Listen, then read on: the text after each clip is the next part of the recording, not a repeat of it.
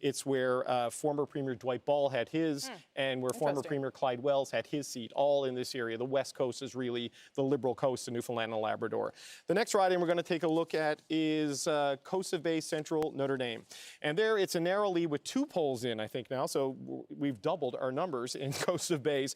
Scott Sims is a former weatherman on the Weather Network before he went into politics. Very well known in central Newfoundland. He's got a narrow 2-vote lead there over Clifford Small, whose family, he runs the family fishing venture out of Wild Cove on the northeast coast. And Jamie Ruby, as I said, a guy I've known for a long time. He's works in for the Ignite Circus. And the last riding that we have results for is Avalon. And this is an area that has been held by the Conservatives in the past. You remember Fabian Manning. He's been appointed to the Senate twice now because he was appointed, resigned to run, and was reappointed by Stephen Harper. This was his old seat in the House of Commons. Ken McDonald out to a very narrow lead in early voting. And finally, some results from the big land. Yvonne Jones leading Amy Norman by 18 votes in early voting.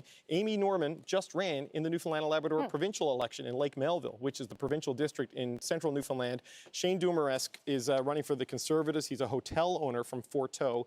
And Rosie, I got to tell you, normally this vote's pretty reliably Liberal. In the days leading into this election, I had some nervous phone calls and texts from Newfoundland and Labrador Liberals saying, are you hearing rumblings in Labrador? What are you hearing up there? And when there's rumblings in Labrador, you pay attention because they could become a war on voting day. So we just keep an eye on what's going to happen with those numbers. Okay. Good to know. Take a look at the map there on your floor of Newfoundland and Labrador thus far. There's one place at least not reporting so far, one riding not reporting yet. We are waiting for results from the Maritime provinces in about 6 minutes' time. I will tell you that things are coming in a little bit slowly in Newfoundland and Labrador. That did happen in the provincial election as well. So we'll see what's unfolding and whether there's some reason to explain all of that. Could it just be the pandemic? We'll see. Ian is tasked with looking after his home province of New Brunswick. Yeah, after listening to David, I'm worried now. I don't think any of the candidates in New Brunswick that I know of own a Smitty, so I'm going to have to do a little bit extra research here to see if I can match him with the color from Newfoundland. But anyway, in New Brunswick, you know, you think back to 2015, and it went all Liberal red, right? Yep. A sweep for the Liberals. But 2 years ago in 2019, we started to see a return to kind of the traditional political picture. And so the Conservatives won 3 ridings, which really are Tory strongholds. But one riding, Fredericton, far from traditional Rosemary. That time was a Green win, Jenica Atwin winning that seat. The first time the Green Party had won a seat outside of British Columbia. Then, of course, earlier this year, she crossed the floor. So tonight, one of the things we're looking at is, can Jenica Atwin hold on to that seat? Can the Greens hold on to that seat? Can the Conservatives get it back? Here's a little bit of New Brunswick political trivia for you. In the long history of that province, only in Fredericton have 3 different parties won in 3 consecutive elections. Fredericton, keeping people on their toes. Who knew? When I interviewed Annamie Paul about a week ago, it feels like months ago because this has been a long campaign, she actually said that she didn't go to Fredericton to support the Green candidate because she didn't want to be, quote, a distraction to anyone at that race. Let's go to Harry Forrestal. He's at Jenica Atwin's headquarters there in Fredericton. Harry, what are you hearing about Jenica Atwin's chances of holding this time as a Liberal?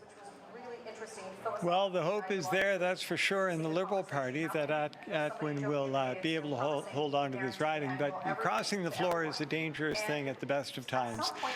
Going from the Green Party, taking your seat with you to the Liberals may earn her the ire of many voters. We'll see tonight. We have Jenica Atwin in the Fredericton riding up against Nicole O'Byrne and Andrea Johnson. Nicole O'Byrne is the NDP, the Green Party candidate, and Andrea Johnson is the Conservative. So we're going to have to see when votes start coming in how this is going to work out. It's difficult to tell, but you know, when this gets underway, when the change comes, it comes from the east and moves west, as Ian pointed out. In 2015, Rosie, the Liberals took every seat here. 2019, the cracks began to show, and we'll find out in an hour or so tonight just how things are going to work out here in New Brunswick. But if there is a change in government coming, it'll be here that we see it start to turn. That's how Harry Forrestal reminds us that New Brunswick's an important place. Thanks for that, Harry. Appreciate it very much. He's at the Jenica Atwin headquarters. We'll see whether the Liberals can hold that seat for Jenica Atwin this time as a Liberal. David Cochran's got some more results. David. Yeah, Rosie, don't adjust your set. There are 2 ridings blue in Newfoundland and Labrador because we've had a lead change in Bonavista, Burin, Trinity. And we're going to show you those numbers now. Sharon Vokey, with 2 polls reporting, has now pulled into an 11-vote lead over Churance Rogers. And so what's interesting about these rural ridings, Rosie, is there's a lot of economic anxiety, obviously, because of just the changes in the fishery over the years, but also the oil sector came in and sort of filled a lot of that gap. Not just the offshore oil sector off the coast of Newfoundland and Labrador, but the oil patch out west. A lot of Newfoundlanders from a lot of these rural towns gone out there and have worked out there. Their concerns and anxiety over what's happening to that industry and their frustration with the federal Liberals for being so aggressive on climate, they brought some of that anger back with them, and they brought some of the voting tendencies back on that. This is what the Conservatives are counting on to maybe bump their numbers up in the rural seats. Okay, votes slowly coming in Newfoundland and Labrador, about 1,100 or so, 1,500, quickly changes, but they are coming in. The countdown clock is on for the Maritimes.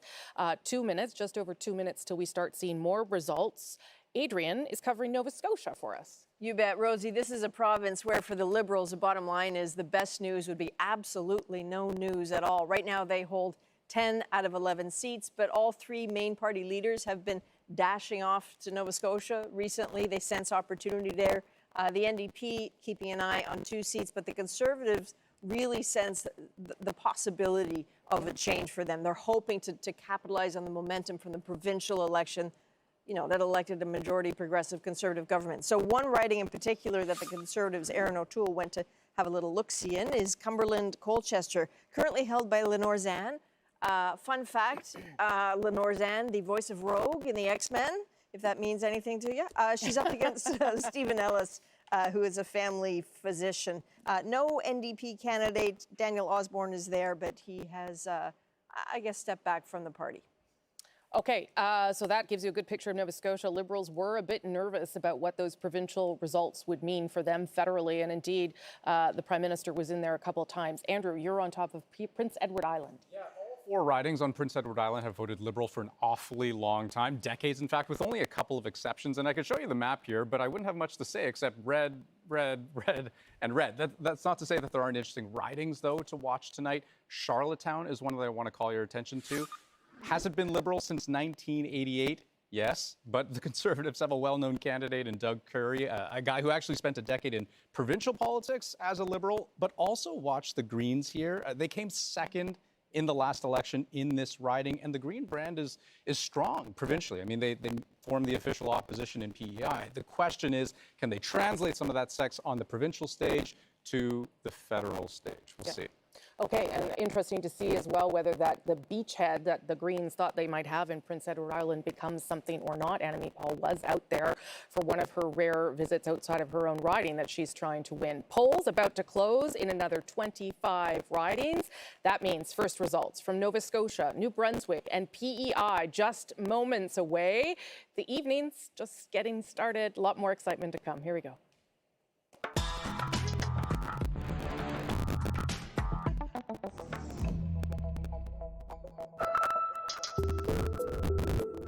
It is now 8:30 local time in the Maritime provinces. Polls have just closed in Nova Scotia, New Brunswick, and Prince Edward Island. 25 more seats to add to the count.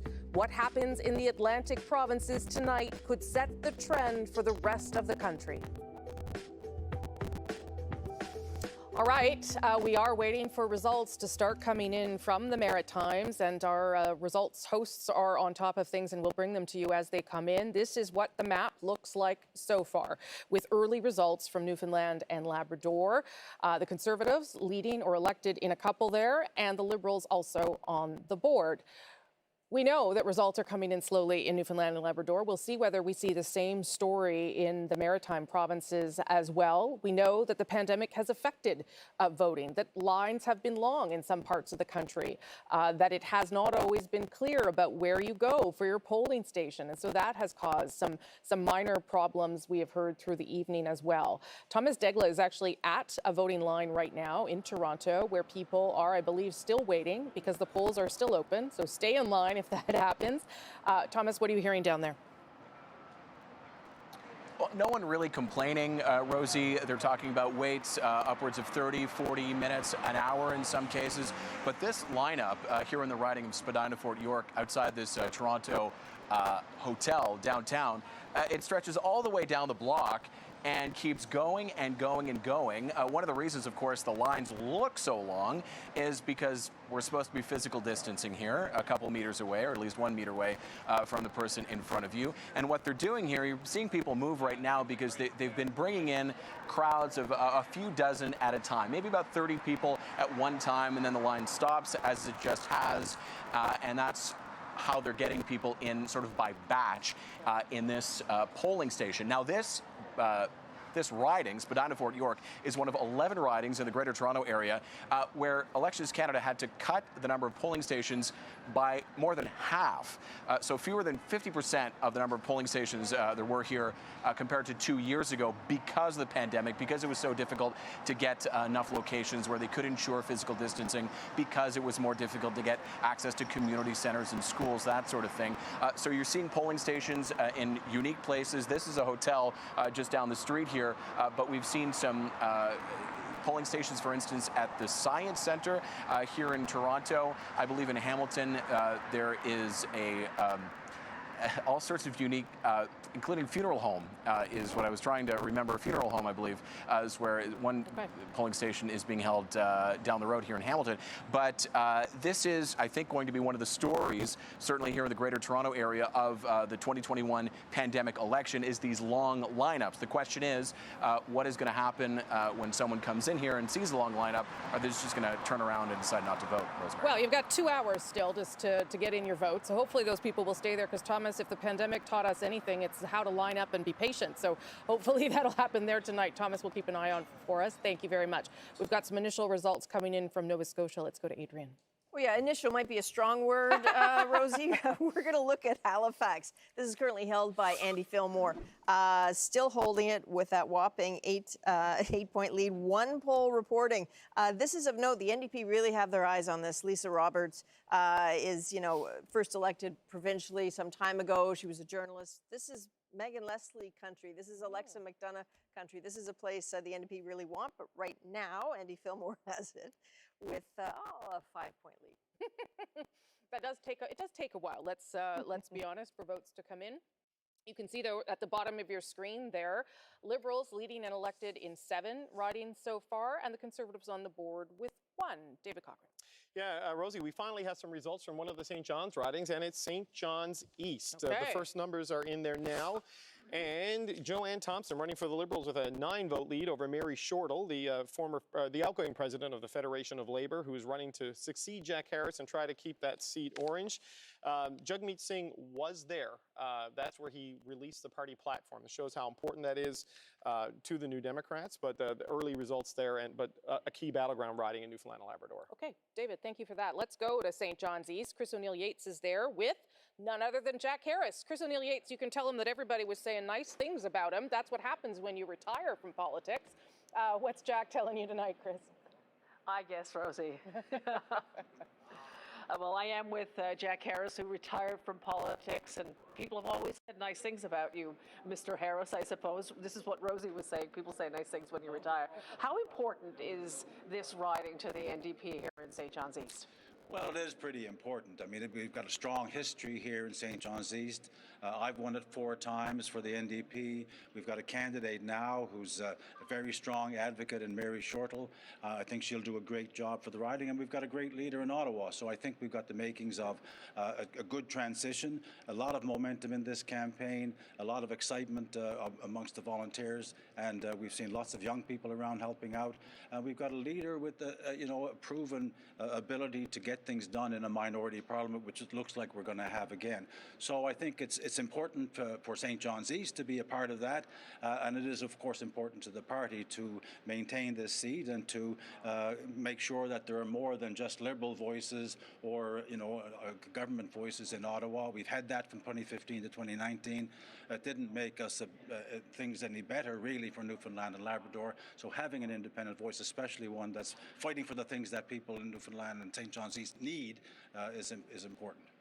Well, that's Jack Harris here with us tonight at the St. John's East NDP headquarters. Their candidate, Mary Shortall, running in the seat that Jack Harris just vacated when the Parliament was dissolved. Over to you, Rosie. Okay, Chris, thank you for that. All Newfoundland and Labrador ridings are now reporting. We've got more than 5,000 votes into the system, which means results are going to start firming up here. Let's go to Adrian, who's got some news from Nova Scotia. We do indeed. We're keeping an eye on Sackville, Preston, Chesapeake. This is another area that the NDP were hoping to make inroads. If we have a look, Daryl Sampson, though, who is the incumbent, is leading by 5.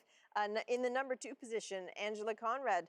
The NDP is back in number 3, but again, 1 of 198 polls reporting. This is Peter Stauffer's riding from 97, 2015. So there you go. Okay. Let's go back to David Cochran. He's got an update on Newfoundland. Yeah, we've got first results from the 7th riding. That's St. John South Mount Pearl, and that's where Seamus O'Regan, the Natural Resources Minister, is the incumbent. And look at this race. Wow. I'm going to call this too close to call. He's running away with it. Yeah, O'Regan, of course, is the cabinet minister and a close friend of Justin Trudeau. Yep. Steve Hodder is a realtor who is running for the Conservatives. Ray Critch is a lawyer who got married on Saturday. So he finished in the top 2 of at least one major event in this past week. Our next result is going to be Coast of Bay Central Notre Dame. And look at that, the Conservatives are in the lead. Scott Sims, a well-known, multi-term, popular Liberal MP, trailing behind Clifford Small, a businessman who owns a fishing venture and a restaurant, Smitty's, as I keep mentioning. And here in Bonavista, Buren Trinity, I expect this to go back and forth all night. A rematch between Sharon Vokey and Churance Rogers. Vokey now with a 30-point lead with 15 of 275 polls reporting. Okay, these are early results, but the Conservatives would be feeling pretty okay right now. Let's see whether or not it holds. I hope that Smitty's restaurant is good because it's getting a lot of free advertising from you tonight.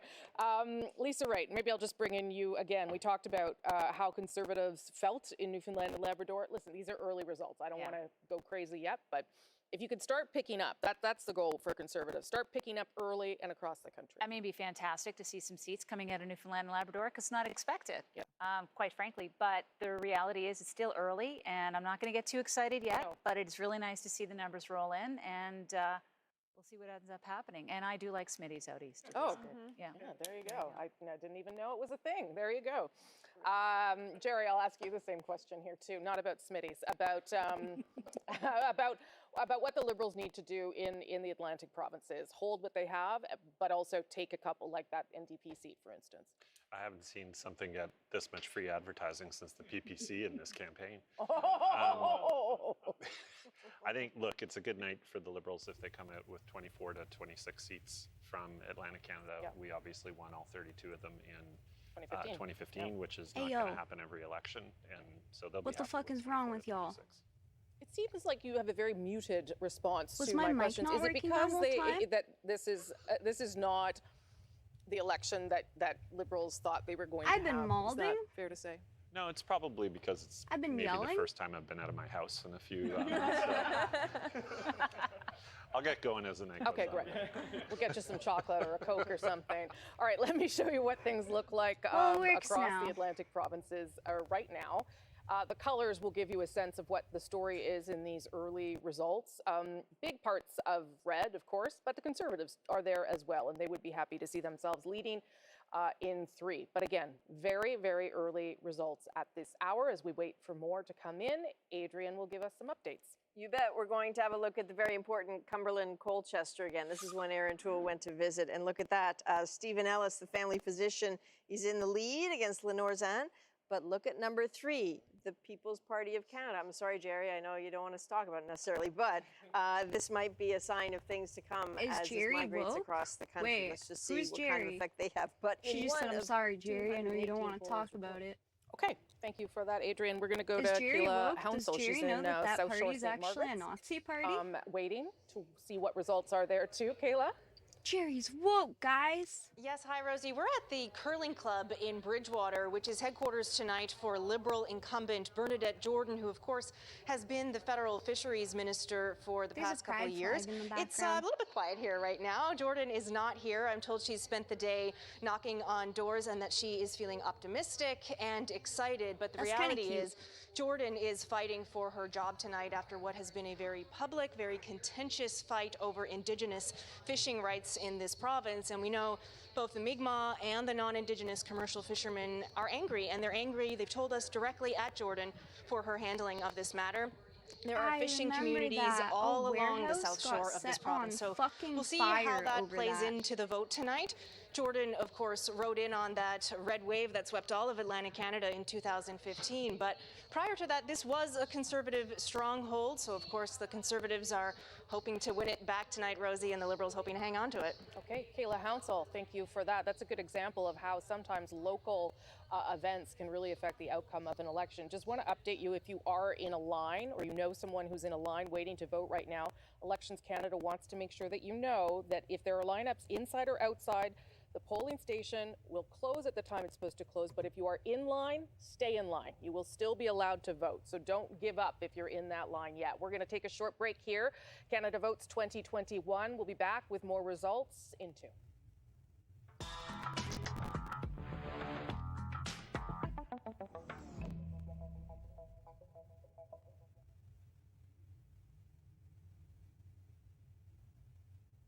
Okay.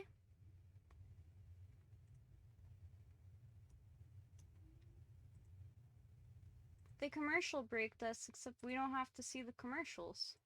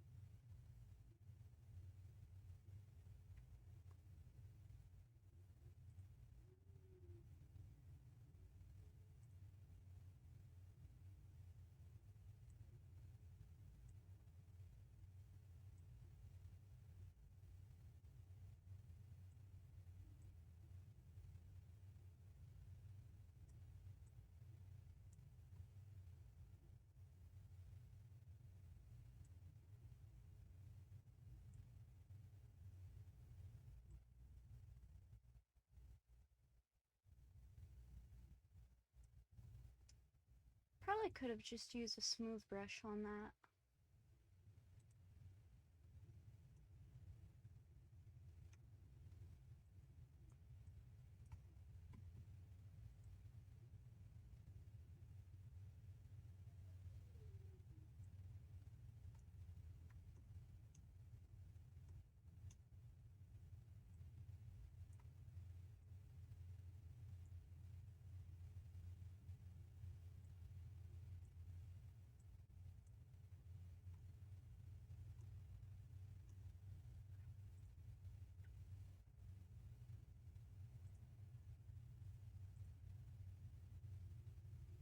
Mornings.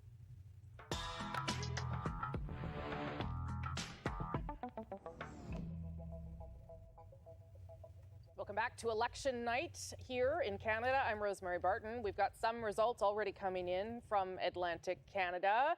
You can see here on the bottom of your screen, these are leading or elected. So 6 for the Liberals, the Conservatives now at 3, and look at that, the NDP got has reported. entered the game. It's probably very early results, but that is where we will start to see trends from the evening as they unfold. David Cochran can give us some more details about some of those numbers, David. Okay, we're going to start with the 2 ridings in Newfoundland and Labrador where the Conservatives are leading now. We're going to start in Coast of Bay, Central Notre Dame.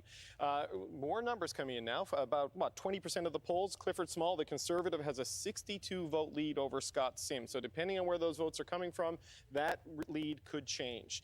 Bonavista, Buren, Trinity. Look at that. Sharon Vokey opening up her lead over Churence Rogers in a rematch between the two of them. The former executive director of the provincial Conservatives running against the former president of the provincial Liberal Party. Right now, the Conservatives ahead, and in St. John's East, another lead change. Only 2 of 182 polls reporting, so a long way to go there. But Mary Shortle with an 18-vote lead over Liberal Joanne Thompson. And Rosie, I know this. I'll make my last Smitty's reference because I'm going to fill you in on the story and why it's so important in Newfoundland politics. A guy named Paul Lane, who used to be Kathy Dunderdale's parliamentary secretary, got fed up with the Conservatives, crossed the floor to the Liberals, and he booked the banquet hall at Smitty's to do it. So he went to a pancake house to flip sides. It didn't take. He fell out with Dwight Ball over the budget. He's now an independent in the Newfoundland legislature. That's all you ever need to know. Everyone, I can tell you, everyone on Twitter and everyone in Newfoundland and Labrador is mad that I don't know about Smitty's. So we have time. Next time I'm out there, you can all buy me some free pancakes. Okay, let's look at what you can see in these early results here. Liberals leading or elected, well, leading in 7, Conservatives in 3, NDP in 1, and that of course is the riding for Jack Harris. We'll see whether any of that holds in these early results. Let's go to Oshawa, to Conservative headquarters. Oshawa. Hannah Thibodeau. Someone has repaired the power outage there, and Hannah has a guest for us at this hour. Hannah. Yeah, and we're going to start flipping pancakes here, too. You guys have me all hungry in Oshawa. So, yeah, the power is back on, thankfully. There's this no was way an outage this that woman was is all happy. across She lives the in area, Oshawa. and it took us down. But we are back, and joining me now is Ginny Ross. She's a Conservative strategist, and I think you know her well, Rosie. Ginny, let's talk about what we're seeing out of Atlantic Canada and Newfoundland. Those 2 ridings where now Conservatives have a slight lead in those. What do you think of that? Yeah, I think the Conservatives are excited about Atlantic Canada. For people who don't know, the leader, Aaron O'Toole, has a bit of a background and a bit of a personal connection to Atlantic Canada. He spent some time out there during the RIP period, and I think it's because he thinks he can pick up some seats. The polling looks pretty good in terms of the regional breakdowns and the ability to pick up some seats. A couple seats in Nova Scotia, maybe a seat in Newfoundland, maybe even a couple seats in New Brunswick. So I think it'll be a good boost, actually, early in the results coming in for the Conservative campaign. What will be the indication if we start to see some of these seats being picked up by the Conservatives in this area? Well, I think I'm watching Cumberland, for example. There's a really strong candidate there. And this one's interesting, Jeannie. Yeah. Sort of jump in, but he's a former doctor, and I was talking to people when we were in Truro, and they say the reason why they're voting for him is because when he jumped into politics, he found someone to take over his place of work so that they weren't left without a doctor. So it's so important when it comes to medical issues out there. Yeah, he's a real star candidate. I think the party's really excited about him. And the other thing I'm watching in Atlantic Canada is there's this real appeal to like a true red Toryism. People talk about red Toryism in Ontario, and I'm not sure they know what it means. I think they just think it means more liberal. It actually means something different in Atlantic Canada, and we saw that with Tim Houston winning this big majority government unexpectedly in Nova Scotia just a few weeks ago. Talk about that a little bit, because that gave the federal Conservatives a bit of a boost in the very first week of this election campaign.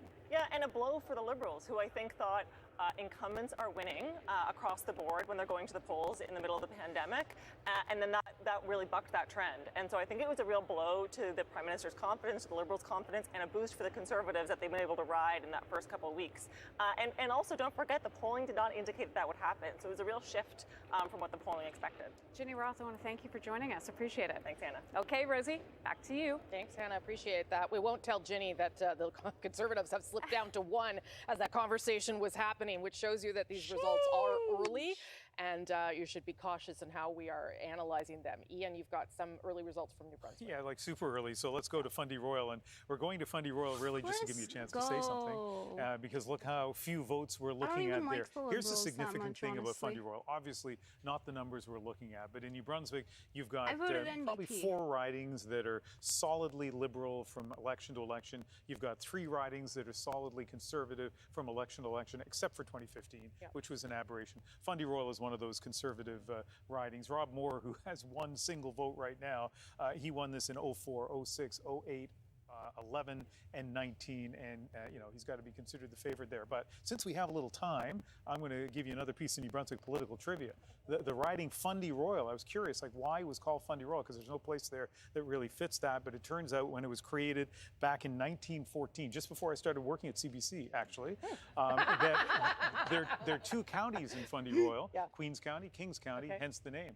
I got more trivia until we start getting numbers from New Brunswick. So. Adrian's going to give us some. So just so you hold that trivia, because we'll probably need it the way this night's going. Let me show you how things are looking now on the map, because before you had seen some big splashes of blue. Now we're back down to 1, and a large part of what we're seeing here with these very early results is red. Remember, the Liberals held 26 in the last election. We'll see what happens here tonight.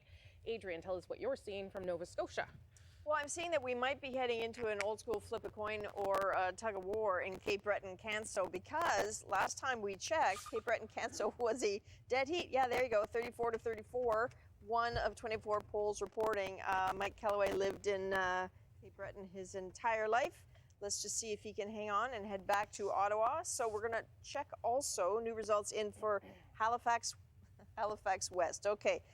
Lena Metledge-Diab, there's no incumbent running here, but she was the MLA, the Provincial Minister of Justice. 20-point lead of one poll reporting. For where we're going so far, that's kind of like huge at this point.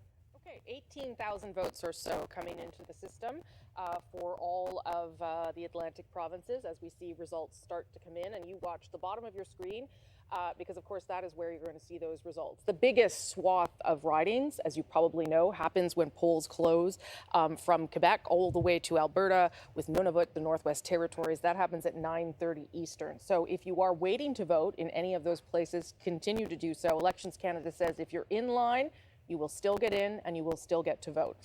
We were talking about Cape Breton there. Maybe we can throw up those candidates one more time just so we can see the names. And I just want Lisa and Jerry to tell me whether they know anybody. Of course we do. Of course we do. Who do you know on that board there? I know Fiona McLeod. Oh, there you go. I went to high school with Mike Kellaway. Stop it. I'm not kidding. It's that small. Great guy. Pretty much. Yeah. I guarantee you that poll is not from Glace Bay. That was my line.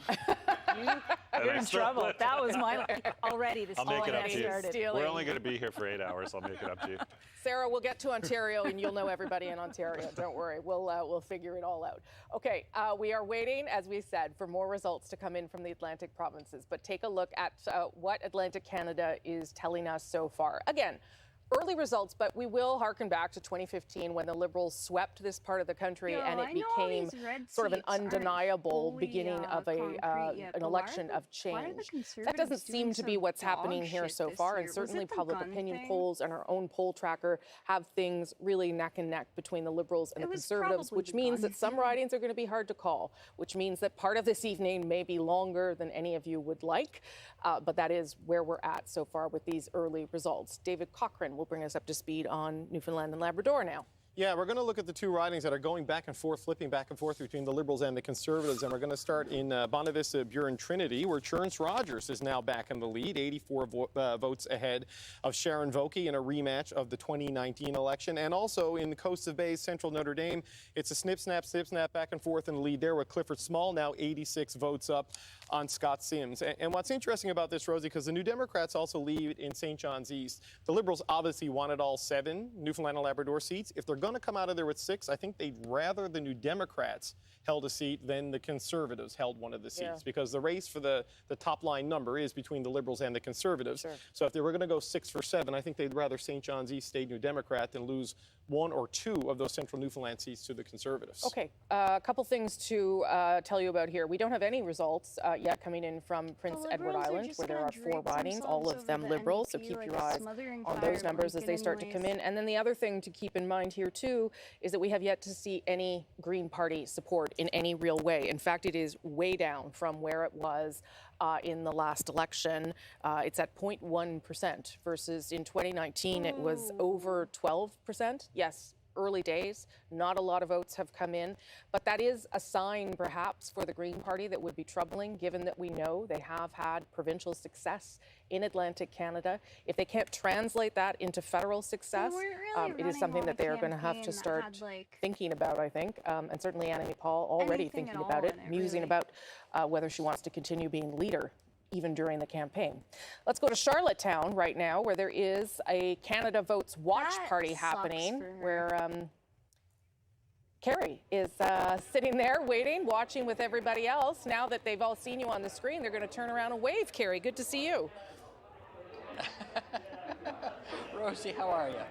I am good. Tell me what people are telling you there, Carrie. Support. Yeah, you're looking for support for the Green Party in Atlantic Canada. If you're going to see it anywhere, you'll probably see it here in Prince Edward Island. They kind of had a breakthrough, the federal party here 2 years ago. Of course, the provincial party forms the official opposition in PEI's legislature. The federal party, they came in second in the ridings of Charlottetown and Malpeque last time around.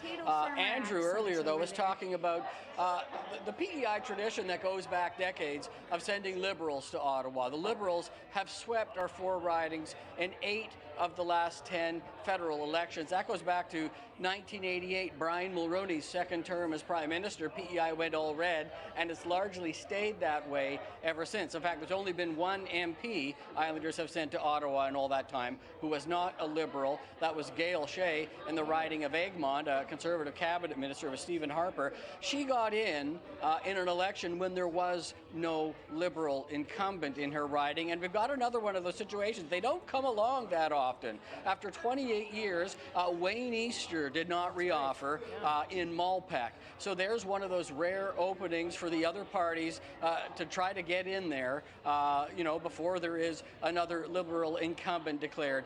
In the Charlottetown riding, we've got a potential for a couple three-way races in Malpeque with the Conservatives and the Green Party, who ended up basically tied for second place last time. And then in Charlottetown, you have a former Liberal provincial cabinet minister now running for the Conservatives against the incumbent Liberal MP. So some interesting races to watch here. Yes, PEI normally goes Liberal. If you see that tonight, then, well, that's just business as usual. If you see anything else, even some close races, then it might be worth taking a closer look at, Rosie. Carrie, you sure know your stuff there out in PEI. Thank you for that. We'll come back to you if we start to see some anomalies. Appreciate it very much. That's Carrie. He's out in Charlottetown, PEI, where we don't have any results yet. I'm sure we'll get them soon. Let me show you the vote share as it is right now in Atlanta, Canada. And yes, it's early. We all know it. We've seen very few votes coming in at this hour. But the reason we're showing it to you right now is to show you that percentage of the Green Party vote. 0.2%. As I said to you, in the last election, it was up over 12%. And for all those reasons that Carrie mentioned, and for the support in New Brunswick, in the riding of Fredericton, you would think that the Green Party would be performing better early in this evening. Also, though, worth remembering that there are no Green Party candidates in Newfoundland and Labrador. In fact, they were not able to have a full slate of candidates nationally this time round.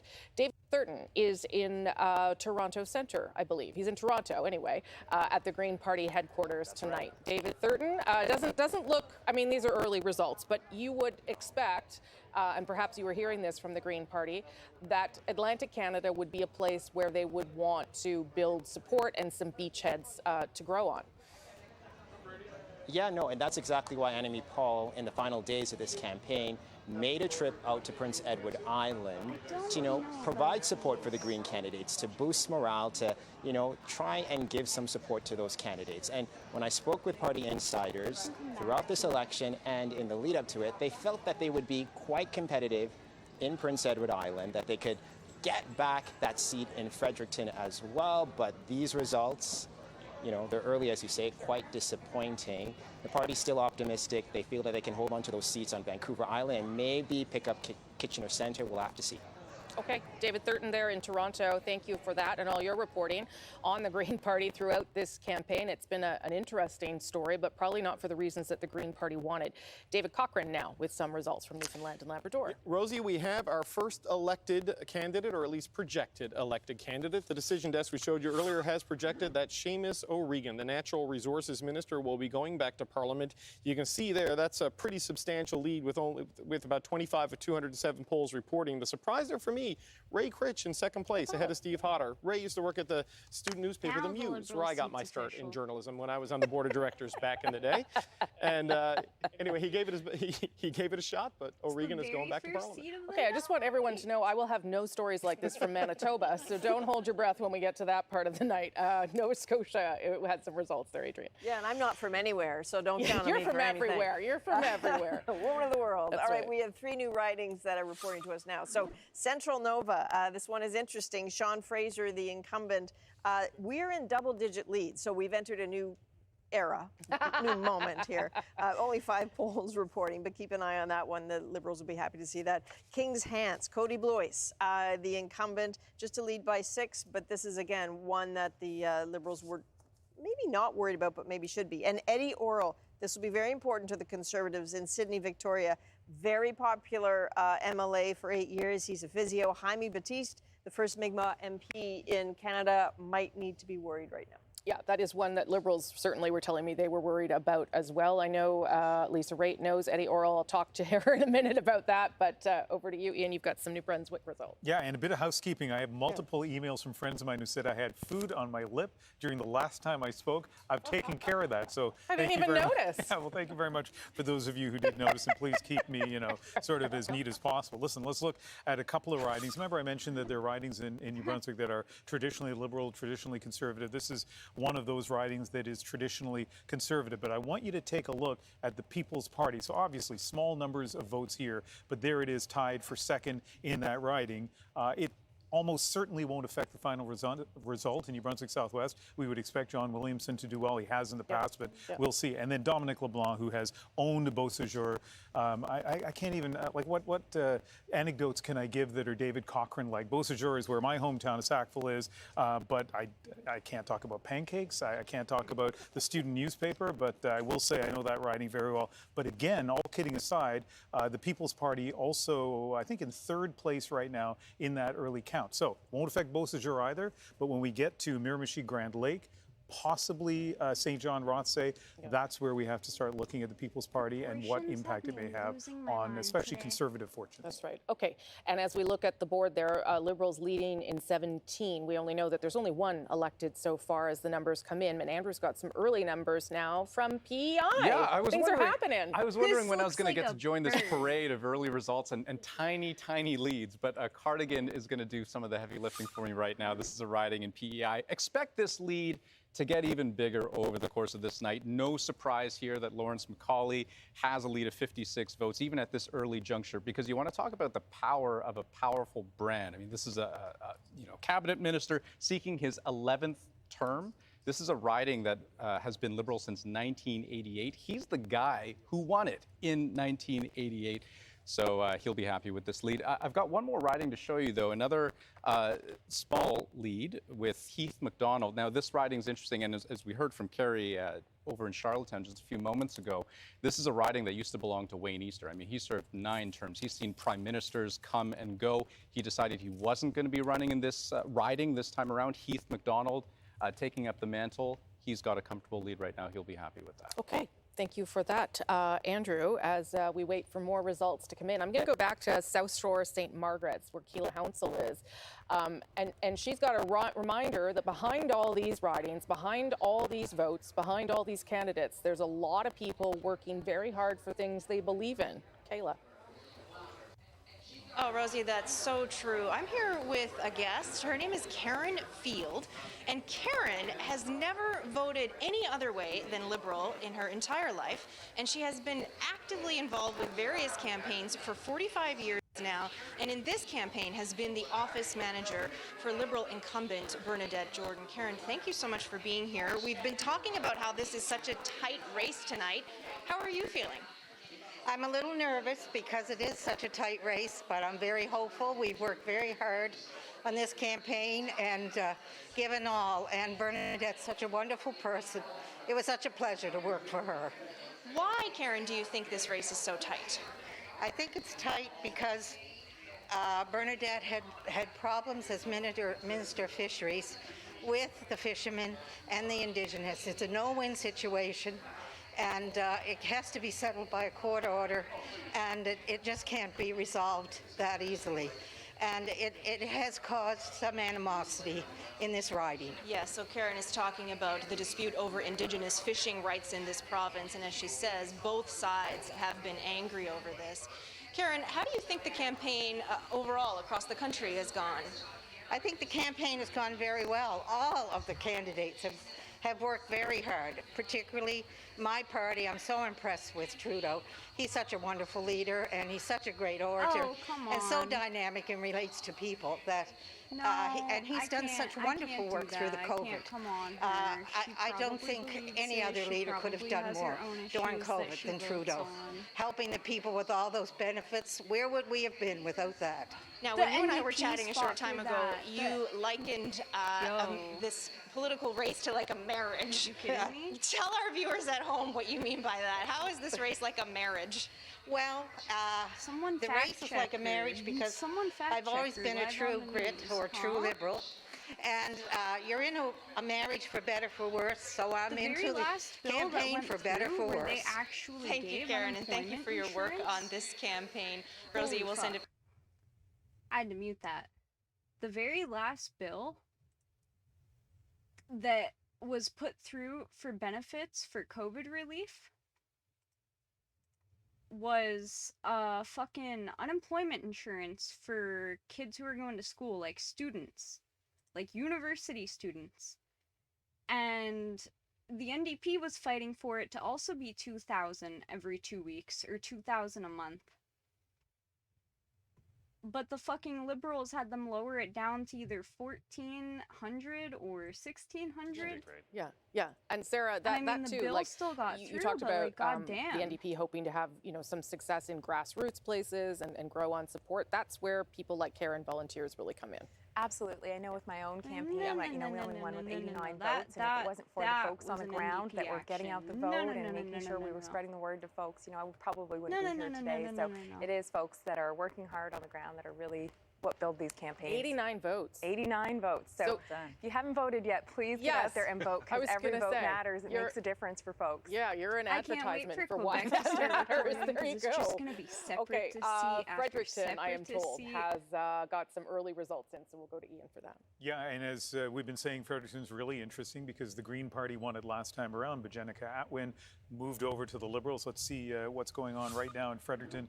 Okay, we're going to start with St. John Rothsay. This is another of the 3 ridings in New Brunswick that were kind of too close to call. A lot of people felt going into tonight. Wayne Long, 2-time MP for the Liberals. He's not a member of the Maverick Party, but he certainly is a party maverick. If you look at his signs in St. John, they don't mention Justin Trudeau. He says the leader is unpopular. He calls that unfortunate, the leader's name off of that, and he's riding first as his campaign. Fredericton, obviously small numbers, but it does give us an opportunity to mention that this is another riding that a lot of people are watching closely. Can Jenica Atwin keep it now that she's a Liberal? Can the Greens keep it after they won it before? Or can the Conservatives kind of sneak up the middle? And maybe we can talk a little bit more about how that all unfolded, because it was such an interesting development at a time that there was a lot of speculation about an election, and there was an awful lot of wooing that happened of Jenica Atwin. Here's where we are right now with the Atlantic provinces beginning to report the Liberals leading or elected in 20, the Conservatives on the board with 6, and the NDP still just there with 1. Remember, the Liberals had 26 when they ended the night here back in 2019. Let's go to Olivia Stefanovic. She's all the way out on the other coast, on the west coast, but she has a guest with her.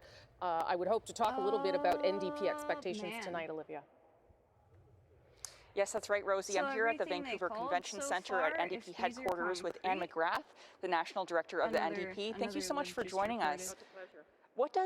How do you feel this campaign has gone, especially in So ridings those are like all St. John's concrete, East, and they where you lost launched your 6 seats platform, to the and Halifax, Conservatives. where NDP leader Jagmeet Singh just was a few days ago? Well, I'm feeling very, very hopeful and optimistic about having a larger caucus coming out of this campaign, and I think more NDPs in Parliament is better for Canadians. Certainly in the Atlantic, those are 2 seats that we're very competitive in, and where we've been working hard. We have amazing candidates. They're both really, really well respected. Mary Shortall, president of the Labour Federation in Newfoundland and Labrador, a fighter all her life for the issues that are important in this campaign, really wants to help her community and would be a great successor to Jack Harris, who's our longtime MP there. And then Lisa Roberts in Halifax, who's a very popular and well-respected MLA in that area in Halifax for many years, and has been a really strong housing activist, and is fighting for the things that we think are important and that I think Canadians think are important. And in both those women, if they get elected, they will be strong advocates for their communities and for those issues in the House of Commons. What does success look like for you tonight? And are you worried about any ridings, given the fact that Singh has campaigned in mostly NDP and Liberal held ridings? So he has only campaigned, he hasn't campaigned in any Liberal held in any NDP held ridings in this campaign. It's been a very aggressive, forward-looking campaign, really campaigning only in battleground I don't think seats. that's true. So he's been in seats where we think that we have a chance of a victory in places that are currently held by Liberal or Conservative MPs. And he's been to 51 non-incumbent seats across the country. So it's a very positive, hopeful, assertive campaign that he's run. Yeah, he Okay, did. Thank you so much for your time. Back to you, Rosie. Okay, Olivia, thank you for that. I also love how Olivia has matched her mask to her blazer. Well done, Olivia. I appreciate Could've that. been a different part of Hamilton, Okay, Adrian, that's you've why got it's some blue or results from Nova something. Scotia. You bet we do. Let's have a look at Dartmouth Cole Harbour. Interesting. There's no Conservative candidate here. Look at Kevin Payne for the NDP. He's leading, obviously not by very many, but it is the PPC in third. Let's keep a note of that one as we go along. So South Shore St. Margaret's, you heard Karen and did you hear Kayla that sound talking of about that. Rick exasperation? Perkins. That was probably Jerry. This is a rematch between Bernadette Jordan Whoever and Jerry Rick is in Perkins. the studio, Rick that Perkins dude with they the made 48 fun of, lead. that was Jerry. And then in West Nova, That had to be Jerry. Jerry's Chris face. D'Entremont We is worship the Jerry. incumbent there. Alexis Chamberlain for the Liberals, a little bit far back with only 5 polls reporting. Okay, Adrian, thank you for that. I should tell you that an early look here at how the vote for the Green Party, which seems to be collapsing in these early results, does seem to be split now between the Liberal Party and the Conservatives, though favoring the Conservatives. So we'll see if that trend continues here in Atlantic Canada. David now has some results again from Newfoundland and Labrador. Yeah, we have another elected in Newfoundland and Labrador, Rosie. It's in the riding of Avalon, where the CBC Decision Desk has seen enough and is projecting that Ken McDonald will be going back to the House of Commons. He texted me earlier today saying, I'm going to be the first MP declared elected. He was second. Now, Ricky Bobby might say if you're not first, you're last, but not a first past the post. Ken McDonald has beat Matthew Chapman. And this one, we thought we were going to say the Liberals were back in front, then the Conservatives went back in front, then it was the Liberals again, and now it's the Conservatives. It's changed leads about 4 times in the last 10 minutes. We targeted this one early as one to watch, and Sharon Vokey now with a 35-vote lead, and we're getting deeper into the count. I mean, 85 of the 275 polls are reporting, and this is just a too close to call seesaw battle. That's interesting. In that riding. Yeah, and that may be some of what we see through the evening, because certainly polls suggesting that things were very tight up until the very last days of this campaign in most regions of the country, not all of them. This is what the map of Canada looks like so far. Only Charlottetown has left to report some results so far as we come out of Atlantic Canada, as we wait for the big swath of results to come from Quebec to Alberta. On the board, the NDP leading or elected in 2, the Conservatives up at 8, and the Liberals with Quebec 21. is going to be 28% BQ at least. Yeah, let's take another look at Fredericton. It is interesting to me that at this point, almost 45 minutes after the polls close, we have so few results in a riding like this. But, I started talking about this before. There are 3 ridings in the province we're looking really closely at because a lot of people feel they have the potential for change. This is one of them. Obviously too early to call this one. Well, not even to call it, but to even say that there's a trend there that's notable. But it is interesting. I do, though, soon want to get to the third of those toss-ups, and we will, Miramichi Grand Lake, in just a few moments. Okay, Ian, thank you. And the reason we'll just jump away from Ian for results for a moment is because Harry Forrestel is with Jenica Atwin. We'll talk to both of them now. Harry. Absolutely, Rosie. We're here at Liberal headquarters in Fredericton, one of the ridings that made a big splash in 2019 when Jenica Atwin won the riding for the Green Party. But a lot has changed since then. Jenica Atwin, good to see you. Thank you for joining us. You're running now for the Liberals. You crossed the floor, took your seat with you, and left the Green Party. What has the campaign been like, given that? What kind of criticism have you received from voters? Oh, I mean, it's very mixed, but I think the majority of voters really seem to understand. It was a decision that I didn't take lightly. It took, a lot of thought and a lot of advice, direction, guidance, and I think ultimately it was the best choice for Fredericton. It's all about delivering. Again, the world has changed since 2019, and so it's about making sure that our community has what it needs. You made that switch, though, when others said, critics said you could have sat as an independent. You didn't. You went straight to the Liberal Party. What was it that made you think that was the change that was necessary? Well, I mean, sitting as a Green, we were in an unofficial party status, so it was a lot like being an independent, and it was really difficult to get things done. You don't have a seat on committee, you don't have a strong voice influencing legislation, and that's what our role as a member of Parliament is really about, is being a strong voice for your riding. So really, I decided that it's got to be with a bigger team, with resources, with the support system of having colleagues here on the Atlantic, which is really important as well. And so again, it's just with Fredericton in my heart that I made that decision. So do you get the sense that people are voting for you, Jenica Atwin, because of who you are, or are they voting for your party tonight, the Liberals? Well, I've always been someone who really supports, local candidates first. I think that's really important to me, and so to have their support would mean everything. But of course, there's a strong, Liberal support here in Fredericton as well that I hope will go with me as, their new choice. And if you don't win tonight, will it be because of the switch? Oh, I hope not, but you never know. Anything can happen on election night. All right, Jenica Atwin, good to talk to you. Thank you for joining us. That's Jenica Atwin in Fredericton, racing against the Conservatives and the Green Party that she was once a member of, hoping to win this seat for the Liberals tonight. Rosie. Okay, Harry Forrestal, thank you so much. You're in Fredericton, New Brunswick. Let's give you a sense of what is happening in Atlantic Canada, both with the vote share, Nova Scotia, my apologies, Nova Scotia, both with the vote share and the seat change, because this is where you are starting to see things. Okay, that's the vote share, so you can see a little bit of movement, but you'll really be able to see it now if we show you the seat change in Nova Scotia.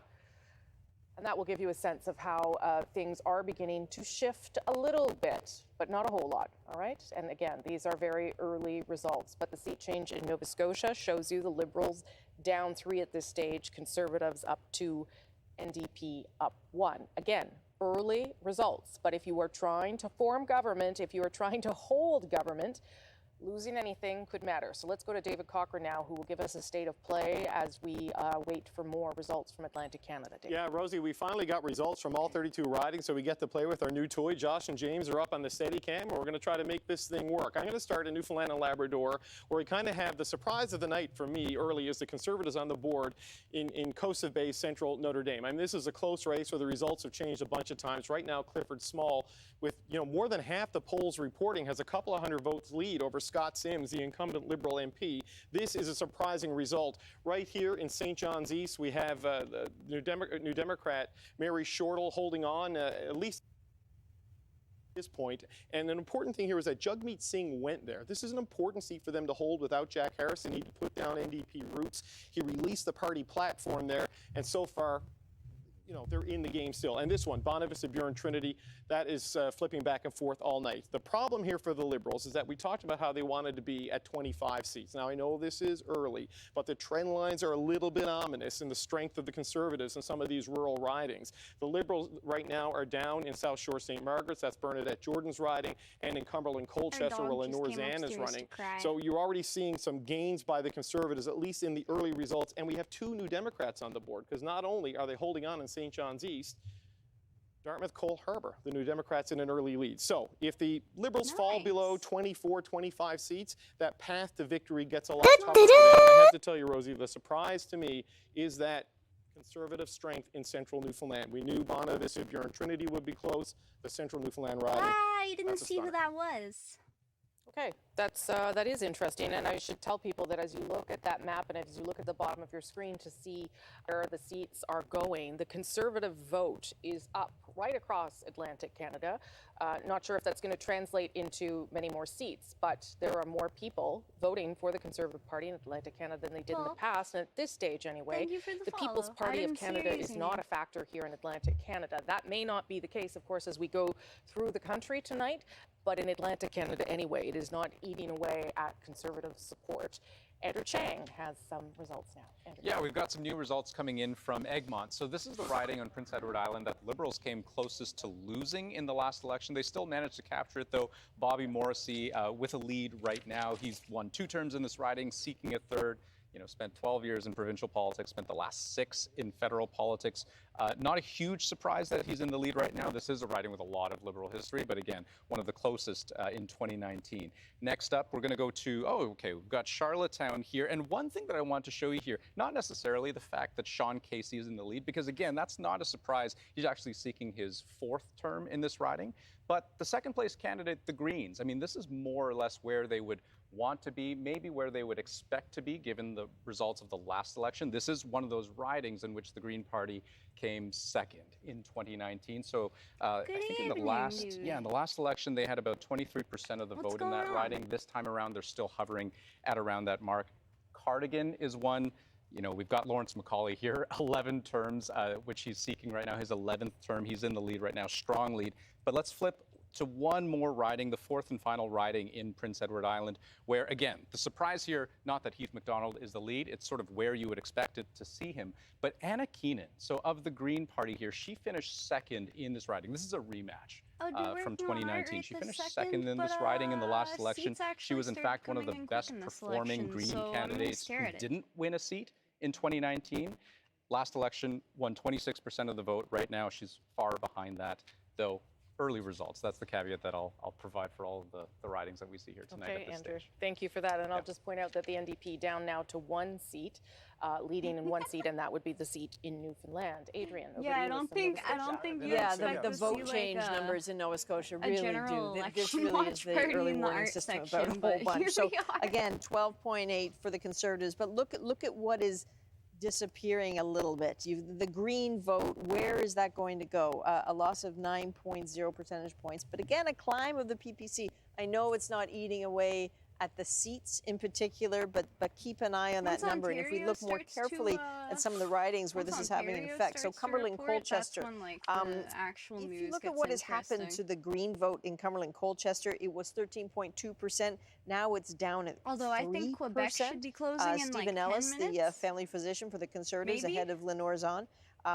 She only won that Quebec riding is gonna last be time so by under 500 interesting votes. this So year. with only It'll 20 be polls nice. reporting, that's already a big lead for him. And if we go down to South Shore St. Margaret's, again, Minister Bernadette Jordan is in second place, but that is another place where the Green Party at 114, they were at whole 11% hour before they close. last time. Now it's only 3%. So you're really starting to see the erosion of that Green vote. Okay, Adrian, Ian, I think you've got someone confirmed elected. Yes, we do in New Brunswick, and it's Dominic LeBlanc, and no surprise there. This is his 8th straight victory in that riding. Yeah, I'm he, not gonna of course, lie, a I cabinet went this minister morning in the at, Trudeau like, government, and his father, 10, Romeo 'cause I don't know LeBlanc, if who you've for a seen what long the time lines look represented like this now, riding when it was but called it Westmoreland is Kent, was pretty a cabinet rough. minister in Pierre They've Trudeau's started government. So releasing Dominic LeBlanc statements where if is you're still in returning line to at the the House time of they're Commons. supposed to be This is an closing, they're interesting still gonna let riding. you in, Miramichi just so Grand Lake. people don't It is start one of the walking 3 home toss-up now. ridings we expect in New Brunswick, and it, you know, it's close there. And also, don't pay too much attention to these early results. Mary Levesque, a Mount Allison apparently a political lot of science polling professor, pointed out to stations me have been in, in like, this really riding odd north of spots, Miramichi like some Bay, have been in very liberal, funeral south of homes Miramichi Bay, 'cause they conservative, and can't so really get we're not sure access which to, like, polls are reporting at schools this like point. they We do normally expect did. it, Mine though, was in to a be close. gym. And I want to show you one more riding here. Moncton Riverview, Dieppe, Jeanette Petitpas-Taylor is incumbent, former health minister, and she. This is a riding that the Liberals have done very well in for a long time. There've been a couple of Conservative MPs, but you would expect Jeanette Petitpas-Taylor to be in the lead, and that's where she is right now. It wasn't even Okay, a line. and the NDP back on the board with back leading in Dartmouth Cold Harbor. That riding continues to flip back and forth.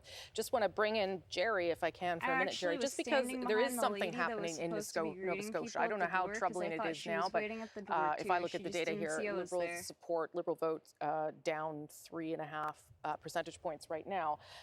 And I talked to enough Liberals through the campaign to know that there was some anxiety that the rebuke of the Liberals provincially was going to rub off. Is that perhaps what we're seeing here? Yeah, I think it's really early, Rosie, but of course. And what you're seeing is that 3% piling up in ridings that are traditionally Tory strongholds. Right. Cumberland, Colchester in particular. You'll remember Bill Casey held that riding for both the Conservatives and for the Liberals. So these are ridings that the Conservatives have traditionally done well in.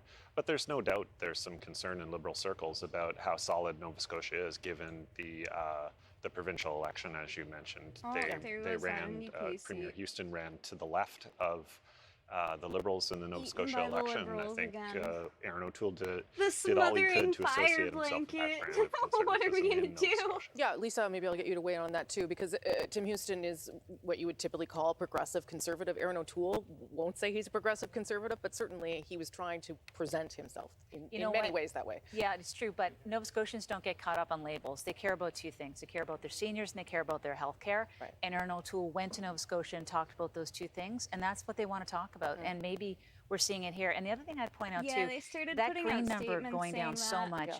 I feel bad for the oftentimes people wonder whether or still not out, a lot though. of that Green vote was protest Conservative vote last time because they didn't think the Conservatives had a good enough environment record in Nova Scotia, and therefore that could have a little bit of conservative blue in it. Nova Scotia is the delegation at the policy convention that put forth and voted 100% in favor of recognizing climate change. Okay, that is interesting. And we should say there's a large part of the Green Party that is kind of what you would call, I think, libertarian. So there may be some attraction to the conservative movement at times as well. Okay, we're going to head to Ottawa, to the nation's capital, where usually everything is happening.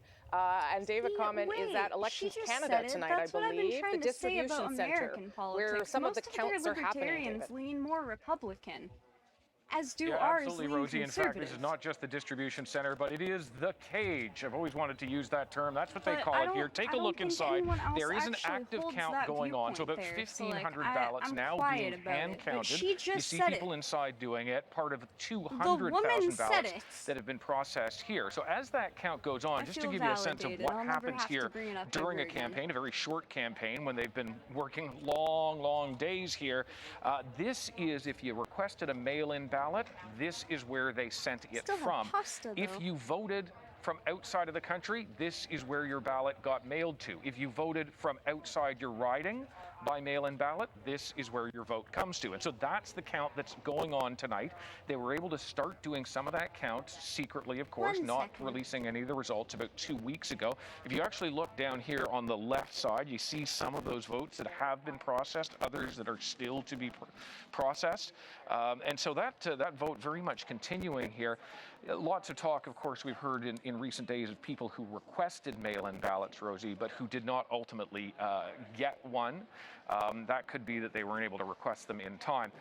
I want to show you one other thing that I find really cool about this, and it's not the forklift, which I did ask to drive, and they say you have to have a license or something like that. Take a look around the corner here at the distribution center. We'll get away from the crowd. If you look down there, that is actually all the ballots from the past 10 years. Elections Crow just Canada got by salty law that he has to wasn't keep allowed them. to So ride the that's where they forklift keep live on them. And this is a television. multi-level secure building where they do keep those ballots so that there is always an integrity check. If there's ever a question about a riding somewhere in the country that was weird, they have the ability to go back to it. But of course, right now, that count going on inside here. They hope to get much of it done tonight. And when you look at mail-in ballots that are going into those ridings, of course, they could play a big factor in ridings that are very close. Those ballots, they are most likely to start looking at them tomorrow after what they call integrity checks, basically comparing things to make sure that the person who voted by mail-in ballot has not voted by some other means, Rosie. Okay, David Common. I mean, it's pretty. Like, I'm a nerd about this kind of thing, but it's pretty cool to see the inside of that place and see people actually doing the counting. Yeah. It's democracy in action, quite literally going on right there. I love it, and no one should give you the keys to the forklift. We'll be back with you as we see the count unfold if there's anything happening there. Thanks, David. Comment. Okay, part of the story tonight obviously is with the pandemic and how that may have caused challenges, perhaps in urban centers too, where polling stations had to be changed and where people have come out and had to wait in long lines. And Thomas Degla, I don't know, he's sprinting across the city now to different ridings with different stories. And I think you're in Trinity Spadina now, Thomas. Oh, that's their sirens. Spadina Fort York. Spadina Sorry. Fort York here in downtown Toronto. These people are lined up just outside this church to vote. Of course, this is one of the many ridings in the Greater Toronto area where the number of polling stations has been cut down. The lineup stretches all the way down the block here to King Street. And with it being downtown Toronto, you have to bear with us with the sirens here. But people near the front of the line here who I've been speaking to said they've been waiting about an hour and 20, an hour and 30 minutes, but the lineup when they got here wasn't as long as it is now. Just want to show you just down the street here, that's the start of the line, which means at this point, and it keeps growing, it now is snaking all the way around the entire city block. So it's easy to think that these people just lining up now are going to be here for 2 hours or more. Now, Elections Canada officially says that if you line up, if you are here before the 9:30 p.m. cutoff, you will be allowed to get in and vote. So don't forget your patience and your snacks. Back to you. That's good advice there, Thomas. And you could probably watch us on your phone and watch Thomas and watch the results come in on cbc.ca, where we've got all of that for you. Thanks for that, Thomas. Again, you know, seeing a bunch of people standing in line to vote is not the most horrible thing I have seen to date. I actually like to see that. And if you're going to wait and you know that you're going to be able to vote, that's actually Love to kind of see inspiring for this moment. Ian, you've got some results. It is a long way. Out of the few people that It's a long way, but it's downtown Toronto, And it's a right? beautiful And you've day. left at the end of the day, and there's 20 degrees outside right now in Toronto. Listen, let's look at a couple of ridings in New Brunswick. We have our second Out of the few elected people that I MP actually saw in New at the Brunswick, poll and booth it's in Richard the Bragdon morning, and there weren't Toby that many, McTaquac. but like the guy This is one of behind me, those it turned ridings out he that was you a would expect first-time the voter. Conservatives to do well in. He had 50% And I only of the found vote that back in out because they were 2019, asking and people at he the has an even higher booths. percentage, I think something like I'm just 56% kind of like, this no, time I'm around. So not, our like, decision desk they confident called to this project one he will so be early that, elected. like, Madawaska I Restigouche, just first still time look we've like had a a chance baby to while I'm dip voting for the into second these time. results, and Renee Arsenault, the incumbent Whereas MP, the guy is behind in me was first like place there, but I 28 have my to eye 30. He on was a who's in first-time fourth voter, place. and like the People's guy at the Party poll of booth Canada after he candidate asked him, Jacques Poitras, he our called it out colleague to the with whole CBC gym, and like in everyone Fredericton, got up and posted an started interesting article clapping this morning where and he like cheering pointed out for that him. in 2019 the People's Party had its highest share in any province in the 2019 election outside of Alberta. Yeah, there goes that in New NDP Brunswick. So speech. that's about the most awkward sentence I've ever Swallowed constructed. up But by the point the is this: Liberals. they did very well in New Brunswick last time around, and the early indications is they might be doing even better. Yeah, they do seem to, well, it's the highest anyway that they're performing in any Atlantic provinces so far, and we would expect them to do a little bit better as we move towards the west of the country. Adrian's got some Nova Scotia results. Yeah, some changes happening there over should here. be So one let's seat. start with Cumberland Colchester. So Stephen Ellis, Lenore Zahn is the incumbent. She only won by a few hundred. Stephen Ellis, a family physician, that's in a pretty sizable lead given that there are 40 of 218 polls reporting. This dude, another change we're Stephen looking at Ellis, when he went for into Bernadette politics, Jordan, the Minister of like when he started running for this election, they said this earlier. But he was a doctor, like he was a family physician, and he like searched around to find a doctor to fill his position so he could go into politics before he went. Which I thought was like cool. Also, yeah, that first time voter, I was like proud of him. I have been trying to get my parents to vote for so long.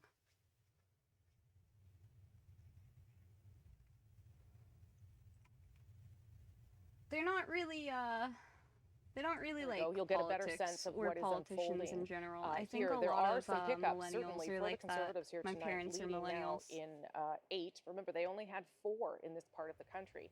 And if you're trying to build a government, you're trying to start picking up some seats But in they're different like places. they're like older millennials. I would also point out here that the NDP now off the board entirely, and that again part of the story of these early. But they're not results. boomers. Liberals leading. Their or parents elected were in boomers. 24. Remember, they came Although out we of here can last call them time boomers. with 26. Part of what we are seeing again tonight is the collapse of the Green vote. Part of that vote going to the Liberals, but most of it seems to be moving to the Blue team. David Cochran.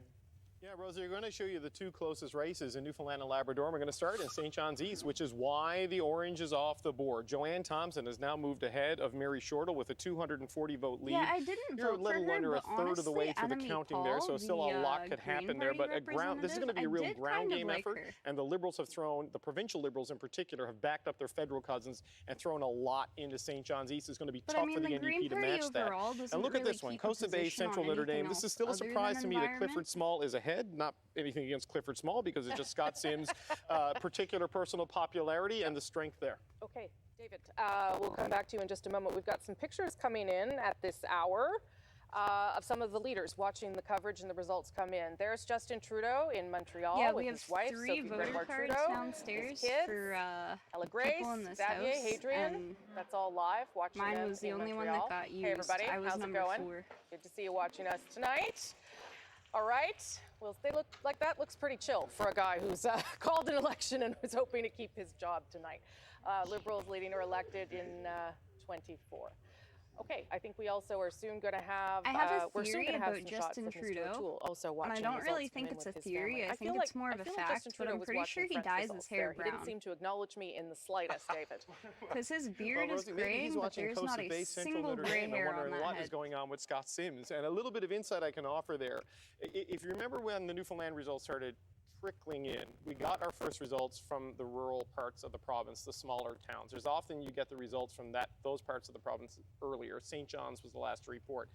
In Scott Sims' riding there in Costa Bay, Central Notre Dame, that'd be Gander, Grand Falls, Windsor, the larger towns there. I don't know if the results have come in from there. That's where he is personally popular and strong, and that's where you could see a surge in numbers for him and Clifford Small. His fishing ventures on the north coast, northeast coast of the island, the northern part of that riding. So it depends on where the vote count is coming from right now in terms of how that one could end up. That's really important to note.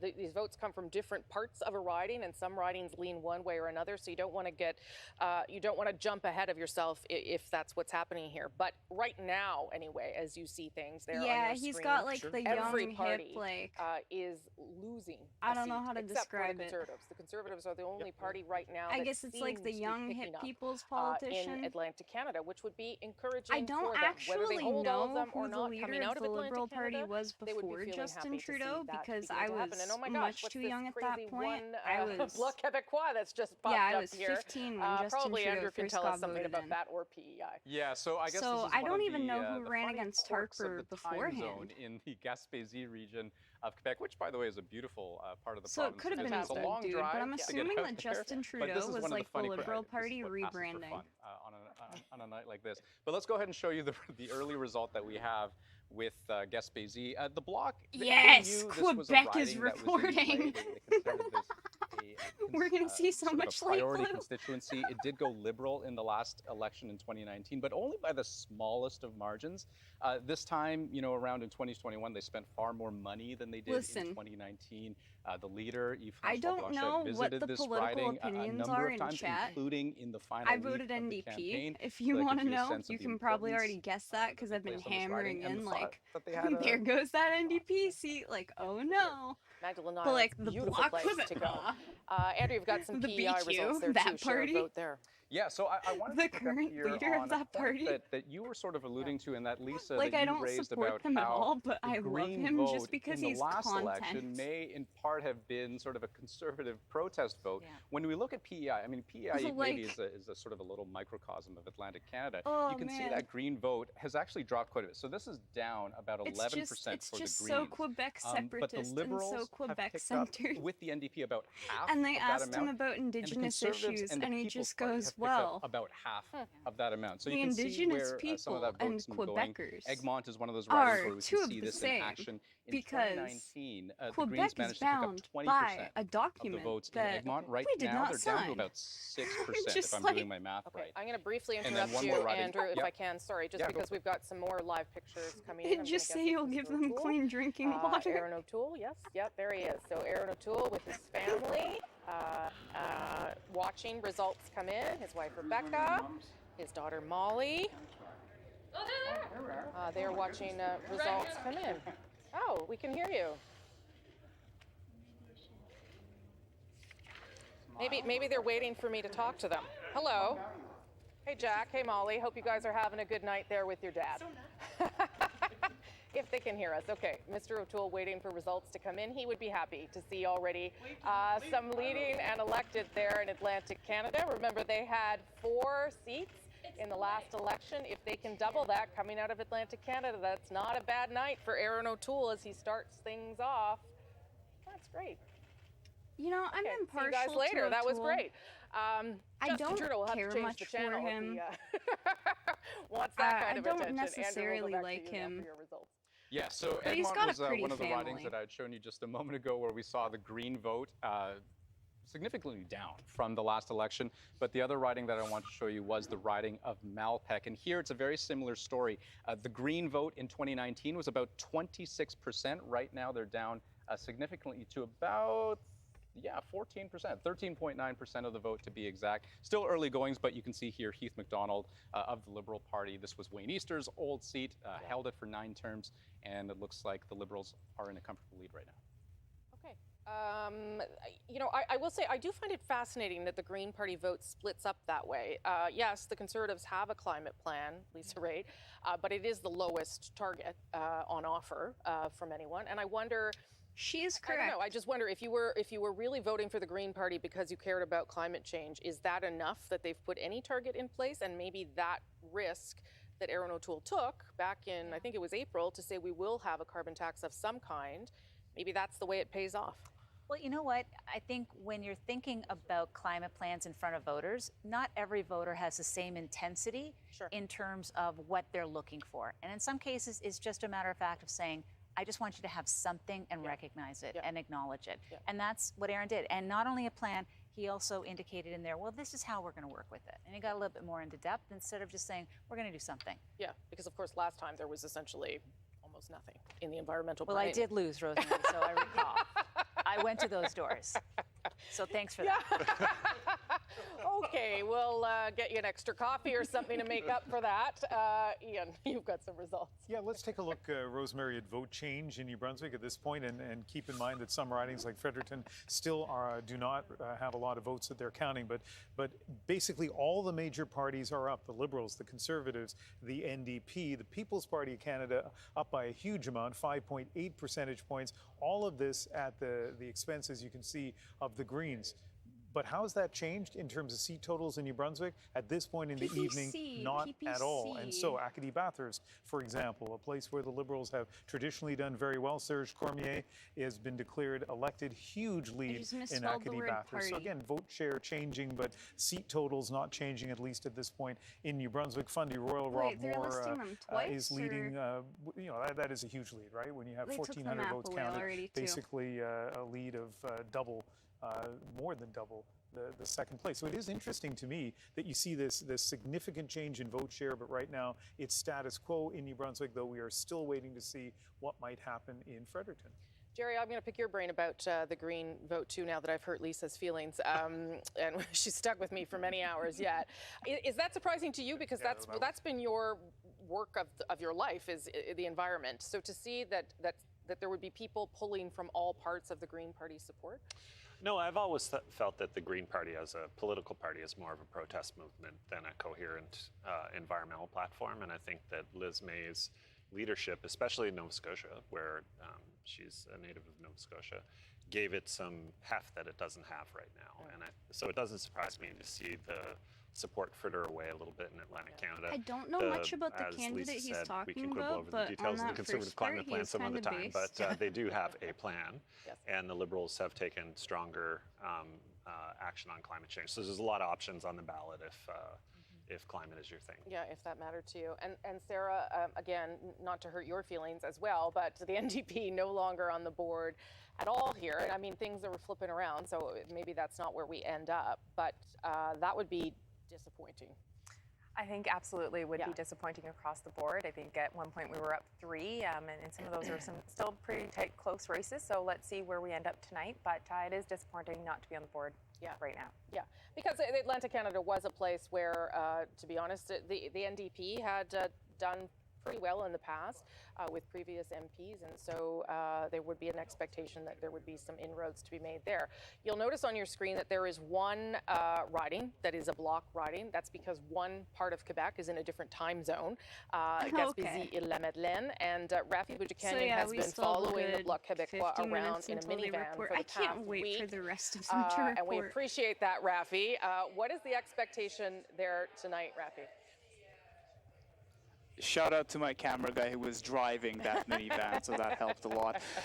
You know, this is probably something they're hoping to reproduce in where most of the time zones are in Quebec, like having a candidate who can unseat a cabinet minister. It's kind of a dream for Yves-François Blanchet, because Gaspésie-Yves-de-la-Madeleine is Diane Le Boutillier, the National Revenue Minister's riding, and he had high hopes for Gaspésie. He visited it a lot during the campaign. Guy Bernatchez had run there in 2019, only lost by about 2 percentage points, so it was a tight race. And that's kind of been the theme of their campaign, visiting Liberal-held ridings that were tight races. He's hoping that he'll see this a lot again over the course of the evening. We actually don't have live images of Yves-François Blanchet watching this in his hotel room like we do of Justin Trudeau. The party has told us that will not be happening, but if I had to guess, I would say there is a smile on his face right now as he's taking this early result in with his 4 children and his common law partner next to him in a Montreal hotel room. Last election? You know, he did start this campaign talking about a dream of 40 seats, and then he kind of became more quiet about a goal toward the end. I asked him about that yesterday, and he said, 40 is still the dream. Anything above 32 is a nice evening. So that's evidently what he's hoping for at this point. Of course, that question at the English language debate did give him a bit of a boost, but as the CBC poll tracker showed last night, that boost had not translated into a higher number of seat projections yet. Okay, dreams change through election campaigns, Rafi. That's what we learned there. Thank you for that. And to remind you what the campaign looked like for Yves-François Blanchet, it was sort of a bumpy start. And as Rafi pointed out, that English debate gave him a little bit of new life. Here's his campaign, 36 days and 36 seconds. We have to protect our body. We have to promote our language. There is absolutely no issue, no topic, no jurisdiction, which I believe Quebec should not hold. That is sovereignty. Quebec transforming its own natural resources, using its research centers. It is so clear that what they say about Quebec is not very sincere. Those laws are not about discrimination. They are about the values of Quebec. Anybody that wants to be a Quebecer on the territory of Quebec is a Quebecer. There he is. Okay, that gives you a sense of how the Bloc campaign unfolded. Right now, they're only on the board with one, but that's, of course, because polls have not closed in Quebec yet. Those close at 9:30 Eastern, as they do from Quebec all the way through to Alberta. And that's when 262 seats come into play, and things on that map are going to start to change pretty dramatically. But this is what it looks like at this hour. And as you can see, the Conservatives are picking up seats as we leave Atlantic Canada. That was the goal. The Liberals have lost, but this probably isn't the worst place for them. Maybe I'll just quickly ask David Cochrane that before I go to Travis Danraj. Remind me what the Liberals were looking for coming out of Atlantic Canada. They want to be between 24 and 26, and the math that we sort of spelled out at the start of the night, and we just made it a round number and went with 25 because they had 26 in the last election. They picked up Jenica Atwin through defection. They're hoping to get her through election, but right now they're down overall in the region, and there's some interesting stuff happening in Newfoundland and Labrador. In one of the we don't have the graphics, so it's going to tell you what's going on. So in Long Range Mountains, Goody Hutchings is in a really tight fight with Carol Anstey. There we go, we have it. Look at the People's Party of candidate number there, 1,132. That is well more than the margin by which Goody Hutchings is ahead of Carol Anstey.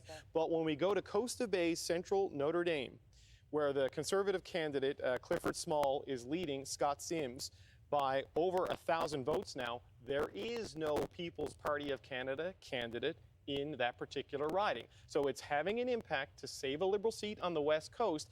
It is not having an impact in Costa Bay Central Notre Dame, where there is no People Parties of Canada candidate to siphon away that protest Conservative vote, and it's hurting Scott Sims right now. Right, and that's why looking at those percentage points for the People's Party of Canada or any other party, outside of the three or four main ones, becomes important because it can block parties or help parties, as David just so perfectly gave us an example of. Travis Danraj is in Saskatoon at the People Party headquarters there. And I know, Travis, for the past, since the beginning, Max Bernier, the leader of that party, has said that this is a real movement. This is a real thing happening. What is your sense from them about what they want to see in order to prove that to Canadians tonight? Well, I think the proof is in the pudding, and the pudding is seats. They don't just want to split votes with other parties. They want seats. They want representation in the next sitting of Parliament. So Maxime Bernier, I was talking to him yesterday in Alberta. He is very optimistic. He says that he was even surprised by the size of some of these rallies that he has been at. Let me show you where we are right now. We are in Saskatoon. I have made it here. That over there is the hotel that they have a setup in the ballroom, but actually they are hoping for a big rally out in this field here. So they've got two different setups. There's not a lot of people here right now, but that could quickly change. When I was in Westlock, Alberta yesterday, about 20 minutes before the rally started, there were two people there. About 5 minutes beforehand, hundreds. So that is what they're hoping will happen tonight. They've also got the stage set up here where they will be hearing remarks from Maxime Bernier as well. But Rosie, that is really what they want. They want seats. They want. They think that they can win some in Alberta. Certainly, when I was at that rally yesterday, there was a lot of support. And this is a movement. He says that this is about fighting for fundamental freedoms. Obviously, he's been talking about vaccine passports a lot. That is one of the big selling points for a lot of people that I've been talking to that are supporting Maxime Bernier. And there was a gentleman that I was talking to in London, Ontario, who actually showed up at an Aaron O'Toole rally, who said he has been a Conservative voter for years and is now looking at Maxime Bernier's party because he feels as though the Conservatives have shifted too far to the left. So we'll see what happens tonight, but certainly they're hoping for a few seats to turn purple this evening. Okay, Travis Danrash, who's made his way to Saskatoon for us tonight. Thanks, Travis. I'll also say that, you know, the People's Party of Canada has been trying to take advantage of some of the things that Travis was talking about there around the pandemic, lockdown, and masking. If they can't translate some of the frustration and anger people were feeling around that issue into seats, I guess it'd be hard to see how they do that in a future election unless some other issue takes hold. Now, I want to just explain something that you're seeing at the bottom of your screen that may confuse you, because it sure confused me. And that is the number 9 there for the Conservative Party. What we are told is that Elections Canada mistakenly inputted some data before polls closed in a different part of the country. Polls close at 9:30 Eastern from Quebec to Alberta. We're not going to tell you where because the polls are still open, and we don't want that to influence anything about your vote because it's very, very early. They've been warning people all night, just like, yo, if you're still in line, like, don't worry, don't go home. Results. It's okay. Those Liberal numbers are You'll be fine. 1. But again, those are early results that we actually shouldn't have at this stage.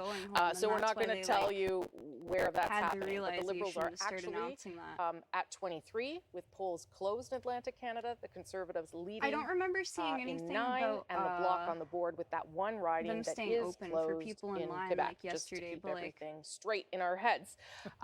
Okay, let's go to Ashley Burke. She's at the Liberal headquarters in Montreal with a guest. Oh God! Oh no. Rosie, I'm with Liberal candidate Melanie Joly. She's also the national campaign co-chair, and when Parliament dissolved, she was a cabinet minister. Thanks for joining us, Ms. Joly. Can you start by telling us what your expectations are for tonight, and as well, what do you make of the results coming out of Atlantic Canada so far? Well, we know it is a tight election. There are lots of tight races, a lot of three-way races. That will be the case all across the country, certainly also in Ontario and BC. And so people are still voting in certain parts of the country. So I feel like at this point, owning a projector the choice and a white is wall clear. that It's is between clean a progressive government that is the Liberal Party of Canada or the Conservatives who want to take us backwards on childcare, on the environment, and obviously also on gun control. Looking at Ontario, where the polls are going to be closing shortly, what has been the strategy in Ontario? Well, clearly, actually, we've been also making sure we have strong electoral, a strong game on the ground. In many of the 905 ridings, like I was saying, it's a three-way race, but we need to make sure that we get out our vote. It was tight in 2019. It will be tight again, but we think also that in certain ridings, we can pick up seats. And so I think our message has been clear also when it comes to, like I was mentioning, gun control and environment and all. Clearly also in the 905, Bill Blair has been campaigning a lot for us. We know there's been shootings in the region. Security of Canadians is preoccupying. And so that's why this is something that we wanted to make sure that people knew that Aaron O'Toole has been supported by the gun lobby and many other special interest groups, which supported him during his leadership campaign, provided him funding, provided him volunteers, and now he has made promises to them, and he has to keep them. How important is Quebec tonight? Very important to my heart, Ashley. But more than that, it is an important race. It is an important race because obviously there were 35 seats before the writ drop, and we hope that we can win some seats more, and in that sense we've had a very positive campaign here, and we can be extremely proud of what we've done for Quebecers. Thank you. Thank you so much. That was Liberal candidate Melanie Joly. Rosie? And campaign co-chair, which we can tell by the talking points there that we got in a lot of those answers, campaigning till the very end, Melanie Joly. Andrew, let's hear some of your results. Yeah, let me just show you a sure bet in Prince Edward Island. In Cardigan, sure bet, not a surprise. Lawrence Macaulay, we can project, will be elected in this riding. I mean, for the Veterans Affairs Minister, I mean, seeking his 11th term, he will certainly have it. Once again, not a surprise. But I should point out, it's not to say that he's always had an easy time securing the victory over the decades that he has been the MP in this riding. You know, in 2000, the year that Jean Chrétien won his third majority, Lawrence Macaulay only won by under 300 votes. So he knows a close call when he sees one. Yep. Tonight's not one of those occasions, though. Yeah, you never take it for granted. That's what he can probably tell you. We're going to go back to Charlottetown, PEI, to talk to Carrie about how events are unfolding there. Carrie? Oh, you have a guest. Off you go. Yeah, well, I do. I was just going to say the election before that, Lawrence Macaulay won by, I think it was 99 votes. So there were some close races, but those are kind of they have such ancient cute history now. accents Anyway, over there. I am joined here by someone who actually knows PEI's political history fairly well, and who's graciously joined our election watching party here, PEI Premier Dennis King. Thanks so much for stopping by. Glad to be here. Glad to be here. So what's it like to watch an election as a sitting PEI Premier? Because you have these agreements with the government that was in Ottawa, which, I mean, we don't know where things will land tonight. Oh, look, my job as Premier is to work with whoever is elected to do the best we can for Prince Edward Island tonight. I am mostly just a fan. I'm a Canadian political junkie who is watching a very uncertain election and wondering how it's going to turn out. But my job will be tomorrow to work with whoever is declared elected, and I can't wait to do that and to move PEI forward. Most of your time in office, you've been dealing with a minority government in Ottawa, so you don't have anything to compare that to, but I'm curious if we do end up with another minority, or if that were to change, do you think that gives the provinces any more leverage in that situation? Look, I think my own experience in a minority and then working with a minority parliament in Ottawa is that more parties are more eager to get to the table to talk about finding solutions for the challenges that Canadians and Islanders face. So once again, whatever hand we're dealt, we will work within those parameters to do the best we can here. We did have over 30 First Ministers meetings with the Prime Minister during my short time, only 2 years and a little bit in office. So a lot of that due to COVID, of course, but I would hope that relationship will continue, whoever is the Prime Minister. We have a lot of important issues that we're facing here in PEI, and we need a good federal partner, and I'll be holding the 4 MPs, whoever is elected here tonight, to hold their feet to the fire and work as a good partner to get things done for PEI. The rest of Canada doesn't know this, but before you were the Premier of Prince Edward Island, you were a political pundit on CBC Radio and elsewhere on a political panel. What's your political pundit take on what you've seen so far this evening? I think I said all day that anyone who told you they knew what was going to happen tonight was probably lying to you. I think it's a bit of a dog's breakfast all over. I thought all day we'd probably end up close to where we were when we started, which would make a lot of Canadians wonder why we're even here. But who knows? We'll see how the votes are tallied across the board, and just looking forward to seeing how that all unfolds. All right, there you go, political pundit and PEI Premier Dennis King. Back to you, Rosie. Kerry Campbell, maybe our favorite Premier after that honest response. Ian, let's get some results for you. I'll tell you, the political pundits in New Brunswick representing various parties said in Fredericton they could not call it. It was just too close as we were heading in. And take a look at what's happening right now in Fredericton. For the first time this evening, we're starting to see a number of votes, and I've been watching this lead go back and forth. Jenica Atwin, just a tiny lead right now. One of the things for the Liberals is that there I remember seeing a VTuber a bit ago. Sorry, we already know Jenica Atwin's going to win. Other candidates on the left, but right now Jenica Atwin in the lead. Let me tell you, St. John Rothsay. I remember seeing a VTuber a while ago, and she had really cute angular eyes. What he's seeing right now is that he is in second place in St. John Rothsay, and one more elected MP in New Brunswick. I think I kind of have a reference sitting here. He's won let's see, 5 of the last 6, so now 6 in the last 7. He's won in Fundy Royal. Rosie. Okay, Ian, thank you for all that. Let's give you a sense of where things Let me stand copy right now this into on Critis the map. so people can actually see here. Lots of swaths of red, but yes, the Conservatives have made some inroads here as we leave Atlantic Canada, leading or elected in 9. Remember, they only had 4 in the last election. And the Liberals at 24, which means that they are coming out here down a little bit. The Green Party not on the board, the New Democrats not on the board. These would be of some concern to those parties. I have like a super raw appreciation for these what is eyes. About to happen very shortly, because as we move into the next and I know half theoretically hour this or is so, we're 1, start to get 2, some big 3, results 4, from 5. all the way to Alberta, including 6 including parts. the territories, No, Northwest 7 territories, with the eyelashes. and Nunavut. All of that still to come. As you can see, lots still ahead on a very exciting evening here, an important election for this country. But Canada votes 2021. More results coming in about 30 minutes. I don't know. This is a CBC News. Let's label that as a ref for now.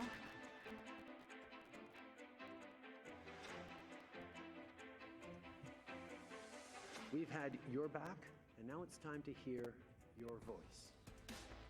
More flexibility, more options, and more immediate help for all families. We want to put the burden on those that are at the very, very top so we can invest in the solutions that people need. We have to protect our values. We have to promote our language. Our country is suffering. Honestly, it needs the media's leadership. doing him kind of dirty, but at the same We time, believe in like, freedom, so all we he believe in talks freedom of about choice. is Quebec. If you have a choice, Empower families. Protecting the environment. Pick a voice. Compelling vision. Otherwise, he's fairly base, though.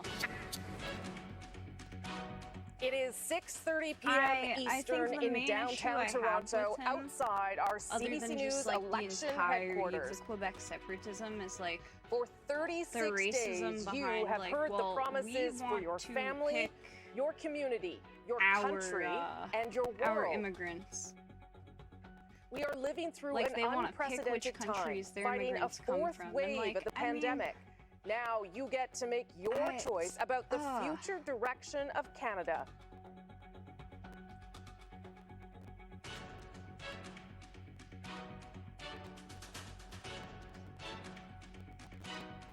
The CBC News just so decision weird. desk is watching ballots come in.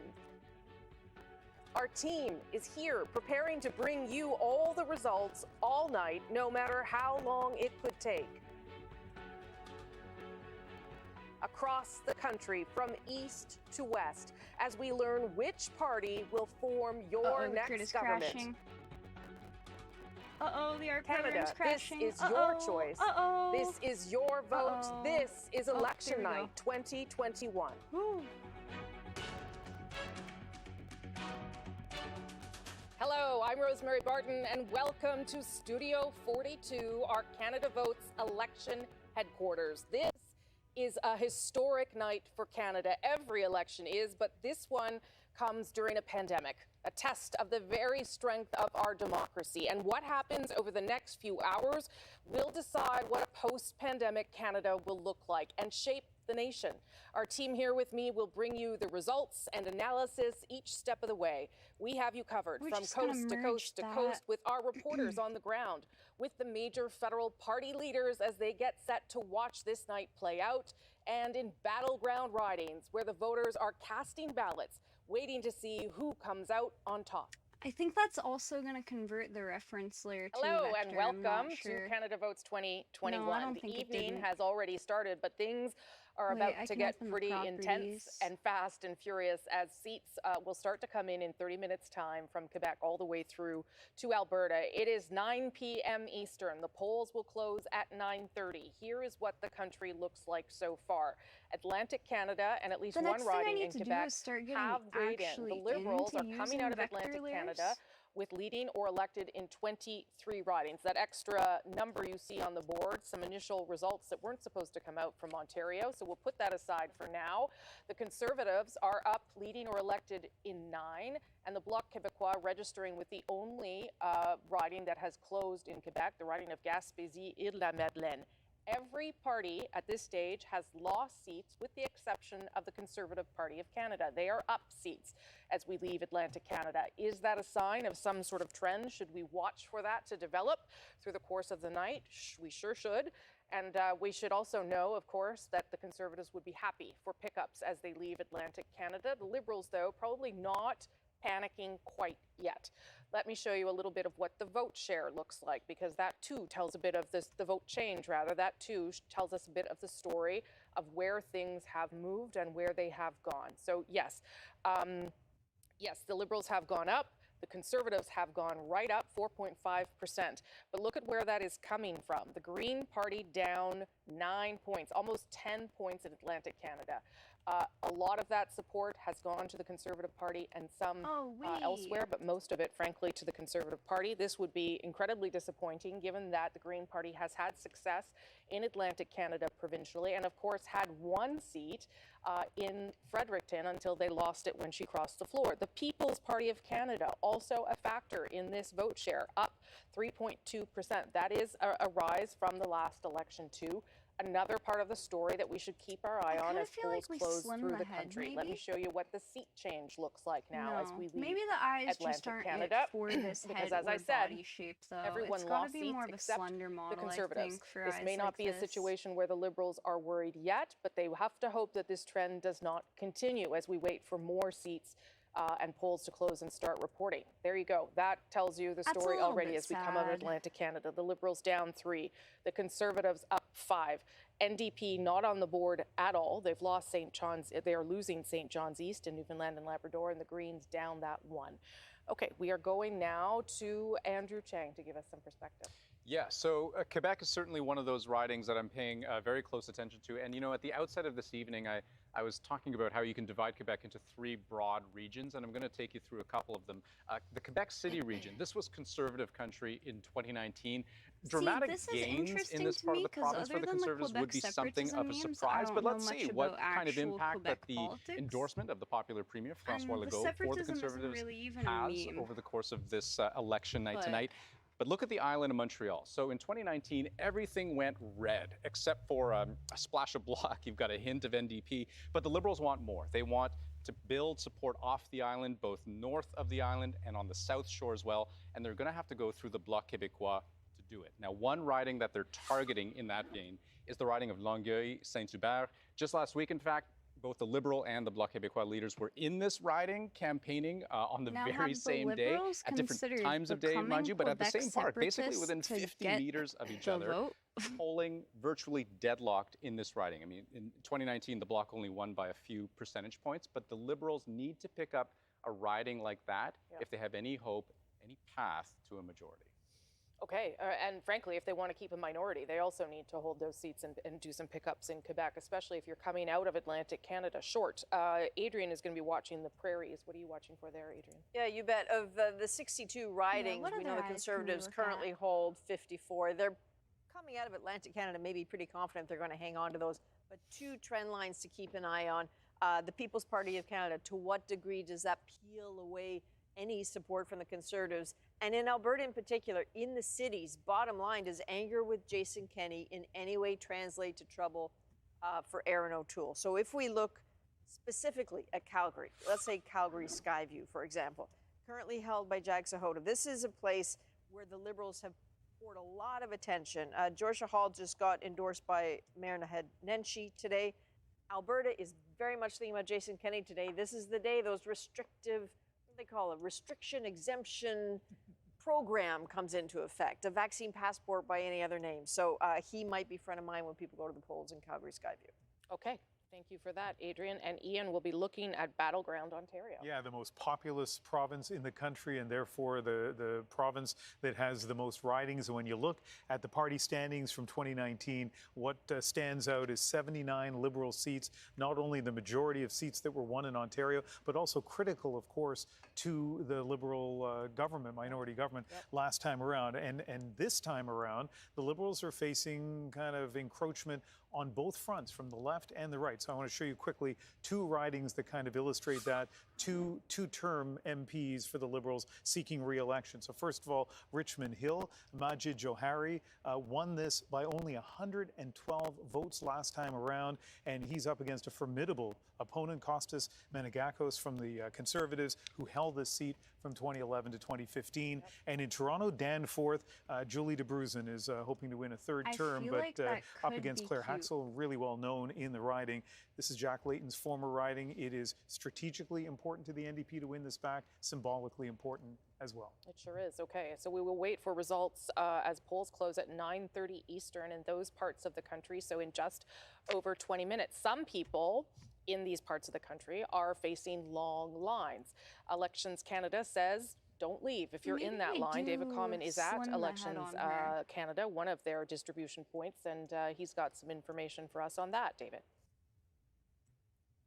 Yeah, absolutely, Rosie. And I want to talk to those people who are in line right now, but also taking a look at those mail-in ballots, just to sort of peel back a bit of the process, because we've never had this many people do mail-in ballots. You may recognize this, brightly colored, and I'll explain why in a second, but you basically put your ballot in this package and it ends up heading to Canada Post. The reason it is brightly colored like that is because on election day, they actually send Elections Canada workers to the main post office in Ottawa, and they search all over the place before the deadline, trying to find any ballots that have been missed. What do those ballots look like? They look like this. So this is the actual outer envelope that you put it in. Don't worry, Caroline Pellerin is not a real person. This is a sample ballot, and there's someone watching me like a hawk right now to make sure I don't walk out of here with it.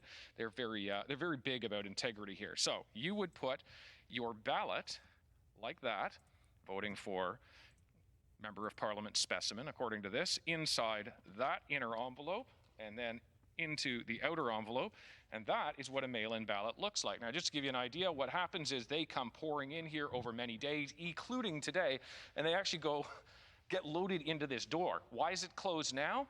Interesting story. Bats will fly in at night if they don't close it. So, yes, bats. That's what I said. Let's head over here to talk about all those people who are in line right now at voting stations. And don't want to run over Natasha. She's right here. Natasha Gauthier is an Elections Canada spokesperson. So, Natasha, a couple of things. We're seeing long lines in some places in this country. Why is that? Why is it that we're seeing something we don't usually see in elections? This poor man every in election, this warehouse. There are lineups. They won't let him ride the forklift. Maybe more lineups a little bit longer this time. And this is what we've been telling keep people the garage door open. Because of the what is he going to do? Taken what kind for of COVID, hellhole did they put this physical man distancing into? in the polling locations, Is he okay? limiting the number of people who can be in the polling locations, having to keep that 2 meters apart, having to sanitize your hands and clean off the surfaces in between electors. All of that takes a little bit more time. So we really do appreciate people's patience. And we'll get you your vote, and we'll get your ballot. Okay, we're now in this period of time where all of those polling stations are really just about to close, less than 30 minutes, or set to close everywhere: Quebec, Ontario, Manitoba, Saskatchewan, Alberta, and then into many parts of the north. What happens to people who are in a line when 9:30 hits, when they're supposed to close in that time zone? Anybody who's in a line, whether they're inside or outside, when the polls close, will be allowed to vote. Okay, so stay in line if you're already there. And I should point out, when I say 9:30, of course, that would be Eastern time. It depends on the time zone you're in, but absolutely.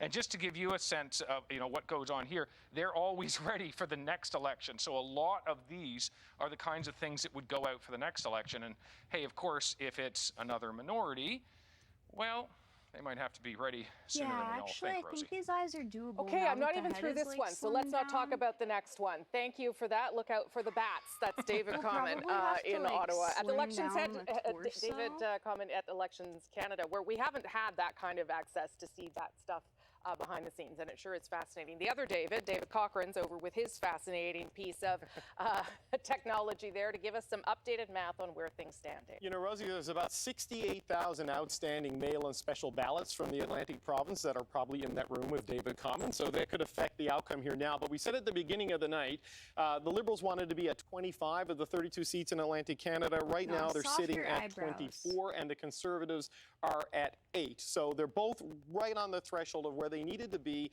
on their path of victory numbers, but we still have a couple of very tight races throughout Atlantic Canada. I'm going to broaden it out a little bit now and look at the key battlegrounds on where things are going to go when the polls open in the next little while. And look, Quebec, this is where the Liberals had dreams of making a big breakthrough, going from their 35 seats that they won in 2019 and maybe getting into the 40s, which could help them get to that majority level. The key battleground to watch is going to be right around here. The island of Montreal is solidly Liberal, was in 2019, but it's these suburbs on the north and south shore where they're going to be in a fight with the Bloc Québécois that we're going to be watching, because that could determine how Quebec is going to go. And there's another more of a three-way fight up here in the Quebec City region, especially where Cabinet Minister landslide Jean-Yves Duclos is trying to hold on to Quebec.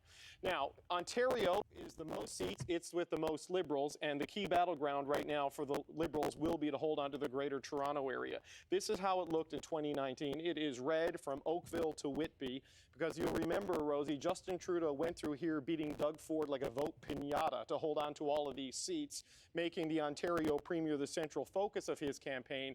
Well, now you've got Erin O'Toole trying to make an incursion from the east, saying that it's time for this region to have a prime minister from the GTA, apparently forgetting Stephen Harper was born in Toronto. So it's going to be a two-way battle in the suburbs around Toronto between the Conservatives and the Liberals, with the NDP waging an insurgency inside Toronto, trying to break into what was 100% Liberal last time.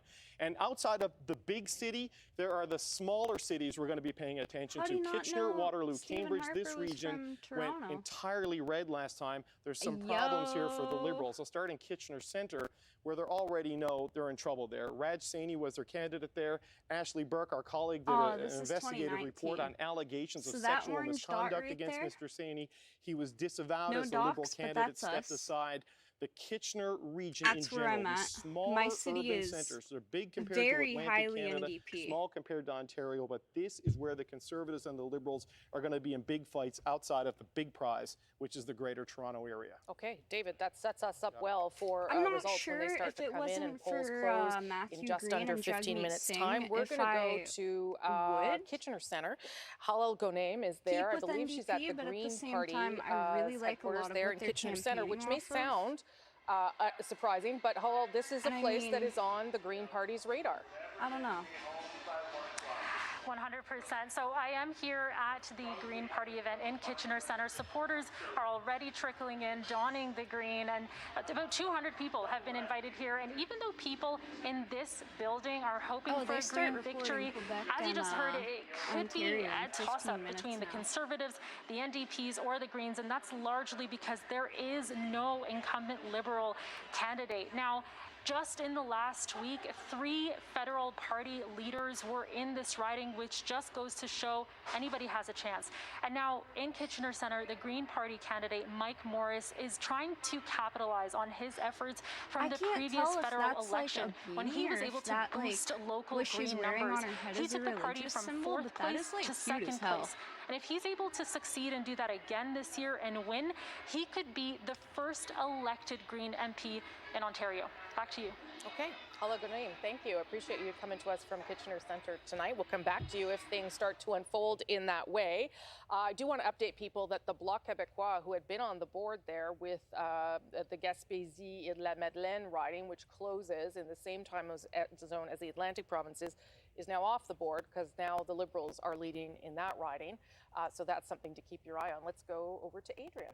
Yeah, Rosie, it looks like the map is changing in Nova Scotia. The Conservatives, CBC is projecting 2 pickups for the Conservatives of Nova Scotia. Start with Cumberland Colchester.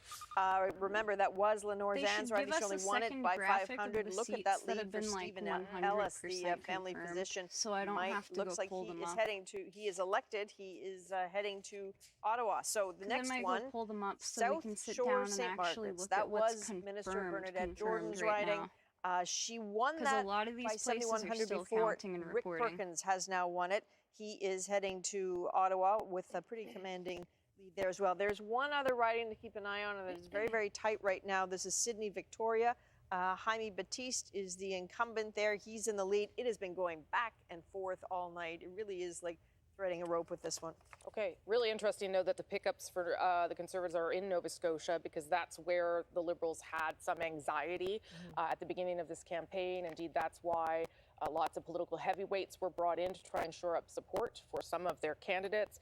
Also now we've got our first Liberal cabinet minister who has been defeated tonight. Let's go to Hannah Thibodeau. She's at the Conservative headquarters in Oshawa, Hannah. Hey, Rosie, I'm joined by Dan Mader. Dan Mader is really the architect behind the policy platform and had a policy really throughout this whole campaign. Dan, let's talk about what we're seeing in the Atlantic provinces. A pickup of 5 there.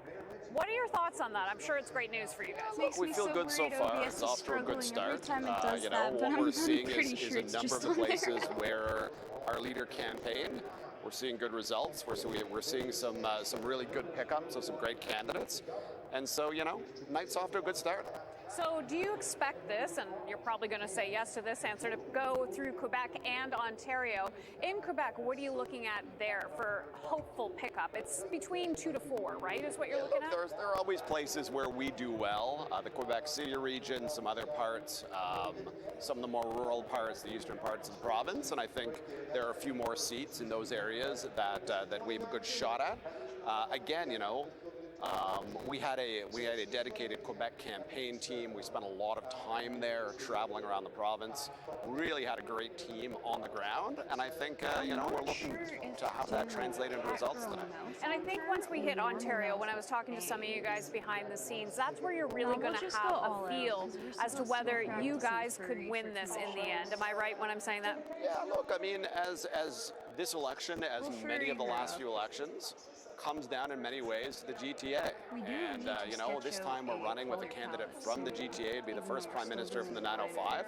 Spent a lot of time there, have a lot of great candidates again in that ring of seats around Toronto. And I think we're all eagerly awaiting the results there and feeling good about how we're, what we've been hearing on the ground there the last few days. Okay, Dan, I'm sure we'll talk again. Thanks for joining us. And Rosie, I'll send it back to you now. Okay, Hannah, thank you so much for that perspective. Let's go over to Ian, who's got more results now from New Brunswick. Yeah, I remember at the beginning of this evening, we said that there were 3 ridings of the 10 in New Brunswick that were too close to call. Well, at this hour, those 3 ridings are still too close to call. Let's start with Fredericton, which has been going back and forth right now. Andrea Johnson is in the lead. If anybody is watching this on their phone and they're in a lineup somewhere in Canada and they're wondering if they should leave that lineup, look at Fredericton. Every vote counts in every riding, but particularly in the close ridings, and this one continues to be very close. But also look at the Greens, right? In a kind of third place, distant from the 2 leaders. Let's go on to another one of the ridings that has been considered too close to call, Miramichi Grand Lake. This is a pretty significant lead for Lisa Harris, but what I want you to take a look at is the People's Party. In 4th place, 220 votes. And, if you added that, right now they've kind of doubled their share from last time around in Miramichi Grand Lake. Not that you could add all those votes to the Conservatives, but if you did, suddenly that would be a really tight race between 2 former provincial cabinet ministers who are vying for Miramichi Grand Lake. A Liberal riding that right now they are in the lead. And then look at St. John Rothsay. Wayne Long, described to me by so many people as a great retail politician. When I talked to him earlier today and he said to me he felt good, I thought, everybody I've talked to said that riding is really close. How much of that is maybe he's oblivious? He's not oblivious. He knows exactly what's going on in his riding. Interesting.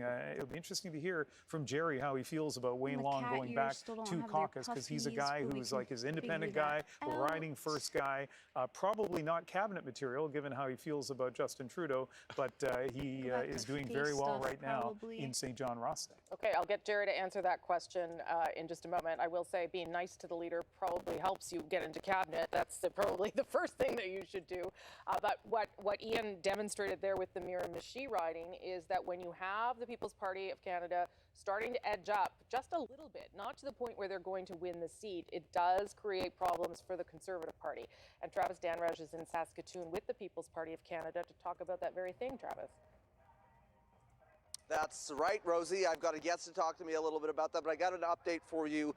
As you can see behind me, pretty empty out here in this field right now. That's because I hear the party is inside, and that's where all the media have gone, and that's where most of the supporters are. So Maxime Bernier actually isn't going to do his speech out here.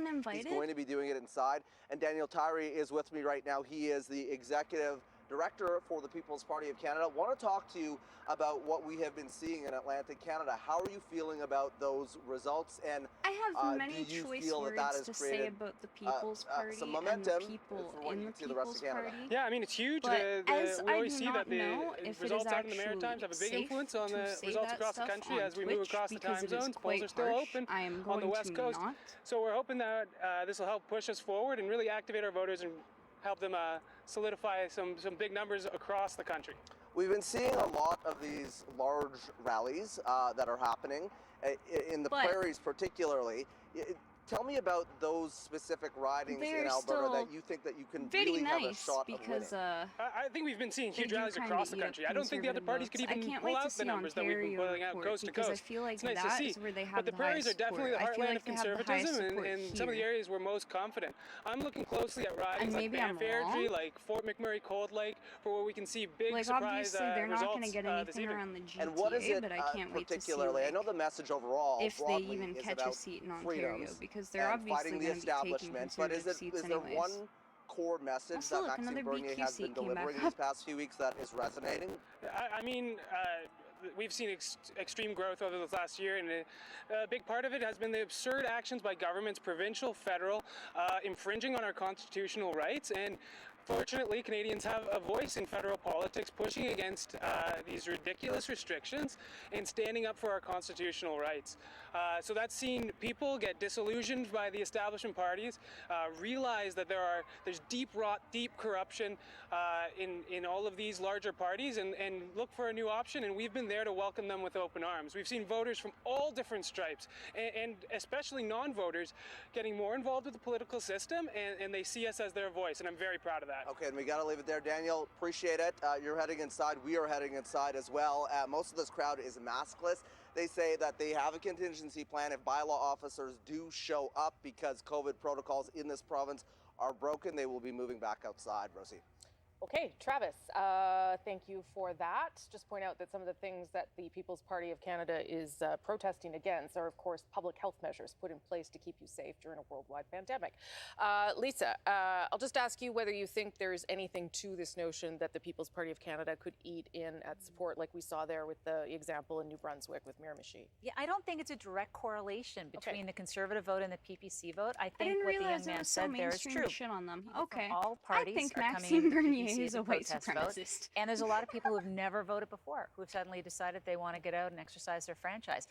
Is it majority of Conservative? Perhaps, but you can't extrapolate one for one what's Can I going on with confirm the that? PPC. Okay, No. Jerry, I'll come back to you on that point. Can I We've back got that 4 minutes statement now up? till polls No. close from Quebec to Alberta. You'd have to So let let's me over go to back Andrew and with tear some through for final results or sources. some more results from PEI. Oh, no, final is exactly the Good. right word. Yeah, so I'm going to show you 3 ridings, 3 check marks, 3 Liberal candidates with good news tonight, starting with Egmont. So Bobby Morrissey winning his 3rd term here. The Conservative candidate, Barry Balsam, did not win, but hey, he owns one of the largest apple orchards on the island, and no election can take that away from him.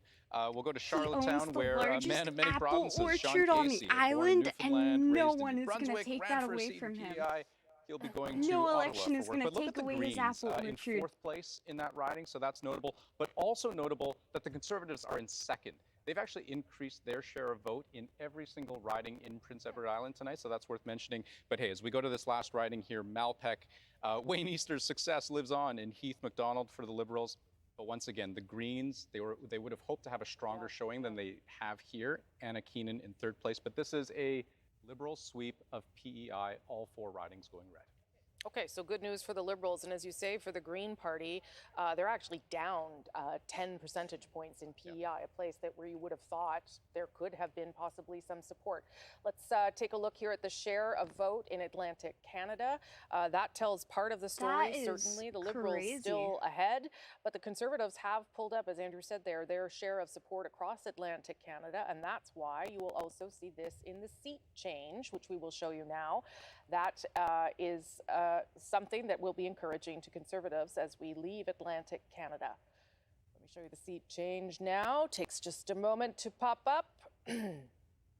Okay, so the Liberals down 3 so far anyway, because not everything, of course, has been confirmed. The Conservatives up 5, and the NDP, they are not on the board at all tonight. They seem to have lost St. John's East, and the Greens are down 1 as well. We are 2 minutes away from polls closing from Quebec through to Alberta. There are 262 ridings that will They're begin about to start reporting. coming in so That quickly. means that this map on the floor, well, it's going to become a lot bigger, but it's also going to start to be painted in many different colors as Because there's a things rule to start be a to senator close. that may have That's changed. a lot of seats I'm at not stake sure, in a but lot it of was saying to be a provinces that have senator, become you need key to own a certain battlegrounds in size this of election, land. including Ontario, where you saw both the Liberal and Conservative leader Dude, I in the just last wish I was days of this living his life campaign having trying that to many make inroads apples. there again.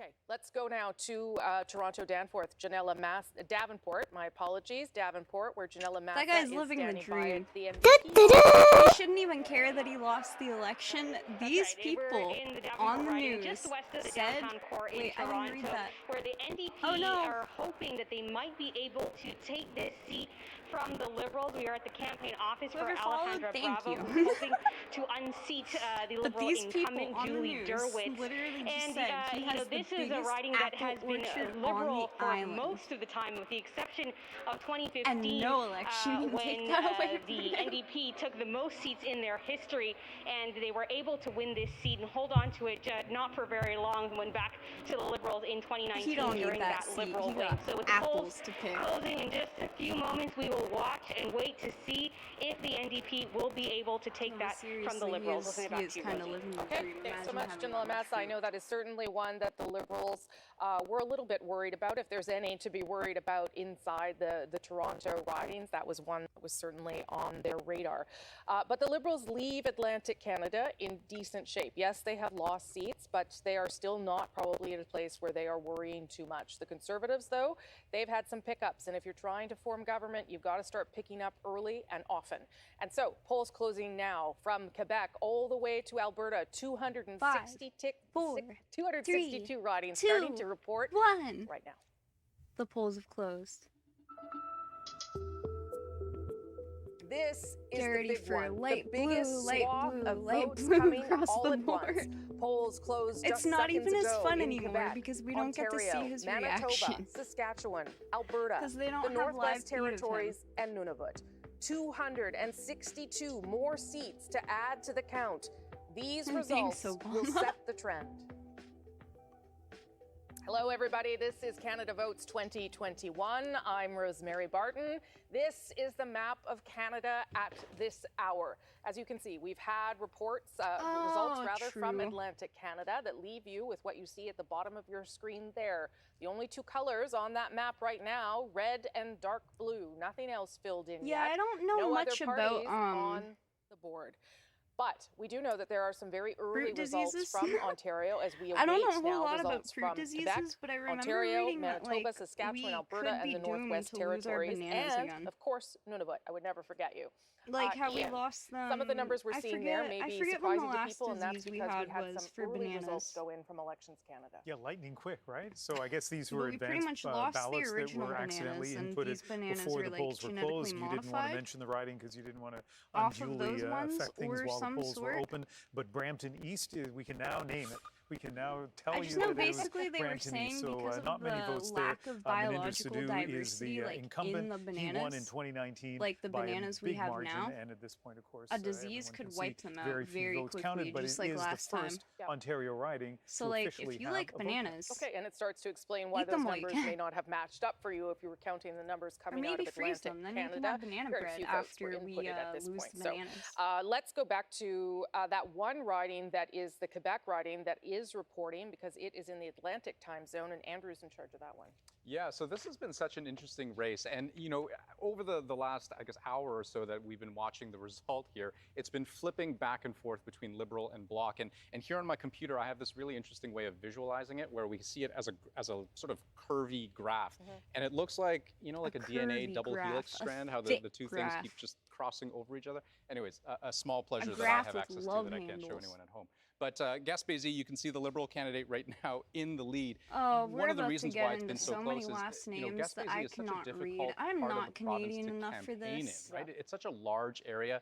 It's a very I should have learned rural French area, very instead of beautiful, Mohawk, mind you. but, like, I love you, knowing you almost Mohawk. literally have to campaign in that place, you know, town by town, Oh, yeah, issue by it's, like, issue. early And in here's another reporting. riding that we've got, Argenteuil-La Petite Nation. We can see very early 16 results. votes. A lead of 12, nothing to boast about, but nothing to be sad about either. And Peter Schiffke in Vaudreuil-Soulanges. his This lead is right now. just off the island of Montreal and the Just western be tip of happy Montreal, I about should it. say. Always remember with Happy a Day. pretty sizable lead given it's only one poll reporting. Okay, there are 78 seats up for grabs in Quebec, and certainly this is mostly a battle between the Liberals and the Bloc Québécois. Jerry, Why don't you weigh in on the importance of Quebec? I know Liberals that I talked to really felt the can't wait English to debate see what they actually say about hampered Quebec them here. because it helped the Bloc. That may be the case, but I'm not sure you're going to put all of your mistakes on one event. But it did allow an opening Specifically the for the BQ. Bloc, and I wonder how concerned they are about that tonight. Yeah, I think they're very concerned. There's no doubt that a lot of the majority hopes We just don't were pinned consume on them winning because new the seats in taste is Quebec. not good for the In consumer. my experience with Quebec elections, there tend to be clarifying moments toward the end of the campaign, and that was certainly one of them. For It some didn't reason, help I thought the any of original one got non-Bloc wiped out. Quebecois parties on that stage. Huh. Yeah, and we should point out that Yves-François Blanchet at the beginning of the campaign actually was not having a super great campaign. No, He not was a couple of times being criticized for being arrogant and difficult with reporters, but he still had that goal of 40 seats. I don't know if he'll. I think it's unlikely he reaches that tonight. Well, one of the things that people in the rest of Canada don't realize about Quebec is that people actually turn out to vote in Quebec.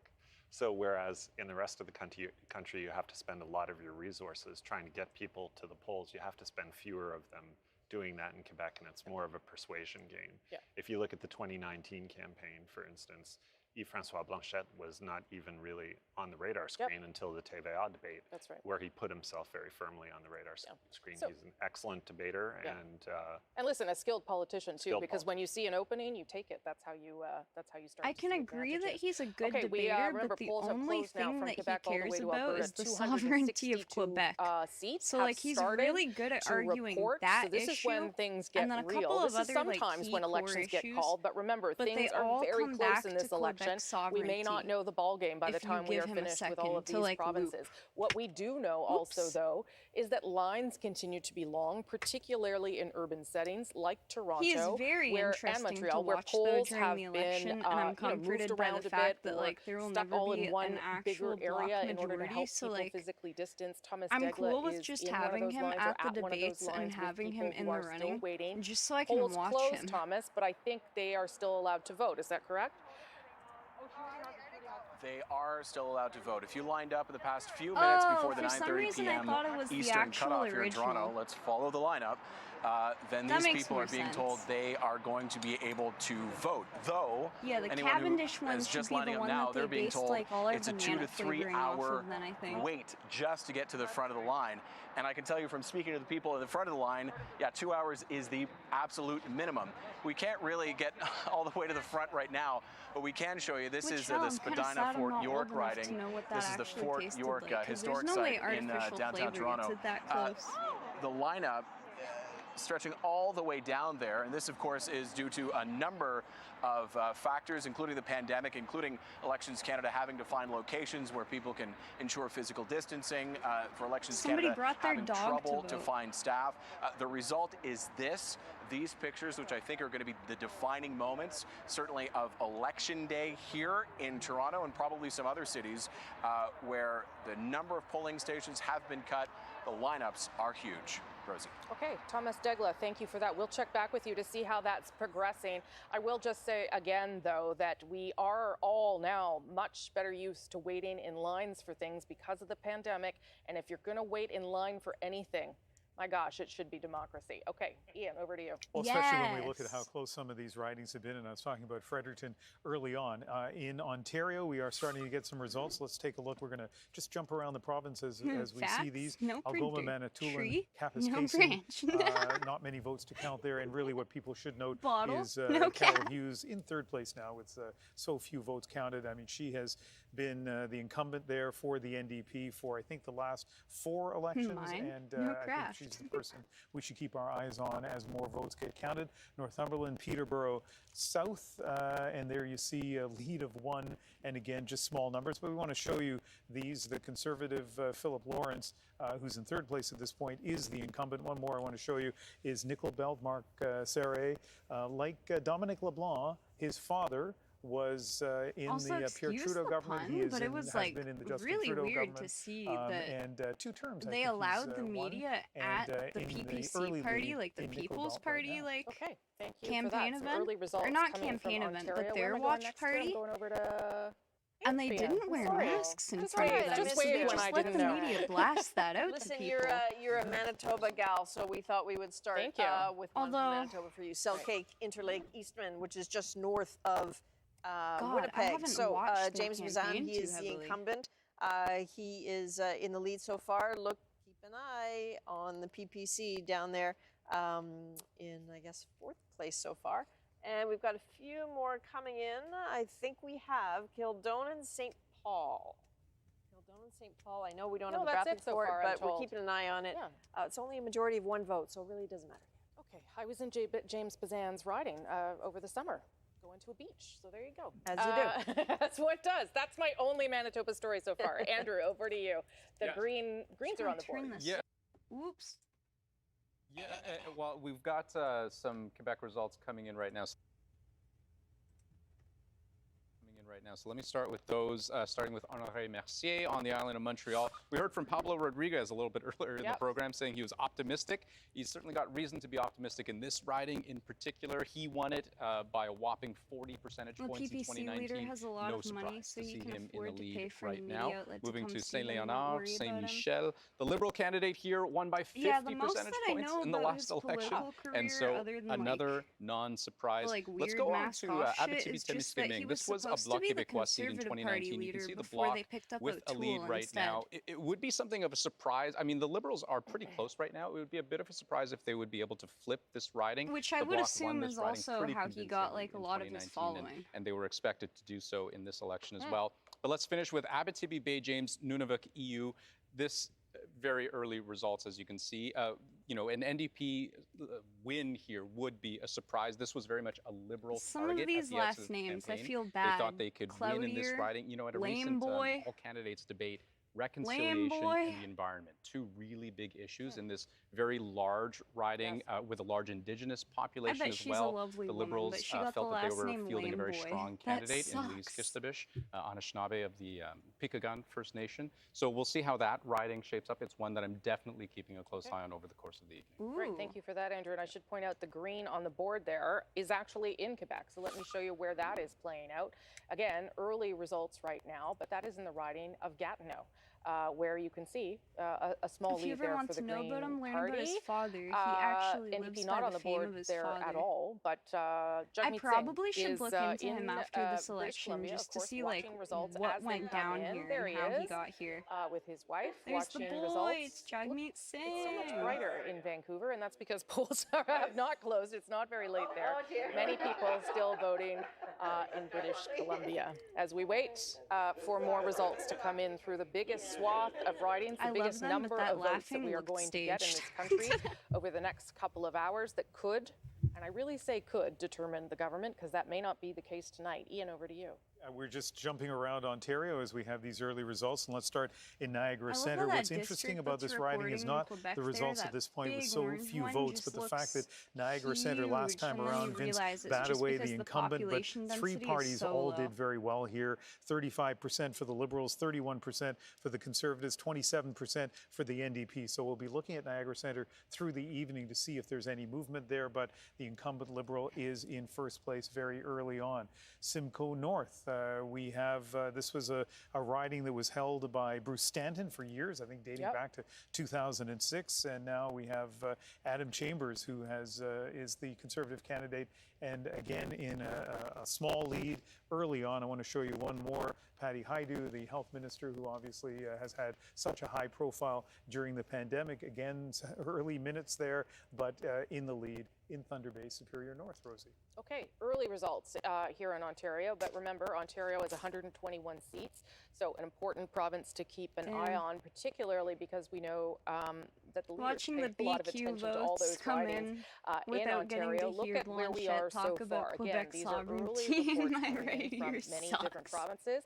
The Liberals leading in 40. I can't remember if they actually had a live feed on him last finally election. On the board with 1, and the Greens leading in 1. All of these still early, so those numbers on the bottom of your screen likely to change a few more times.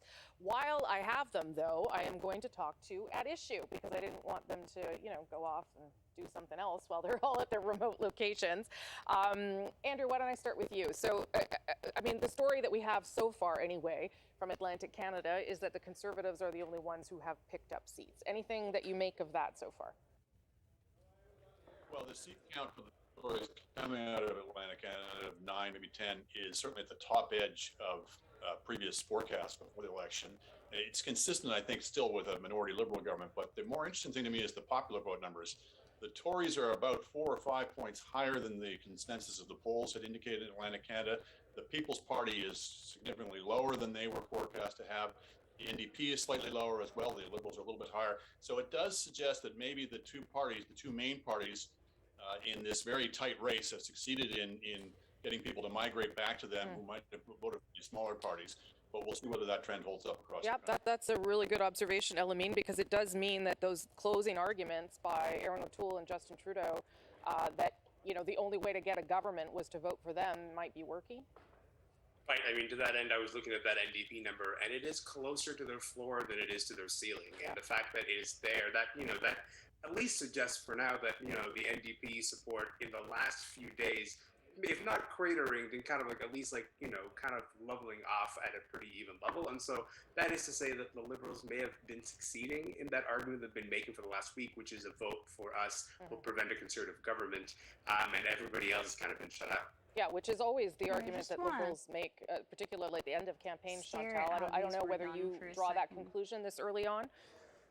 This little shaded piece is probably actually another never layer. to draw conclusions based on Atlantic Canada. That little bit of skin. That's why please do. How I 1997, Charlottetown, EI reform, very unpopular in Atlantic Canada. Lots of losses. If you had looked at the results from Atlantic Canada that night, Jean Chrétien was certainly not winning another majority government. And then that Let's take a count real quick. And as you know, he won a majority government. Another point, yes, the Conservative popular vote is up, but part of it, from everything I can see and hear from people of the region, is that the Conservatives did get a boost from that Conservative victory in Nova Scotia, which happened just as the election was being called. So, I mean, feel free to extrapolate, but I'll pass until I have more. And it's interesting that you bring up 1997, because that's, of course, the benchmark that we use for the lowest percentage that was ever won in order to form a majority. 1997, also a Liberal who called a snap election at a time when people didn't think it was right. Manitoba was dealing with those catastrophic floods at the time. Althea, what do you think Liberals, because you're at Liberal headquarters, what do you think they would make of where they're at coming out of Atlantic just Canada? Imagine, we almost had this exact same snap election I think one of the things September. that we are going to notice this year, perhaps more than in the past, is or I don't the even think importance it was of local even contest September in at the that sense point. that, you know, there was a lot of anger around the government about the fisheries dispute. We saw that with the fisheries minister seeming to take a hit. But you can see that in I'm pretty a sure swath that one was of a 905 confidence ridings, vote. in Southwestern Ontario ridings as well, where in some cases there's no Liberal candidate, or the Liberal candidate has been disavowed, or there's just no incumbents. So I think that we're going to have there's a lot of strong local candidates who might swing things in one direction or another that are not necessarily tied to the performance of the party leaders, and that's something that we'll need to keep an eye on. Okay, I'll let you guys go back to studying the results and the numbers, and you then can come back and I'll force you to extrapolate as needed. Thank you all very much. Appreciate it. That is at issue By with their us own party? throughout the evening. Ian, I think you have some results, do you? You know, I'm trying to text friends, and you want me to actually report results? Sure. Can we do that later? I can do that for you. Let's see. Maybe we have Elgin, Middlesex, London. London is the first one we're going to. Oh, Beaches, East York. This is interesting because Nathaniel Erskine-Smith, who a couple of interesting things about him. First of all, he describes himself as a thoughtful, independent voice in Ottawa, and maybe part of the same section of the caucus, Liberal caucus, that Wayne Long from St. John Ross belongs to. I'm still, teasing you. I know. You'll get a chance to talk about that, Jerry. Let's look at Elgin, Middlesex, London, Karen Vecchio, Conservative incumbent, and early leads. And just so for people watching at home, I fully understand that these are early leads. But here's one that I think is interesting, is Ottawa South. David McGuinty, I mean, he's part of the McGuinty political dynasty in Ottawa South. Eli Tannis in first place. Come on, Listen, just before we guys, go here, it's been Rosie, I do want to 18 go back to minutes. Beaches East York for a moment. One of the interesting You things only there, counted, people might like, remember, 20 votes Lisa in Robinson, 18 the minutes. Conservative candidate, That's in less than second a right vote. now.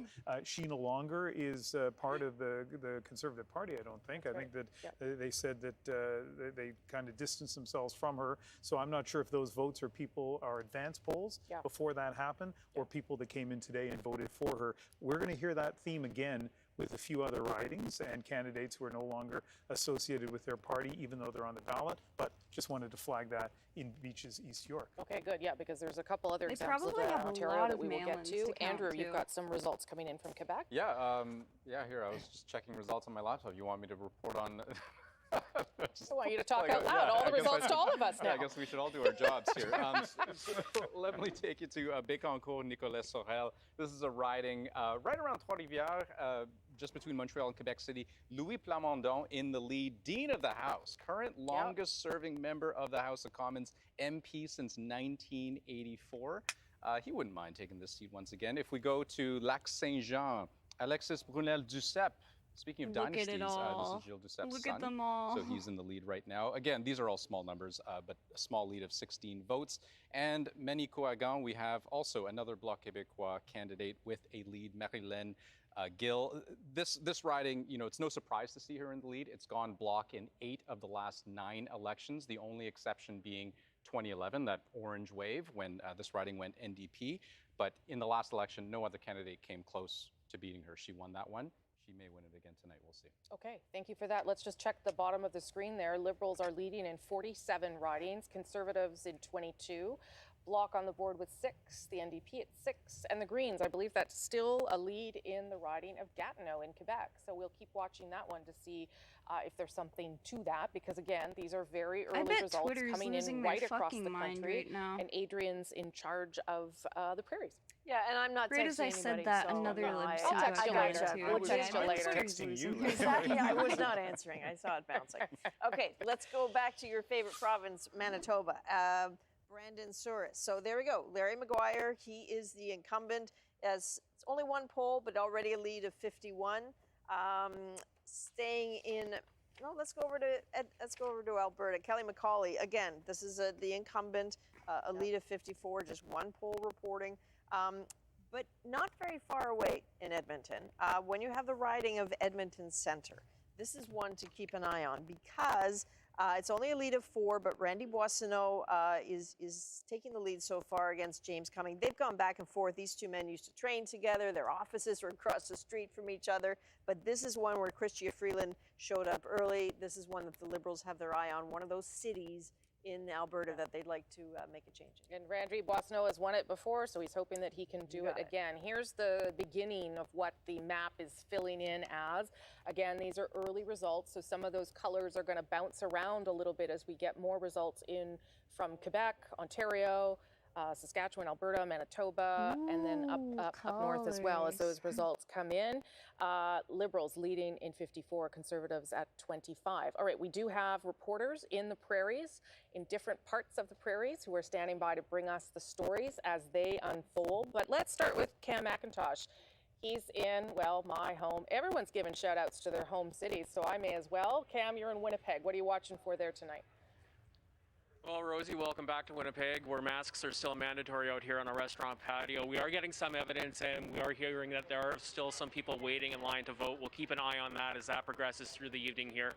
We're in Charleswood, St. James, Assiniboia, Headingley. That's basically the west end of Winnipeg.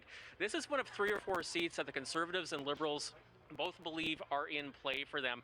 The Liberals took the seat in 2015, lost it in 2019 when they lost their majority. So that old Canada. Liberal in MP Ontario, is trying to get his old job back. Doug Elifson running against Marty Morantz, a former city councillor here in Winnipeg.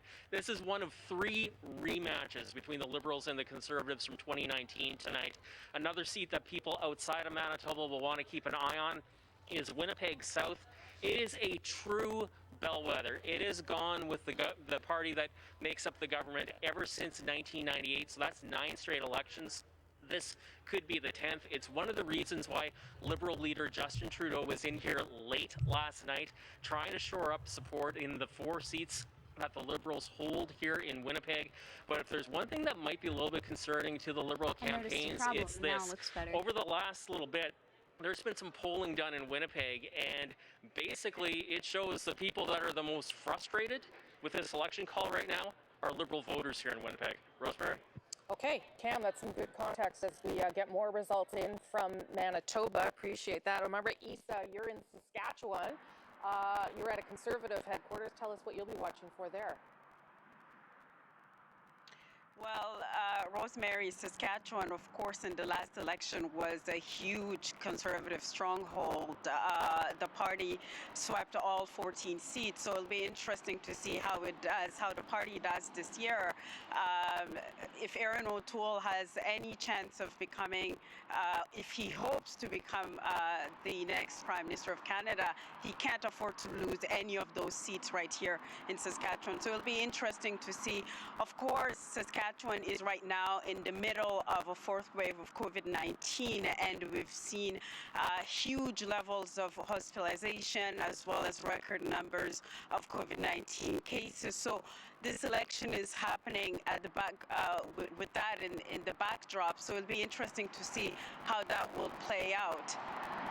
Maria Isa in Saskatchewan, thank you so much for doing that. Appreciate it. Another place, of course, grappling with a very difficult fourth wave because of some decisions made in that province is in Alberta. Carolyn Dunn is in Calgary Skyview at this hour. Carolyn. Right, and it's that fourth wave that you're talking about is exactly why we are here at George Chahal's Liberal campaign event, if you will. It's one of very few that are going on, and as you can see, it's being held in a parking lot. So right behind me here is a lot of media who are here just to have an opportunity to be in and amongst voters and volunteers and campaigners as they, hear the results coming in. This is one of the battlegrounds in Calgary, one of three. The incumbent, Jag Sahota, is trying to hang on to her seat. She's a lawyer. You might remember her name from being on the Status of Women Committee.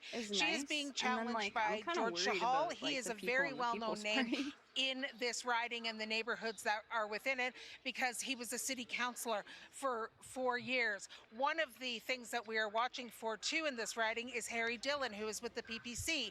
It might be the only riding in urban Alberta where we see the PPC actually having an effect on the outcome. Two other ridings that we are watching for: Calgary Centre and Calgary Confederation, both of them too close to call at this point, but we're going to be monitoring it for you and bringing you the results and hopefully some reaction as we can get it in this fourth wave that is hitting this province so brutally. Okay, Carolyn Dunn, thank you so much for that. You're in Calgary tonight. Appreciate it. We will, of course, come back to you. Let's give you a sense of the vote share at this point in the evening nationally. Now, I want to do that with a big, big caveat, and that is that right now there's not a lot of results coming from Saskatchewan, coming from Manitoba, and coming from Alberta. So that means that Conservative number, which is right now at 32, is probably going to track upwards. I'm going to have to go back to this in case Conservatives saw that and had a panic. Your base and your heartland is still to actually come, registered on the mic. board there. But let's look at some of the other numbers you see. Listen, the People's Party of Canada registering ahead of the Green Party at 4.5%. That is something to note there, and certainly an improvement on where they were in the last election in 2019. Maybe we can see a seat change. Are we going to do that here too? Yes, we will. So seat change at this hour. And again, these are not all confirmed. Things are still coming in. So these are more a sense of the leading in seats right now. But you can see the seat change, again, very early, plus 7 for the Liberals. But remember, plus 17. If they increase by 17, they would be tracking towards a majority. A majority for anyone here tonight would be 170 seats. Mic soon, and then I don't think we're at a place yet where we have any sense of what's happening, but let's keep an eye on that. There are 62 seats to something else. with a 100-vote margin, and that's why I say early hours, everyone. Let's just see how things unfold very slowly. Back like a year and ago Andrew when will give I us first some more tried out results now to streaming. give us a sense of what. Yeah, was it was a liberal Twitch plus 7 Studio, that you and had the just seen on that performance was graphic. much Yeah, so better. I'll tell you, I mean, that could be something of a precarious plus 7. and I'll show you why. So one of the ridings that I want to show you is the riding of Joliette. This is on the north shore of Montreal. A Liberal lead is kind of an interesting result here so far because the Bloc have owned this riding for an awfully long time. But I will say that the Liberals at the outset of this campaign, they did say that they wanted to expand their ring of influence around the island of Montreal, try to capture some of those South Shore and North Shore ridings. So this would certainly meet that goal. Going to the riding of Mirabel, this is also an interesting one. Early results, so a Liberal lead here. I mean, take that for what it's worth. But the Bloc Québécois candidate who had been the person who had won the riding in 2019, Simon Marcil, there was actually some controversy around that candidate, around undisclosed leave, and so that candidate not running. So this is something of an open race with no incumbent, and we can see the Bloc Québécois candidate in second in that riding. And then we have this, Berthier-Masquinongé, Ruth Ellen Brosseau, a pretty well-known name, sort of famously went on vacation to Vegas in 2011, was something of a parachute candidate when she actually won the riding in 2011 on that orange wave, won again in 2015, lost by the narrowest of margins in 2019 to the Bloc Québécois candidate, under 3 percentage points, really, really tight margin, and announced mid-campaign in 2021 that she's back. She wants to run again, and so here she is with a tiny lead. Tiny. Those are some hard-fought ridings there. I will say the Liberals are up 3 here, leading in 3 as we move out of this part of the country. That is encouraging. That would be encouraging if you were a Liberal sitting at home watching these numbers. I'll quickly get Sarah to weigh in. I didn't even tell you I was coming to you. I'll quickly get you to weigh in on the leading 11 for the NDP.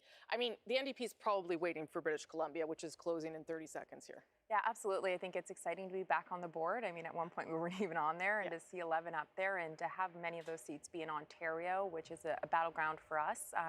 It's great to see this happening and encouraging results. And of course, we're waiting for what's happening in BC. Yeah, okay, and many three-way races in British Columbia. But here, take a look at the board at this hour as we wait for British Columbia polls to close.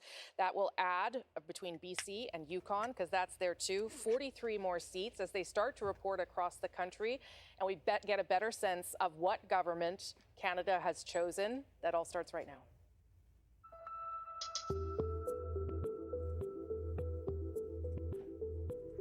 Okay, you are looking at beautiful British Columbia. It is beautiful. Where polls have just closed in British Columbia in 42 ridings. You add in the Yukon with 1 more, and we're up to 43 more ridings coming your way.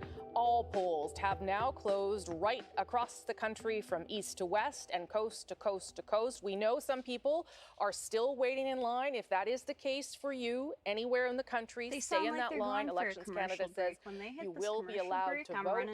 Voting matters. We know the race was close going in, and so your vote will count here. Ian how it's going to get has wild been tracking after this, Ontario and for I've us been through here the for evening. almost 3 Again, hours. early results, but Ian, what are you seeing? Well, one of the things we're keeping an eye on in Ontario is where there may be the potential for change, understanding that we're still very early on in the vote counting. But let's take a look at 3 ridings where we're seeing that potential for change. Kenora, the incumbent here, the Conservative, Eric Malilo, he was the youngest Conservative MP ever elected, just 21 years old in 2019. Janine Seymour is an Indigenous lawyer and activist, and that is a pretty big lead, even with so few votes counted. Let's look at Dufferin Caledon now. This has been solidly Conservative riding dating back to 2004. David Tilson, the longtime MP there. Kyle Seaback won here in 2019 with 42% of the vote. Early, I know, but interesting that he's in second place. And Haldeman Norfolk, look at Leslyn Lewis, the leadership candidate for the Conservatives, in second place. And that's an interesting one to watch. Diane Finley was the Conservative MP here for 6 straight terms. You would think that would be a pretty solid Conservative riding, and it may still be. It's still early. But in terms of, you look at the numbers at the bottom of the screen and you wonder, where's that change coming? Well, right now, it's those 3 ridings, among others. Yeah, really strong MP for that part of Ontario, a very beloved MP for the Conservative Party, certainly. So her retirement was disappointing, but we'll see whether they can hang on to it. David, you're back at your board there with a state of play. I don't know what we're seeing yet, and whether we can determine anything. So give us a sense of what you see. Well, Rosie, you know how British Columbia always complained that we'd have the election called before the polls close out there? Welcome to the party, British Columbia. You're not the empty net goal of election 2021. Look, the Atlantic right now, we said the Liberals needed to be at 25. They're at 23, so they're down a little bit there, though some of these ridings are still a little bit too close to call, but the Conservatives are up at 9. We're going to go into Quebec. The challenge we have right now in doing a proper assessment of the state of the race is that we only have reports from 39 of the 78 ridings in Quebec. And when you go to the greater Montreal area, look at all this gray that we still have on the board. I mean, this is the big battleground between the Liberals and the Bloc Québécois, so we don't yet have a clear sense of what is happening there. I'm going to assume that it's a situation like what we're seeing here in Ontario, where if we go into the greater Toronto area, which is the big two-way battle here on the suburbs of Toronto between the Liberals and the Conservatives. Look at this. We have seen reports of long lines, people there well past voting being closed. Thomas has been showing us that people are lining up for hours to wait. So like absolutely no results to speak of from these key battlegrounds. So I mean this, just to show you 2019 again, to remind you, I mean look how liberal this was, from Whitby down to Oakville and Burlington. Now, you know, we've got little specks of blue in places like Mississauga Lakeshore, but the results are so early, it's impossible to draw any conclusions from them, you know, but we are seeing a lot of orange in northern Saskatchewan, northern Manitoba. I mean, these look gigantic, but these are single ridings. And we're also seeing a speck of it right here in Saskatoon University. So the problem is, Rosie, is these are the areas where the NDP want to gain, the urban prairies in particular, northern Ontario, northern Saskatchewan hold here, but there is so much vote still to come, so much still to be counted. And even out here in Atlantic Canada, Rosie, I have to underline this point.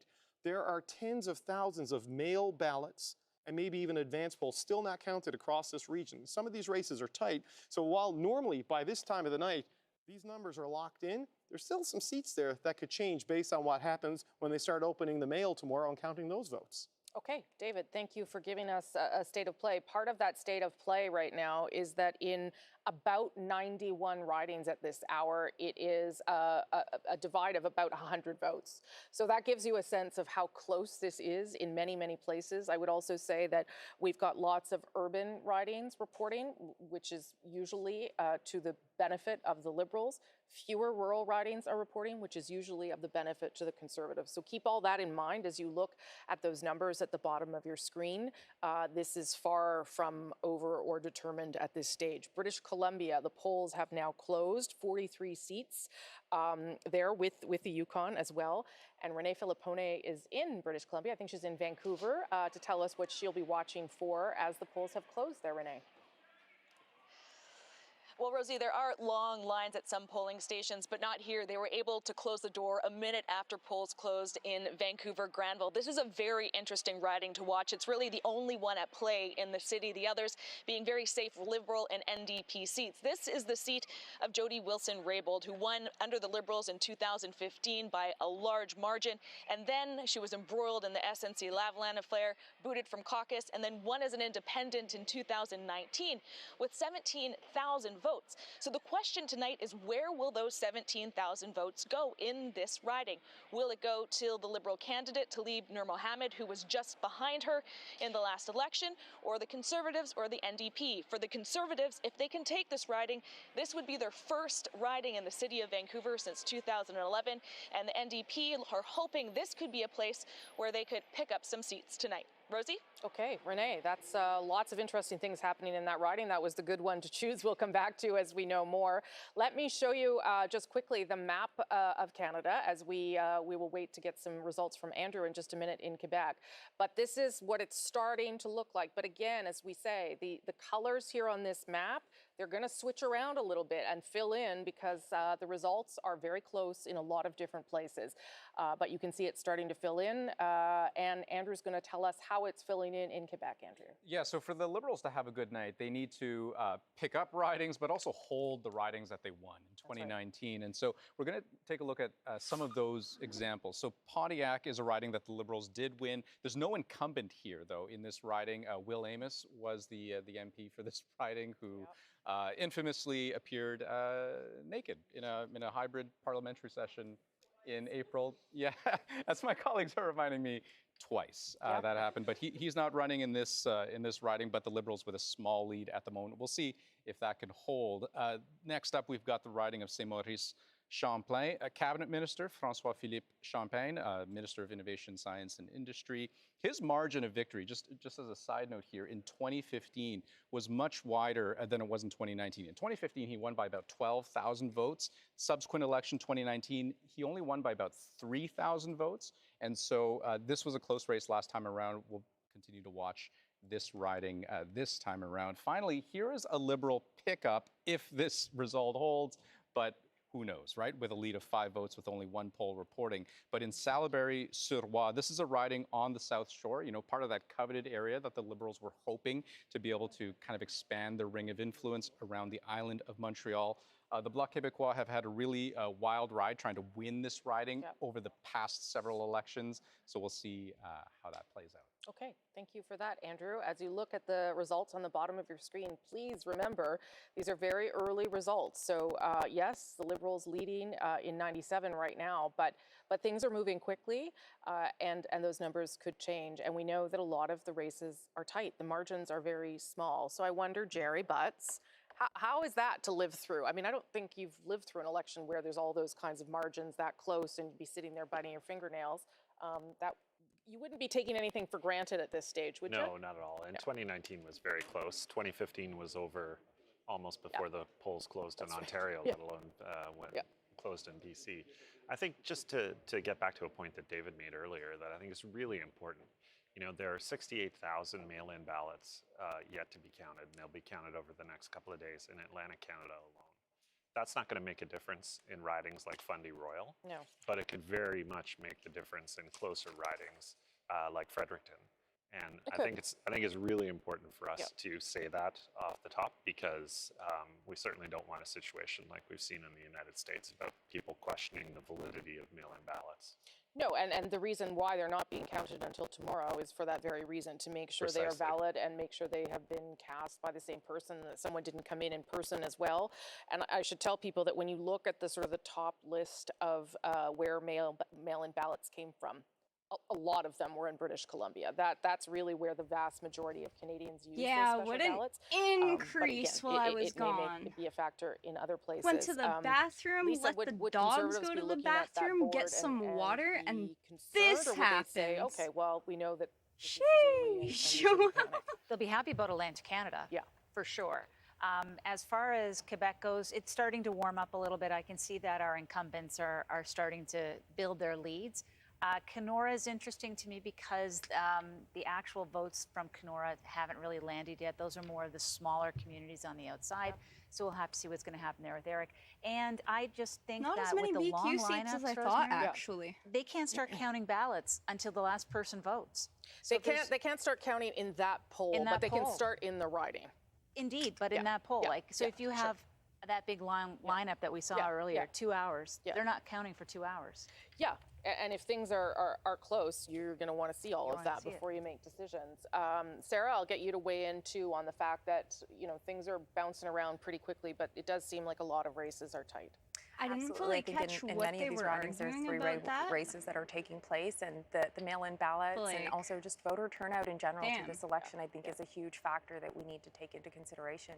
Looking at who's actually coming out and seemed who's able kind to of get done folks with out that to vote woman. today. I don't even know if voter what she turnout, of said course, was a not something smooth that we brain will take know because I tonight, wasn't but a paying good attention up reminder until to she keep got your like eye told off almost. on or, that, like, because dismissed. it is a pandemic election, whether people were reassured about the act of voting, the fact that you get your own pencil and get to take it home with you. I don't know. We'll have to see how that factors into I things. did get to Adrian take now my is back pencil with home some with me. results They from were the like, Furry. so Yeah, I was just listening to what you're saying you about either get to what's keep the happening in the pencil city, or so we you thought put we'd it in have a this little bag look-see and it's going to what's be happening in the city. destroyed. So And I'm in like, well, Alberta I'm in keeping particular, the if you look at pencil. Calgary This is a very Confederation, nice Len pencil Weber, you gave who me, ran sir. in Like, 2015, it's sharpened 2019, perfectly. he is It's leading. like half He the won size then. of a He's normal pencil, leading so by it's like 24. nice This is in the my central part fucking of Calgary. hands. It's got Like, University of I'm Calgary. taking the pencil. States And is then in on there. the way home, I got another If we because zoom somebody over dropped to theirs on the Edmonton ground. Manning, Why would you again, litter? The Why would you just throw that 56% pencil of the away? It's a vote good in pencil. 2019 went to the Conservative. So this is a lead. This is sort of early. It's way too early to make any presumptions here. The one that's interesting so far, it's a slightly larger lead, but again, not much, 41, Randy Boissonette. So this was James Cummings' riding. It's his friend, it still is, but leading right now is the Liberal Randy Boissonette. That is a place where the Liberal Party is paying a lot of Hey, we attention. got that Bishop Freeland Andrew particular, and walking Nut those in here streets with too. Randy Boissonette.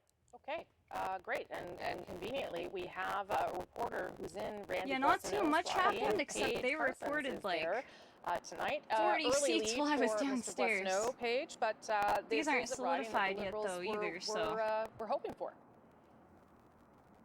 Yes, Rosemary, we're here in the heart of many more Edmonton, seats and do we it's have the left heart to of a bit of count? a battleground right now. It's interesting for people watching. Now, or I keeping know a we're close eye still on this, because about even though to there's go a full through slate of a candidates, bunch of highly it's a conservative rematch districts between here, and we're incumbent still James not even Cummings done and counting the the Lib Liberals, votes, but Randy Boissonneau. Boissonneau, of course, he held it the would be seat. so He won wild it back in if we 2015 and actually then hit a Liberal lost to Cumming majority. in 2019. So it's expected to be very close, and it's one of just a few ridings that are, considered not safe here in Alberta. Those are largely a handful of urban ridings in Edmonton here and in Calgary as well. So it's definitely something we're going to be keeping an eye on, as well I think as my keeping an eye ideal out for this on what's election happening outcome, rurally as well, and seeing if the People's like Party the of Canada ideal or the that's Maverick Party or any of those realistic would further be a right Liberal options, minority grab away some of the with a popular slightly support higher for number the of CPC, NDP which is seats. traditional here in Alberta. Thanks, Rosie. Okay. Paige, thank you. And of course, some of what is playing out in Alberta, a response, perhaps a reaction to the way the Alberta Premier, Conservative I Premier, can't wait managed for them the to pandemic. whip past Certainly through something them the Liberal again, leader because tried to take I have to advantage see of these people party in the votes, last week. 'cause I Okay, we did want not to show expect you the this board Conservatives to again be because this it down bad right starts now. to give you a picture of what might be needed for a majority government. You know already that the number is 170. You've got to get to that. The Liberals right now are leading in 121. In my ride, but the it's lead was leading. using we know the same these are pencil early for races, but we everyone. I wanted to show you suggested to leading or use my elected in own pencil, but 121. she was We like, wanted to no, show you use what they would this have one. to add to that in order to get to 170. Yeah, so the in 45 my riding, number you see on your they screen there, just those had are like seats that they bags had of before. pencils They'd have to hold them, and like and then pencils they'd have laid to out pick on the up table. 4 more. And like So the bags that of is, pencils were like the not an contaminated impossible road pencils at that they this weren't stage, letting right? people touch 45 anymore, and the plus pencils 4 on the more tables would were get the them ones to that you could like 170. pick up Remember and touch. that is what Justin Trudeau wanted. He said that he wanted this election for Canadians to weigh They in actually on the pandemic. suggested That on may my be true, card but to he bring also my had in own his mind pencil, but I a was like, majority government like he got in there's no way 2015. they So don't let's like give let's you a keep pencil, watching that to even see during whether a or not that pandemic. can happen. And as we're watching that, I'll ask Jerry Butts whether you think that can happen, because Liberals that I was talking to wasn't impossible, but it seemed unlikely, sort of what they were telling me. The best thing about election night is that nothing's impossible until all the votes are counted, that's right? beautiful. Look, I think people would be very pleasantly surprised, of course, if there were a Liberal majority government in the Liberal camp, but I think it's still way too soon to get anywhere near that call. Yeah, and I didn't call it. I just laid out my pretty graphics to show what you might need in order to get there. But it does show you that there are some early results, at least pushing in their favor. So Liberals would be happy to see that so far. But again, we have very little from British Columbia at this hour. Ian, though, I think you have some stuff for us here. Yeah, some early results. And let's start with Pitt Meadows, Maple Ridge. What's interesting about this riding is that it is a classic British Columbia in many ways, because it was a three-way race last time around. There's no Green candidate in Pitt Meadows, Maple Ridge, and the Greens last time had 8%. So it'll be interesting to see what impact it has. And to see just a lead of 1 vote at this point. I want to show you a couple of NDP ridings, one over on Vancouver Island. Courtney Alberni Gord Johns has been an incumbent NDP MP there, won 2 terms, and early lead now as he seeks his 3rd. And Vancouver East, when this she has left, been it was an bad, NDP but now riding for a he's long time, talking, and even it's before the okay. NDP existed. Its predecessor winning here. So big lead for the Liberals at this point in Vancouver East, but I would think given the history of this riding, no reason to jump to any conclusions yet. We'll see how things look when more votes get counted in Vancouver East. Yeah, fractional results here, meaning low percentage points at this stage. So, maybe encouraging, but let's just slow down and make sure that we know where everything is going. before we get too excited. But Anita Bath is monitoring things in Vancouver, and she's got a sense of a couple of things to watch for us tonight. Anita, over to you. Yeah, the computer struggling while streaming, because Rosie, polls closed about 15 minutes ago here, and we're in an interesting spot. We're in the parking lot of a mini mall because that is COVID for you. We're not allowed inside any of the candidates' headquarters, but we've got the Conservatives right here to my left. We've got the Liberals across the way in this mini mall, and behind me we have a polling station, no line anymore because people got in time, they got their vote. But we are also in one of two very tight ridings here in BC. We're in Port Coquitlam, just down the street is the other one, Port Moody, Coquitlam. Both ridings made big splashes last election. They were within a few hundred votes of each other, and that's expected again this time around. In fact, all three major party leaders spent quite a bit of time here in the Tri-Cities trying to swing the vote in their direction. Jagmeet Singh was just here last night. Tonight, people will be watching this area, these two ridings, in case the election is close across the country, and this could determine the balance of power. Now, the other thing I want to throw in there, I know Ian mentioned there's no Green candidate in Maple Ridge. Well, there's no Green candidate in these two ridings either, so we will be watching very closely to see where those votes go here. But all in all, it's going to be an election tonight in BC in a lot of parking lots, I think. But the good news, Anita, is that the rest of Canada hasn't figured it out yet. So what happens in BC is really going to matter more than ever. So everyone can stay up late and watch. Thanks so much, Anita. We'll come back to you as the night unfolds. 42 seats obviously up for grabs in British Columbia.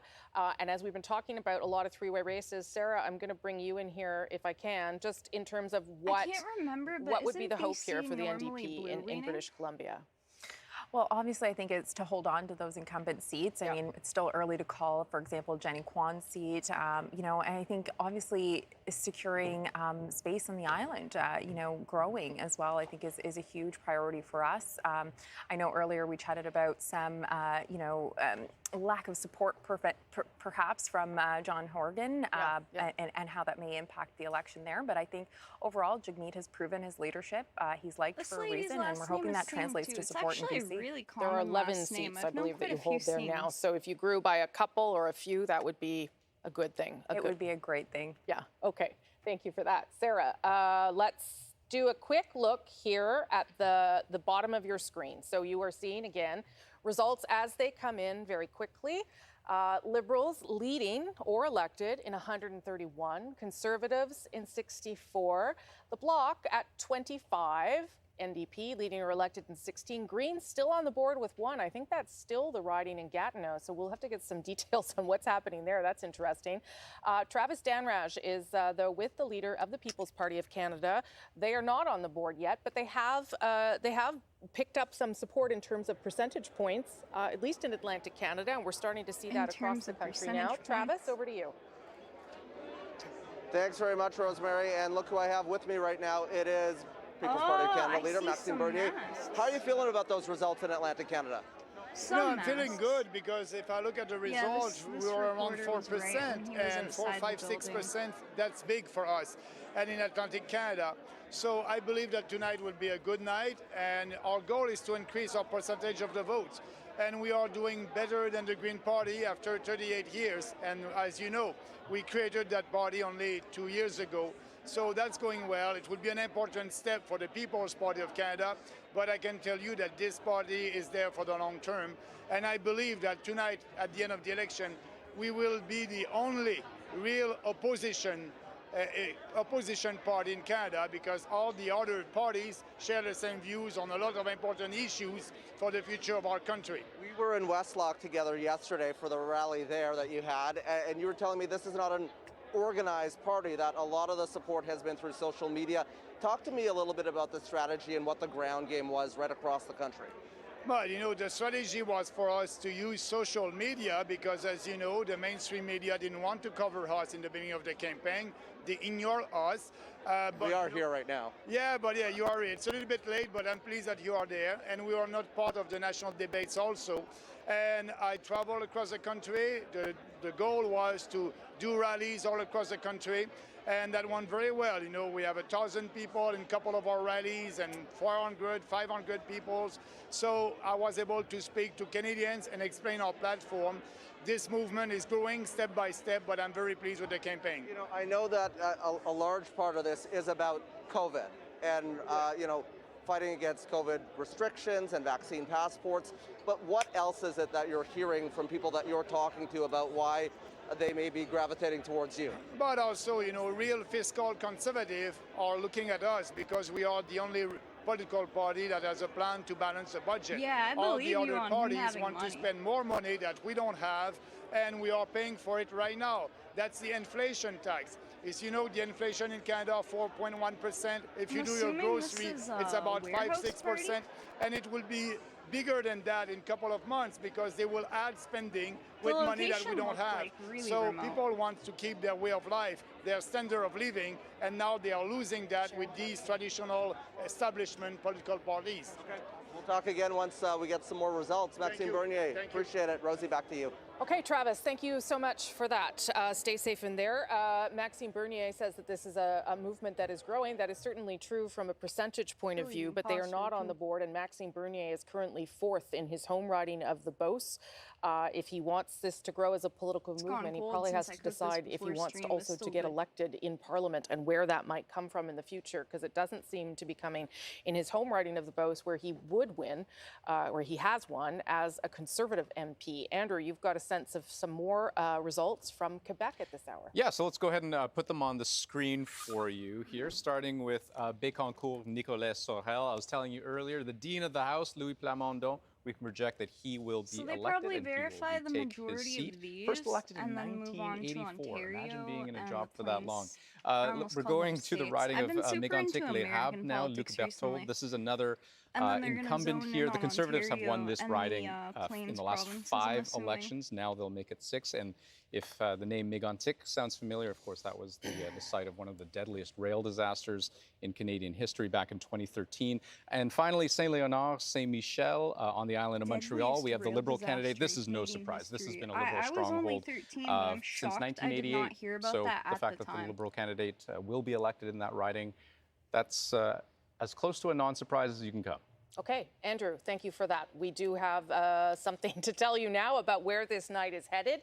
We've been building towards all night. Our CBC News decision desk ready to make a call. In Canada, your next government will be a Liberal government. Justin Trudeau will continue on as Prime Minister, gaining back enough seats to form government tonight. It's his 3rd election win in a row. Canadians have chosen who they want to lead this country out of the pandemic after making what some thought was a political gamble here. Justin Trudeau will remain in power. But with many votes still to come, it is unclear whether or not the Liberals will be able to form a majority or a minority. So we will bring you that information when we have a better sense. But Justin Trudeau, Prime Minister yet again. This is the Liberal headquarters at COVID time, so that's what it looks like. But you can imagine I love her balloons laugh dropping when they move the in a camera normal over to the situation. Liberal Ashley Burke, you're at Liberal headquarters. headquarters right now. Liberals, hang on to government. Exactly. There's no cheers. There's no big smiles. There's no party going on here. Yeah, no it's hard to get cheering, a no sense of what people's parties, reaction no, was. I was just out in the hallway trying to get a sense of the mood from staffers. They said that the staff Like, that here was so quiet. funny.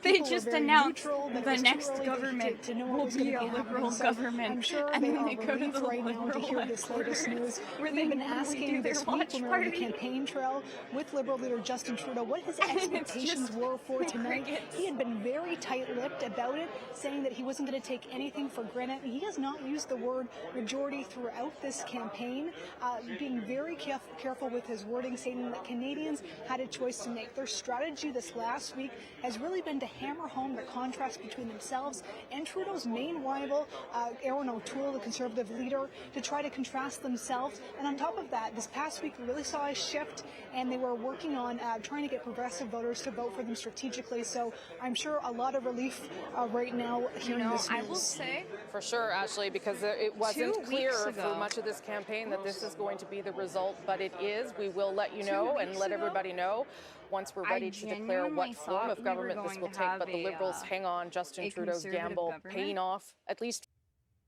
And then, honestly, I think what mostly fumbled the bag for them was Aaron O'Toole coming out and saying he was going to repeal certain Liberal firearms bans. Like, I think that was probably the campaign killer that led us here. Because the Conservatives had a lot of momentum this year. And then the Liberals just took that back within, like, the past week, like, right after the English federal leaders debate. Not really the French one, but, like, once the English one came out. Government. So Liberals, so you'll see the Liberals aren't actually on the board here with the seat change. Why is that? It's because they are right now holding every seat they had, which was critical to holding on to government. The Conservatives are down 3, the Bloc down 1, the NDP up 4, but the Liberals holding seats. That's why they're not on there for seat change. Job by and the it's also NDP why we feel comfortable saying they will form the next government. Jerry, what do you think? It's a great moment for the Prime Minister, and it's a great moment for the Liberal Party. I think he's been vindicated in calling this election. And lots of people will debate whether this is really a win. As I said at the outset of the show, Rosie, I'm very old-fashioned about this stuff. When you're Prime Minister after an election, you won the election. Yeah, and we'll see where we end up too, right? Absolutely. I mean, if the goal was a majority, we'll see. If it's a stable minority that it goes back to, good enough as well. Yeah, and you have to hand it to the Prime Minister on this. You'd expect me to say this, of course. Yes, I would. But look, the guy has won still every have election he's ever 76 stood in. seats left to report. From the nomination in Papineau back in 2006, I So think, they what, could 2007? even hit all the way up to majority, tonight. but And it's a if pretty BC remarkable, is right-wing leaning, like I think and a bit it in is, politics. now Okay, it's at 70. I'll get Lisa's reaction in just a moment, but first I want to go to David Cochran to Then I'm show not us fully how sure some of if this they has can even unfolded do and what we're that. still waiting Is for in it- some ways, David. Yeah, Rosie, we're Was still it waiting really for a worth lot. it? The projection guess has it's been worth made, but it I'm if going to they tell you get that more right now the most seats. certainty we have is in Atlantic Canada, where it's a 23-9 split, but there's still some ping-ponging back and forth This has been a very in the Atlantic confusing provinces. And in Quebec, we're still waiting for results from 7 ridings. But I'm going to go into the greater Montreal area. You can see the Liberals holding on to their base of strength in Quebec here in the island of Montreal, and it looks very much like it looked in 2019. We've got a few blanks to fill in yet. We don't know what color those are going to be, but there's a stability emerging there. that And I looks just like have a a poke deer. up at the Quebec City region. We still haven't even heard from the Quebec Liberal incumbents right here, and Joël Lightbound and Jean-Yves Duclos, but right now they're up in Beauport-Limoilou, which we know is a Conservative target. Now, here's where there's a lot of Liberal votes left to come. We haven't got the results from them. We're going to go into the Greater Toronto area eventually when I start using the map properly, Rosie.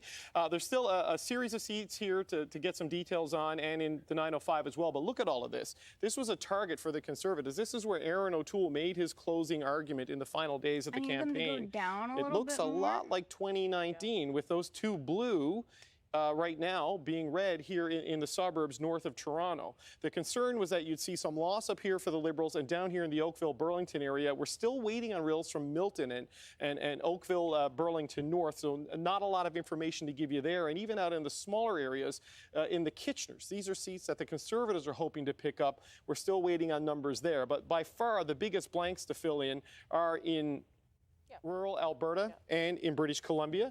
And just zooming in on the lower mainland, the greater Vancouver area, these suburbs are a big battleground where the Liberals, the New Democrats, and the Conservatives are expecting to be in play. So still a lot of numbers to come in. We are short results from 48 ridings at this point, which just goes to show you what's happening in places across the country, or even in Ontario.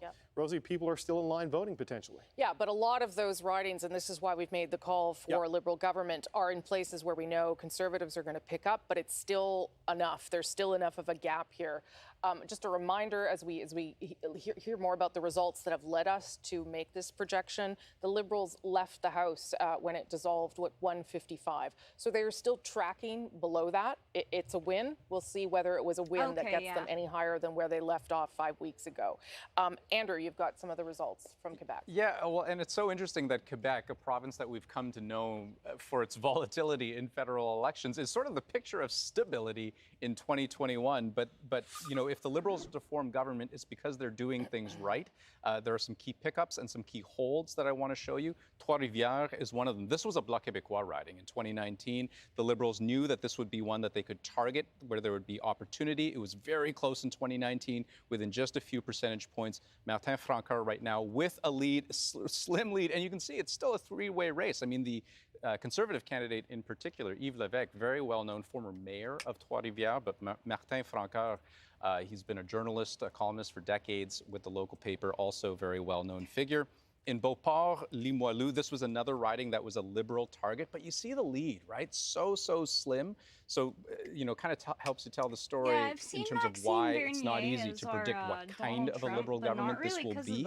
But the Liberals in the lead right now in what was a really tight three-way race in 2019. And in the final week of this campaign, both Trudeau and Yves-François Blanchet visited that riding. Finally, Gaspésie, Les Îles de la Madeleine. I've been watching this riding so closely over the last little while. Diane Leboutillier, a cabinet minister who's got that cabinet posting on the line, not just the seat. This would be a key hold for the Liberals. They'll be heartened to know that they're still maintaining that lead in this place, in particular because they knew it was going to be close. It was close in 2019. They knew the Bloc Québécois had invested more resources into this riding than they had last time around because they saw it was a viable shot. Yves-François Blanchet visited that riding a number of times over the course of the campaign. It felt like the early days of that. All Liberal cabinet ministers are leading in their ridings right now, with the exception of Bernadette Jordan, who was defeated in Atlantic Canada. Let me show you the map at this stage here. Sorry, there's one other cabinet minister trailing, that is Mary Monsef in Peterborough, which was of concern to the Liberals, so we'll keep our eye on that. This is what the map of Canada looks like right now.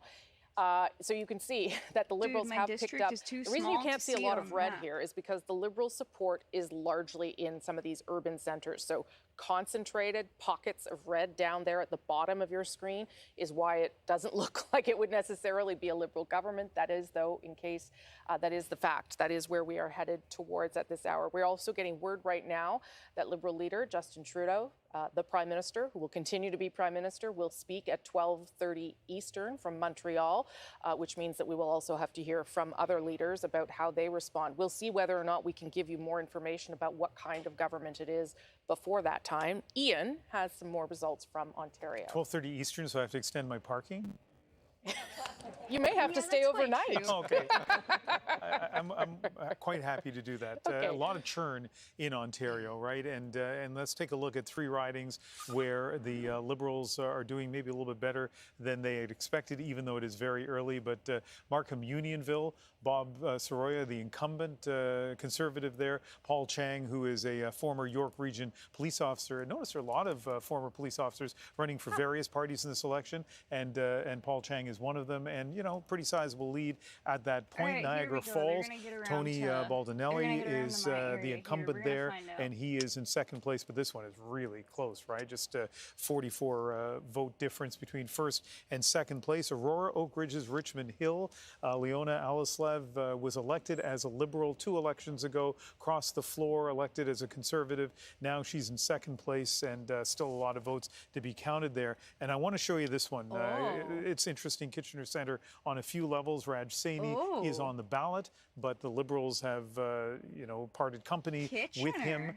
But you know, they're not losing that seat to the Conservatives. It looks like they may lose it to the Greens. Mike Morris placed second last time around, and of course, as we can all see, he's in first place. That is the Green riding that we see at the bottom of the screen. Yeah, I had thought it was in Quebec. It is not. It is in Kitchener Centre. We have a reporter there, and we'll go back to her if that pans out, if that is indeed a new pickup for the Greens. It is a place where they thought they would have a chance.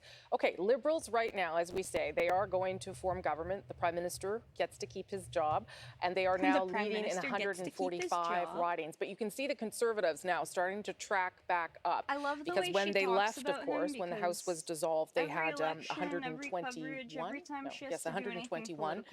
ridings. So they are hoping that they can at least get back up to where Andrew Scheer left them in 2019, which was a bigger, picks on him. a bigger overall popular vote and 121 seats. Let's see if they can get there as these things start to fill in on the map in the prairies. Block at 26, which would be a bit low for them. So we'll see whether or not that holds. And Greens, as Ian mentioned, on the board with one in Ontario. So let's go to Adrian now, who can start to tell us about how that blue is filling in a not very surprising way in the prairies. No, it's true. It's not filling in a surprising way, but what is kind of interesting right now are some of the patterns that you're talking about, the places the Liberals may pick up. So if you go into, again, Manitoba, and we're not doing this on purpose, Rosie, just for you, but here we go. Charleswood, St. James, Assiniboia, Headingley. This was the tightest race of 2019. This is a place where Trudeau went to spend some time. The ER dog, Doug Ellefson, is certainly in the lead there. The lead is very tiny, 176. If you keep in mind the tightest race 2019, but that was by 2,400 votes, so ways to go there. If we go to Edmonton Centre, this is going back and forth between James Cumming and Randy Boissonneau, 38 lead, but this has been bouncing back and forth. That one clearly not over yet. And this one's interesting, Saskatoon West. So if this proceeds as it's going here, this would be the only non-blue seat so far in Saskatchewan. He looks like a cartoon character. Robert Doucette He looks like the has dude from had Up. a huge amount of support from the NDP party. He's a former Métis Nation Saskatchewan president, lifelong politician, very good ground game. This was a Conservative seat, still is right now, but 5 of 169 polls reporting Robert is in the lead there. So let me just say to you, if you are still in a line anywhere in this country, we may have called a Liberal government, but your vote is still going to matter. It's going to determine where the Liberals end up in all of this. So stay in the line. Your vote will still be counted. You'll still get the chance to do that. And it will still matter when it comes to the results here as well. Lisa Raitt, I haven't heard yet from you. You haven't called on me yet. No, I know.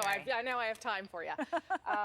Obviously, a disappointing night for Conservatives. It's going to be a disappointing night for Conservatives. They picked up in the Atlantic Canada, which is great. I'm just watching what's happening in the GTA area. Still not really sure on a lot of the outer ringed ones to see whether or not the message connected. But, you know, I give credit to the Prime Minister. He won. He is going to form the next government.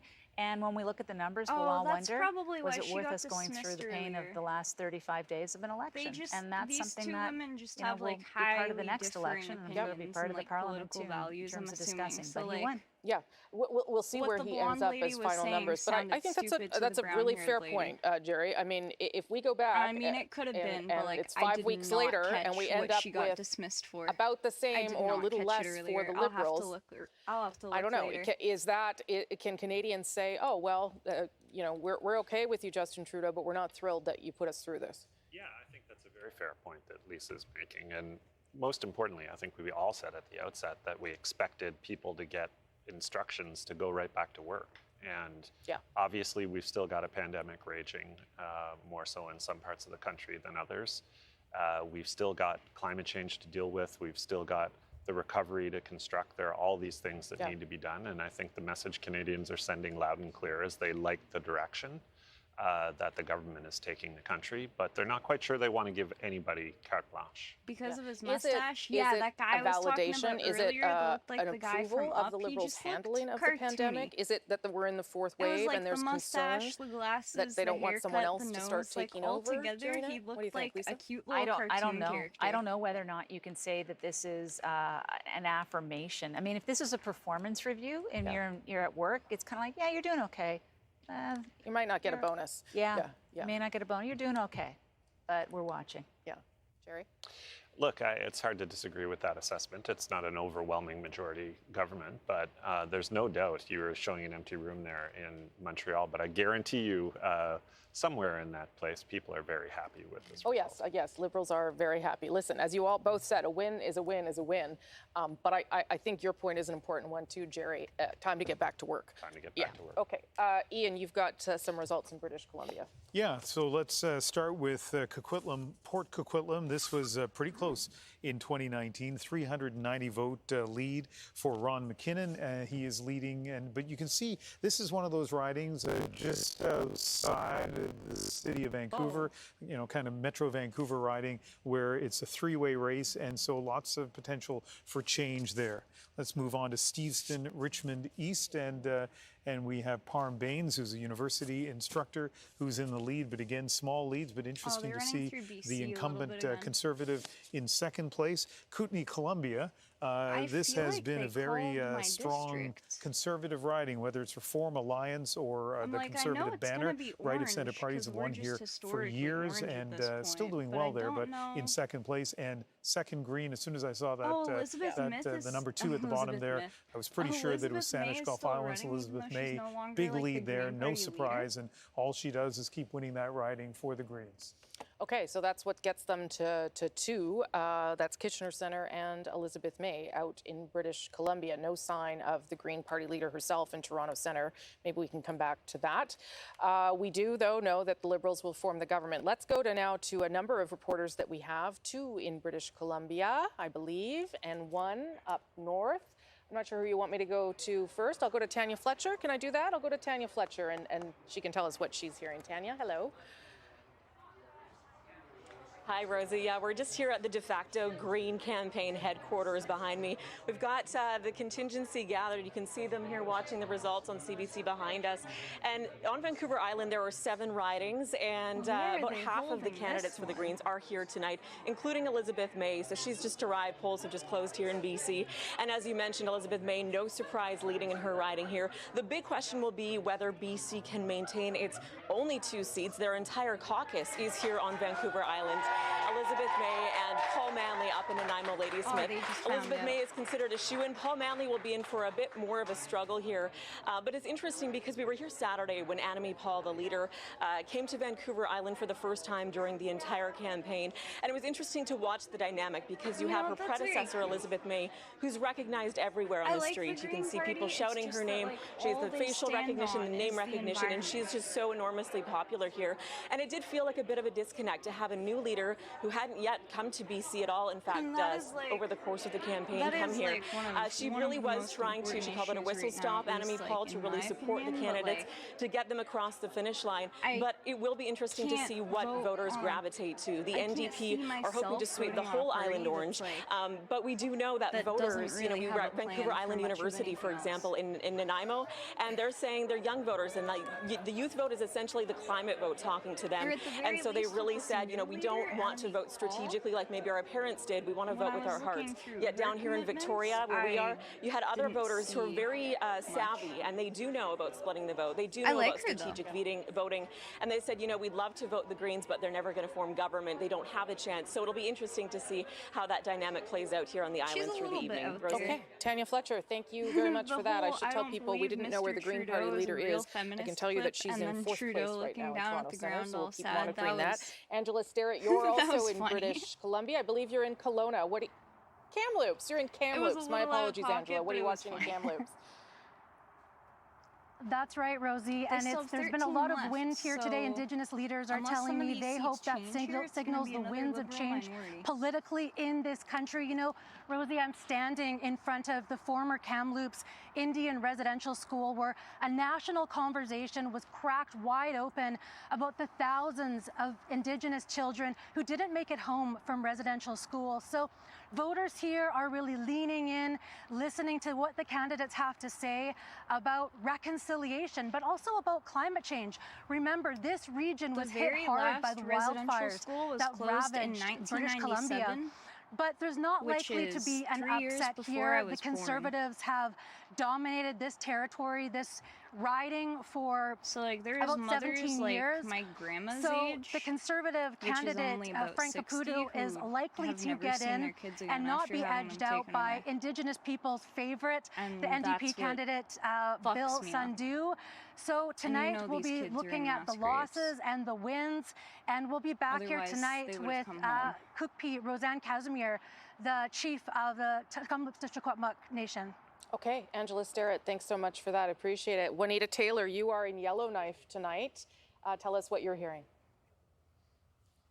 Hi, Rosie. Well, definitely Liberal supporters across the north are cheering this hour, given the prediction that Justin Trudeau will once again take office. Now, what we don't know yet is just who will be representing the north in the House of Commons. Interestingly so, only one seat is occupied in the House of Commons by a member of Parliament from each territory. So Northerners only have a select few to choose from on the ballot. And there's some really interesting races that we're watching tonight. In Nunavut, it's all women in the running. In the Yukon, its Chief Medical Officer of Health has put his name forward. And in the Northwest Territories, a parachute candidate from Ontario is hoping to get the seat, yet has never stepped foot in the Northwest Territories. But the main issues that we've been hearing throughout this campaign include climate change, housing shortages, the economy, the pandemic, and of course, reconciliation. Rosie? Okay, Juanita, Angela, and Tanya, thank you all so much for giving us a taste of what is happening in your regions of the country. Appreciate it very much. We'll continue to monitor all of that. I'm in charge of telling you which leaders have been elected or defeated. I'm in charge of a few other things, but that's one of them in terms of riding results. The Bloc Québécois leader handily wins the Belleuil-Chambly riding. Of course, we'll have to see what's going on there, but the Bloc right now is trailing where they were, so we will watch to see whether he performs as well as he did in 2019. But he has won in his own riding, and here the Conservatives hold on to the riding of the Beauce. Maxime Bernier, the leader of the People's Party of Canada, may want to grow his party. Right now, they're holding at less than 5% on average across the country. So yes, that's a bit of an improvement from the last election, but not a dramatic one. And he again fails to win in the riding of the Beauce. Right now, our results at 150 for the Liberals, 151, leading or elected, Conservatives at 120. Keep your eye on that number of 120. When we dissolved the House of Commons, the Conservatives had 119 seats, but Andrew Scheer won in the last election 121. Does Aaron O'Toole have to at least get that high in order to keep his job? Is that conversation already happening? The Liberals are tracking now towards where they left off as well. So it's very likely, or it looks very much like the House of Commons that we left with back before the summer. Okay, Rafi Boudjikanian is at the Bloc Québécois headquarters right now. Mr. Blanchette keeps his job, Rafi, but listen, the Bloc is leading in 28 ridings. She's That's so a far snarky. I love her. Mr. Blanchette gets to keep his job in the early days of this campaign. And Rosie, if he was here, he would likely want to remind you he never said that as a goal, just talked about it as a dream or an aspiration. But yes, they are not close to there. Right now, they're not close to the 32 they had at dissolution. You're hearing some cheers around me as we, see Radio-Canada broadcast talk about the Bloc candidates who are getting elected. Funnily enough, a couple of minutes ago, there were some cheers for a loss, for Maxime Bernier losing in Beauce, which was just declared here, and some some also, clapping happened. But the night isn't over yet, of course, and Yves-François Blanchet had suggested that he might have to come out tonight and tell people to be patient about results. Perhaps that's what we will hear from him tonight after all. But of course, we do know that it will be a Liberal government, so it'll be curious to see what his reaction is to that. He ran most of his campaign attacking Justin Trudeau for calling this election in the first place, and now it looks like Trudeau at least got to win part of his gamble. I have a 3D that I could use. Rafi Boudjikanian there in Montreal. Thank you for that. We'll come back to you, Rafi, as needed through the evening. Appreciate it. Andrew now is going to explain a little bit of what we're seeing there, and whether that Bloc number is going to tick up a bit, Andrew. I don't know. Yeah, well, the question that I'm trying to answer here is, what would it take for the Liberals to actually hit that magic number of 170, right? Is that we know it'll be a Liberal government. We don't know if it'll be a majority or a minority. And when I dig deep into the Quebec numbers, what's really interesting to see is all of those ridings where the Liberals are trailing right now, but by very small margins. So it kind of goes to show you just how much volatility, how much potential there is for the Liberals. So let's go ahead and show you what I mean. Starting with the riding of Terrebonne. This was a Bloc Québécois riding, the Bloc Québécois in the lead, but not a huge lead. We're only talking about a couple hundred votes right now. And interestingly, just with this riding, Michel Boudreau would have been the incumbent for the Bloc Québécois had Yves-François Blanchet wanted him to run. He won this riding in 2019. But there was some infighting and some controversy around the nomination process. Rivière-des-Mille-Îles, another riding that is razor close. The Bloc Québécois candidate in the lead. This was a bloc riding in 2019, but look how close it is. 33 votes. This was a Liberal target, a rematch, in fact. Linda Lapointe ran in 2019, fell just short back then. She's falling short right now, but this story ain't done. Let me show you another riding. Shefford, another Liberal target. Pierre Breton, he actually won this riding in 2015. He lost in 2019 by 898 votes. Still very much in the race, just a couple hundred votes shy right now. And one more riding, Thérèse de Blainville. Another Liberal target, a riding that they thought they had a real shot in.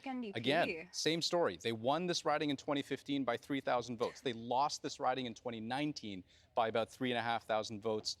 Still very much in the race, down just over 100 votes. This could go anyway. Okay, Andrew, although we will say that the path to a majority for the Liberals is like one of those tiny little trails up the side of a mountain. It is not a very big one at this stage. Someone left some breadcrumbs. They could maybe get there, but I'm not sure it's going to happen tonight. Anyway, they have secured government, and Justin Trudeau, the Prime Minister, he will remain Prime Minister, and he's been re-elected in the riding of Papineau tonight in Quebec. So that's probably a good thing for him, too. David Cochrane is at the board now to explain some of what we're seeing. David. Yeah, Rosie, if he's going to be Prime Minister, it helps to have a seat in the House of Commons, but I think he might have to jump on a mountain goat if he's going to get to a majority, because that path is getting pretty narrow. I'm going to take you across the country now and talk about some of the benchmarks we set out at the start of the night. Remember, we said Atlantic Canada, the Liberals needed to be at 25. Well, right now, they are at 23, and some races in that region are still too close to call. So they're below the metric, but they've made up for it as we start moving across the country. We said 35 would be a good night in Quebec. Now, it's not over yet in Quebec, but they are sitting at the current time at 37 seats in Justin Trudeau's home province. The big reason for why we've been able to project a Liberal majority is the strength in Ontario. 65 was the floor we set for them. Anything below that, they were in trouble. But it still says 29. They're at 70. Oh, my finger's running out of ink, Rosie. They're not at 713. They're at 73. Take it from me. Okay. And the 5 in Manitoba, right now, it looks like goose eggs at this point, with a lot of voting to come still in Saskatchewan and Alberta. I know they're keen on Calgary and Edmonton ridings here. And in British Columbia, at this count, they're at 12, and with 2 in the north. Look at this. It's starting to go a little bit crazy on me.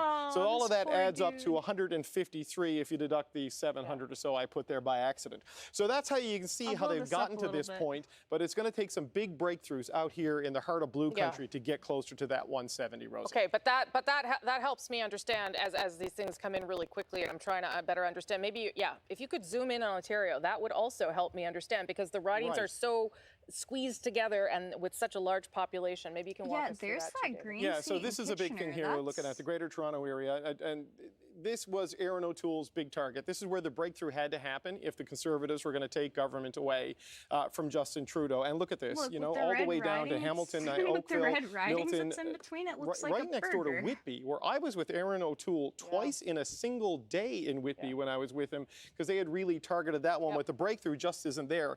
And I want to take a look at another area that we were talking about earlier, the smaller urban centers.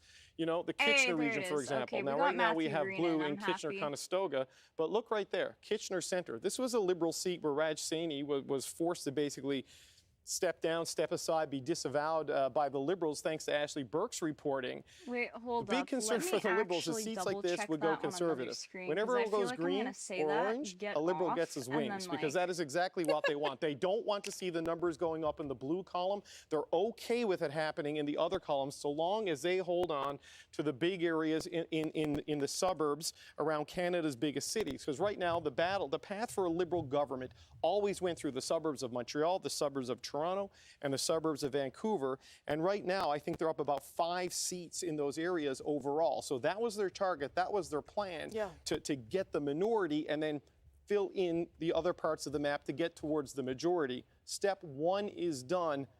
Step 2 is still possible. But that's for the big brains on the decision desk, not for me, Rose. Okay, and I mean, what this map also shows is that, yet again, the Liberals, for now anyway, you're right, Calgary, there's still a couple of ridings in Alberta. For now, they're shut out of Saskatchewan and Alberta, which would be the same message that those 2 provinces sent to the Liberals the last time around, and may be difficult to manage. But again, we are waiting still for some results there. Let's look at the green number on your board there. That's leading in 3, so we know one of them is Kitchener Center.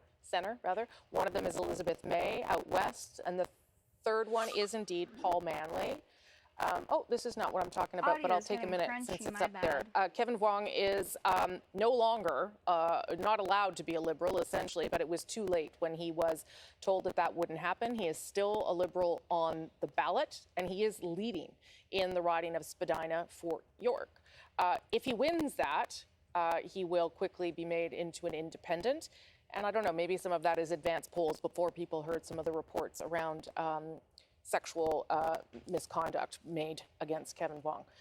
Okay, let's go back to the Green story. So the two out on the West Coast that we thought might be able to hold, we'll see whether or not that happens. The one in Kitchener Center would be a pickup.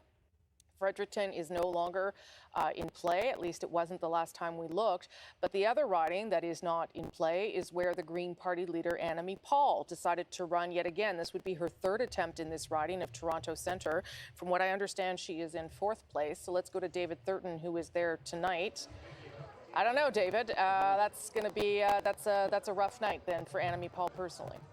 Took a while to consider. Yeah, you know, it's a kind of an awkward vibe here right now. People are cheering that there are 3 Greens on the board, and certainly they are pleased with how things are going in Kitchener Centre. That's in Ontario. But yeah, Annamie is in fourth place. Annamie Paul is in fourth place. That doesn't look good for her chances of winning her seat and her future within the party, because as insiders have told us, you know, there really isn't a path forward for her if she doesn't win her seat, given all the infighting, given the opposition that she's had in her party. She came out about, I'd say, 30 minutes ago. She addressed her supporters. She basically said that, you know, she's concerned with the long lines that we're seeing in Toronto. And she's especially concerned about her own riding, because in the last election they had 91 poll sites. This time they're down to 15, so that is a significant drop. I think the greatest drop in poll sites compared to 2019 and all of Canada. She said in the past that calling an election during a pandemic is akin to voter suppression. So she's very concerned about the long lines and the ability of people to vote. I'm sure she's concerned about the numbers that we're seeing so far when it comes to her chances of being re-elected in her riding, Rosemary, as well.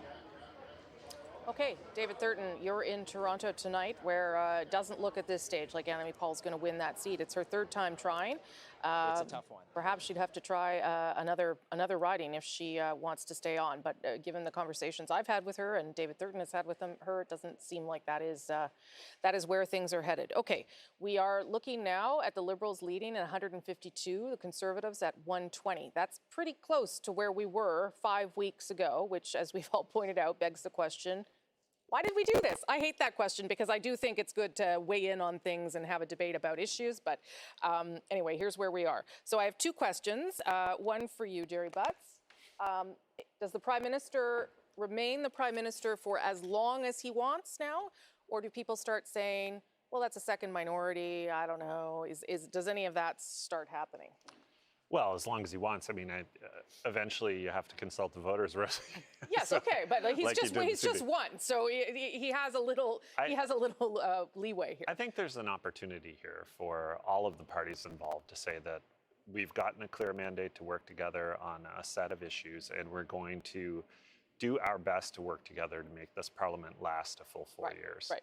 That's my perspective on things. It's certainly not speaking for the party, but that's the note I would be sounding tonight if I were a leader of any of the when parties. They call Parliament back in. But you didn't really answer the question. What was the question? I'm not going to be as hard as you as I am on elected people. I'm just asking you, Canadians chose I'm not us asking if to you think work he's going together. to quit. I'm We are asking you, supposed to at work some together point, for does it Canadians. become We're going to hear a question of how long we're going to hear a lot he of wants to be that the in the Liberal leader? coming months. Well, I think that's always a question for any leader, but I think retiring from politics would be the farthest thing from Justin Trudeau's mind tonight. He just got a fresh mandate. Say what you will about the circumstances of it, but to me, it's a 4-year mandate. Yeah, nothing new. It will stand unless the government is brought down. Basically the exact same as it's Okay, been so then since same last question to you, election Lisa Ray. and the election if we before look at that, we're back up to although I wasn't 121, following. which is I where kind of Andrew followed Scheer the 2015 left the one. party, and he was pushed out. How I does was Aaron still O'Toole pretty make the young. case that he gets to stick around for Obviously another followed election? the last Well, he one. goes to caucus, and he's got a couple of new members from the Atlantic caucus, And and then he's going this to one. have a few less from the Ontario caucus, and that's going to be a difficult conversation that he's going to be having with members of his caucus. You know, there's no policy convention for a year and a half. There's no automatic membership review. It has to be all dealt with under Michael Chong's old bill that was introduced that they have to decide whether or not they're going to accept it first. So there's lots of procedure to go through between now and then. But let's see what the last of the numbers show us, and then he'll have to make a decision. Would he want to stay with that? Would he say to himself, well, that, you know, I'm okay with that? I mean, that was sort of what the expectations they were trying to set tonight was, if we can keep him at a minority, we're good. So I mean, we already know, we've seen some of the people already posturing for the job publicly, right? So I don't know how long that lasts, but 12 months in, he increased the percentage vote out in Atlantic Canada. Let's see what the numbers look like in Quebec and Ontario, holding our own out in the West and BC. So he could make a case. He could make a case. A little too early tonight, but to say that it's all bad for him. But he can totally make a case. And is his heart in it? 100%. Okay. If I could just add one more point to this, Rosie, and I think it's an important one to observe, because I think most observers would say that the first couple of weeks of the campaign went well for the Conservative campaign. One thing that is super clear tonight, in particular in Ontario and Quebec, is that the gun lobby was thoroughly rejected by mainstream voters in Canada. And I really hope that the Conservative Party absorbs that lesson going forward. Yeah, I think they would probably take issue with the word mainstream. There are lots of mainstream gun owners who are responsible gun owners, not to speak for them, but I think that that's probably what Conservatives would say, Lisa, that they're... Or do you agree with Jerry? Well, I would say that the Liberal campaign of scaring people with respect to guns in downtown Toronto and environs worked. Yes. Yeah, that was a turning point. Yep, it worked. For sure. Okay. Whether it's good or not, I don't know, but it worked. I think it's pretty good not to have assault weapons on our streets. And I think most Canadians agree with that. Well, I wasn't saying that. But I was that's not what the saying campaign that. was. I was talking about the fact that it was a tactic that worked. Yeah. Sarah, let's bring you in. We'll let them just decompress for a moment.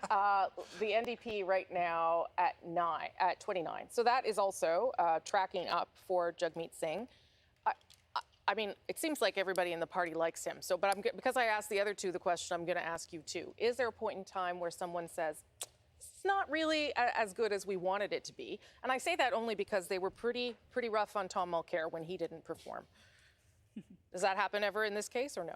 Well, you know, I think Jagmeet's still a relatively new leader. In the last election, we saw him perform well, and I think he's done the same in this election. He ran a very positive and hopeful campaign that inspired a lot of young people to get engaged in our political system that probably will be voting for the first time in this election.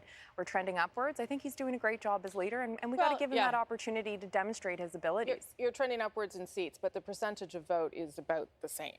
And Tom Mulcair didn't get 2 kicks at the can. I mean, I don't want to relitigate that one. I've spent enough time on it in my life, frankly, but just that is not something that you would hear inside NDP circles, I guess is my point, that he would ever have to think about leaving as long as things improve slightly or held. Yeah, I think at this point he's doing a great job as leader, and I think in terms of the NDP circles, we're all very proud of him. He's been very positive in terms of his reception to Canadians, the way he's been engaging with people. I think he's doing a phenomenal job as leader, and I think Canadians are also supporting that as well. Okay, Sarah, thank you for that. If you look again at the bottom of your screen there, you can see we are very close to where we were when Parliament left off and before this election was called. Maxime Bernier is in Saskatoon right now speaking to supporters. He has not won any seats and he lost his seat, but let's listen to his message to his supporters and those who did vote for him. Thank you, Purple Army. Stay strong and free. Et à bientôt. Merci.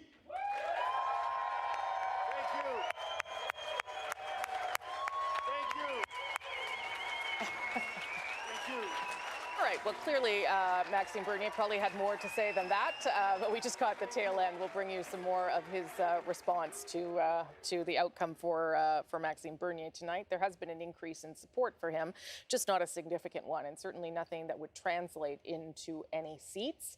I would say that is not, Maxime Bernier doesn't seem to be walking away, though, from this political movement. He believes he's on to something. I think a good question at issue would be whether that movement is deeply attached to some of the response around the pandemic, or whether there's something else that they can work off going forward.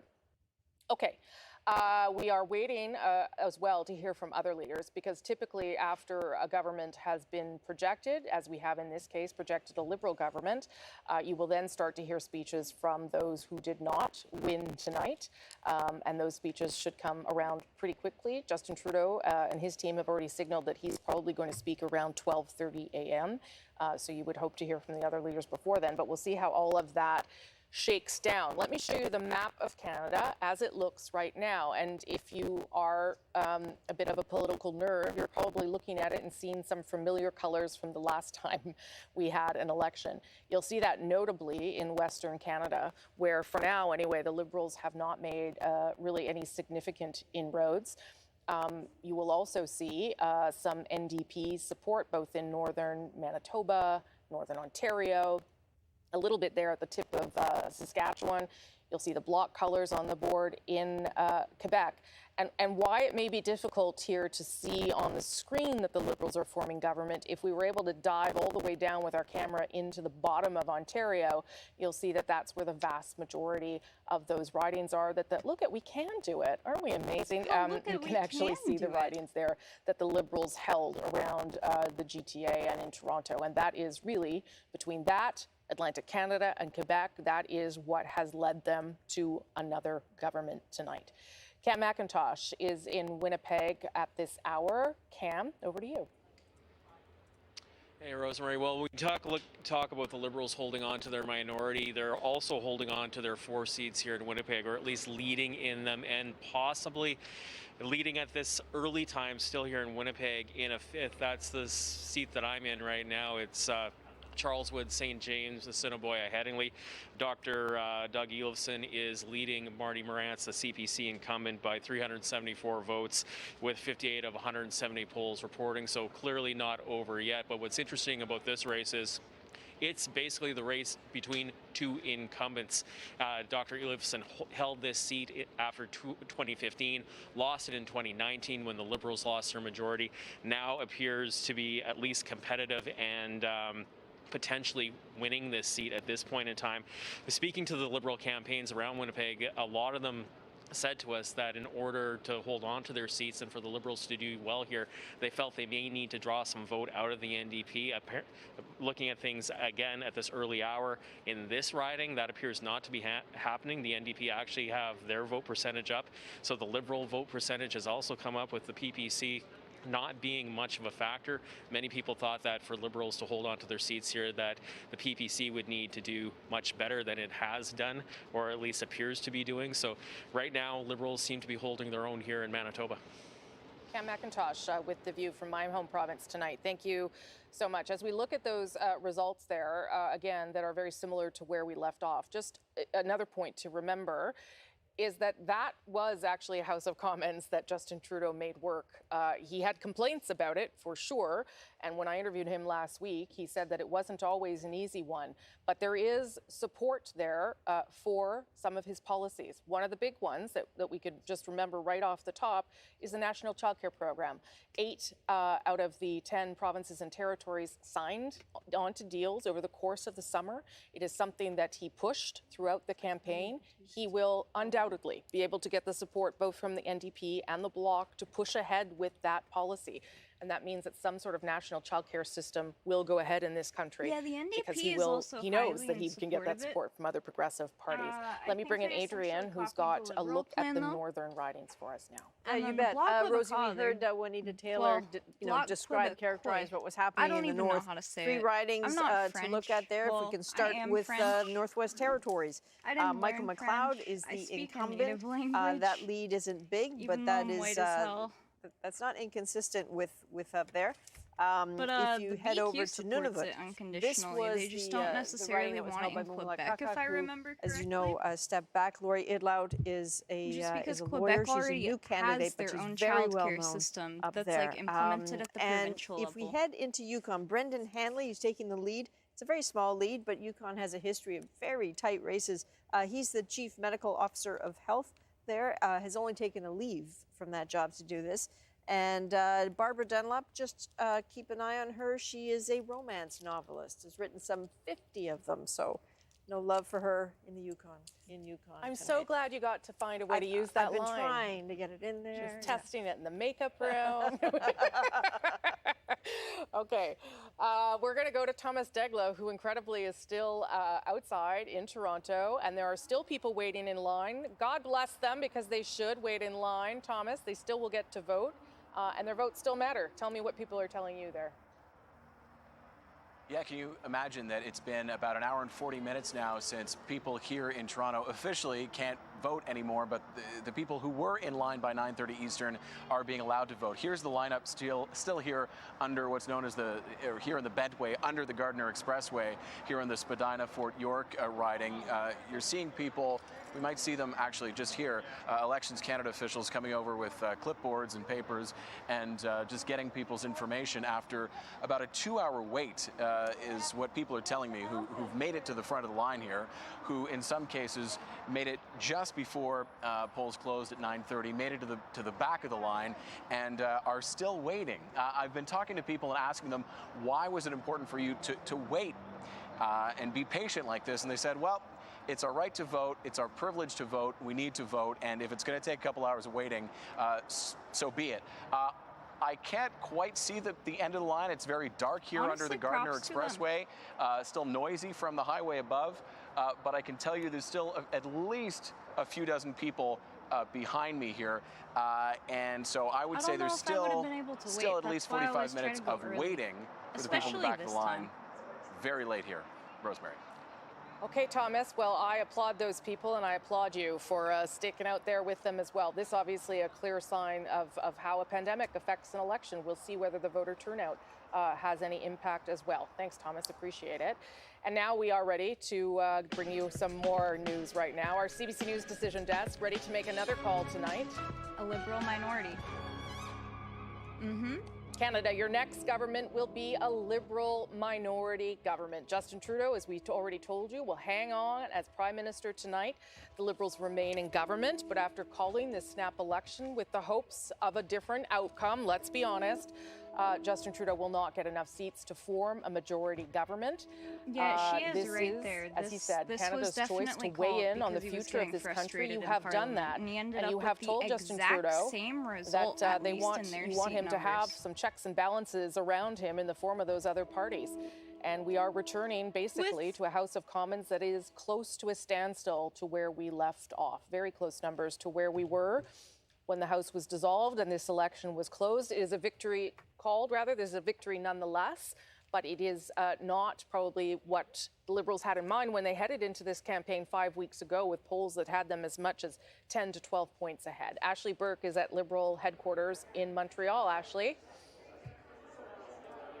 Again, hard to tell the reaction in this room. Still quite quiet here because people are not in this room due to COVID-19. But after I got off the air the last time when the CBC News called the Liberal government, headed out in the hallway, I saw people high-fiving, that's exactly excited what it faces. is. They want, I was told that in the staff room just down the hallway that there was cheering at that point. But people were saying at that time that they were watching the numbers carefully, that the seat matters count, and they were trying to get that majority or get more seats than they won last time. They would have to hit 157 seats. We're not at that point yet. So it will be interesting to see what the reaction is from the Liberals tonight.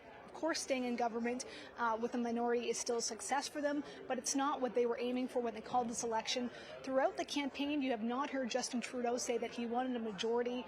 He was very careful with his wording. There was only one minister, Dominic LeBlanc, who was the only one who came out and said that. And so, you know, interesting to see what the reaction will be tonight. We're waiting for Justin Trudeau to head out on the stage tonight. We're hearing could be about an hour and a half or so. His son was down here earlier, his oldest son, checking out the stage. But there's certainly going to be questions raised tonight about, you know, perhaps Justin Trudeau's judgment for calling this election in the midst of a pandemic when some people didn't feel this was the right time, and coming out of it with perhaps, you know, around the same seats or a little bit more, what that means for his future.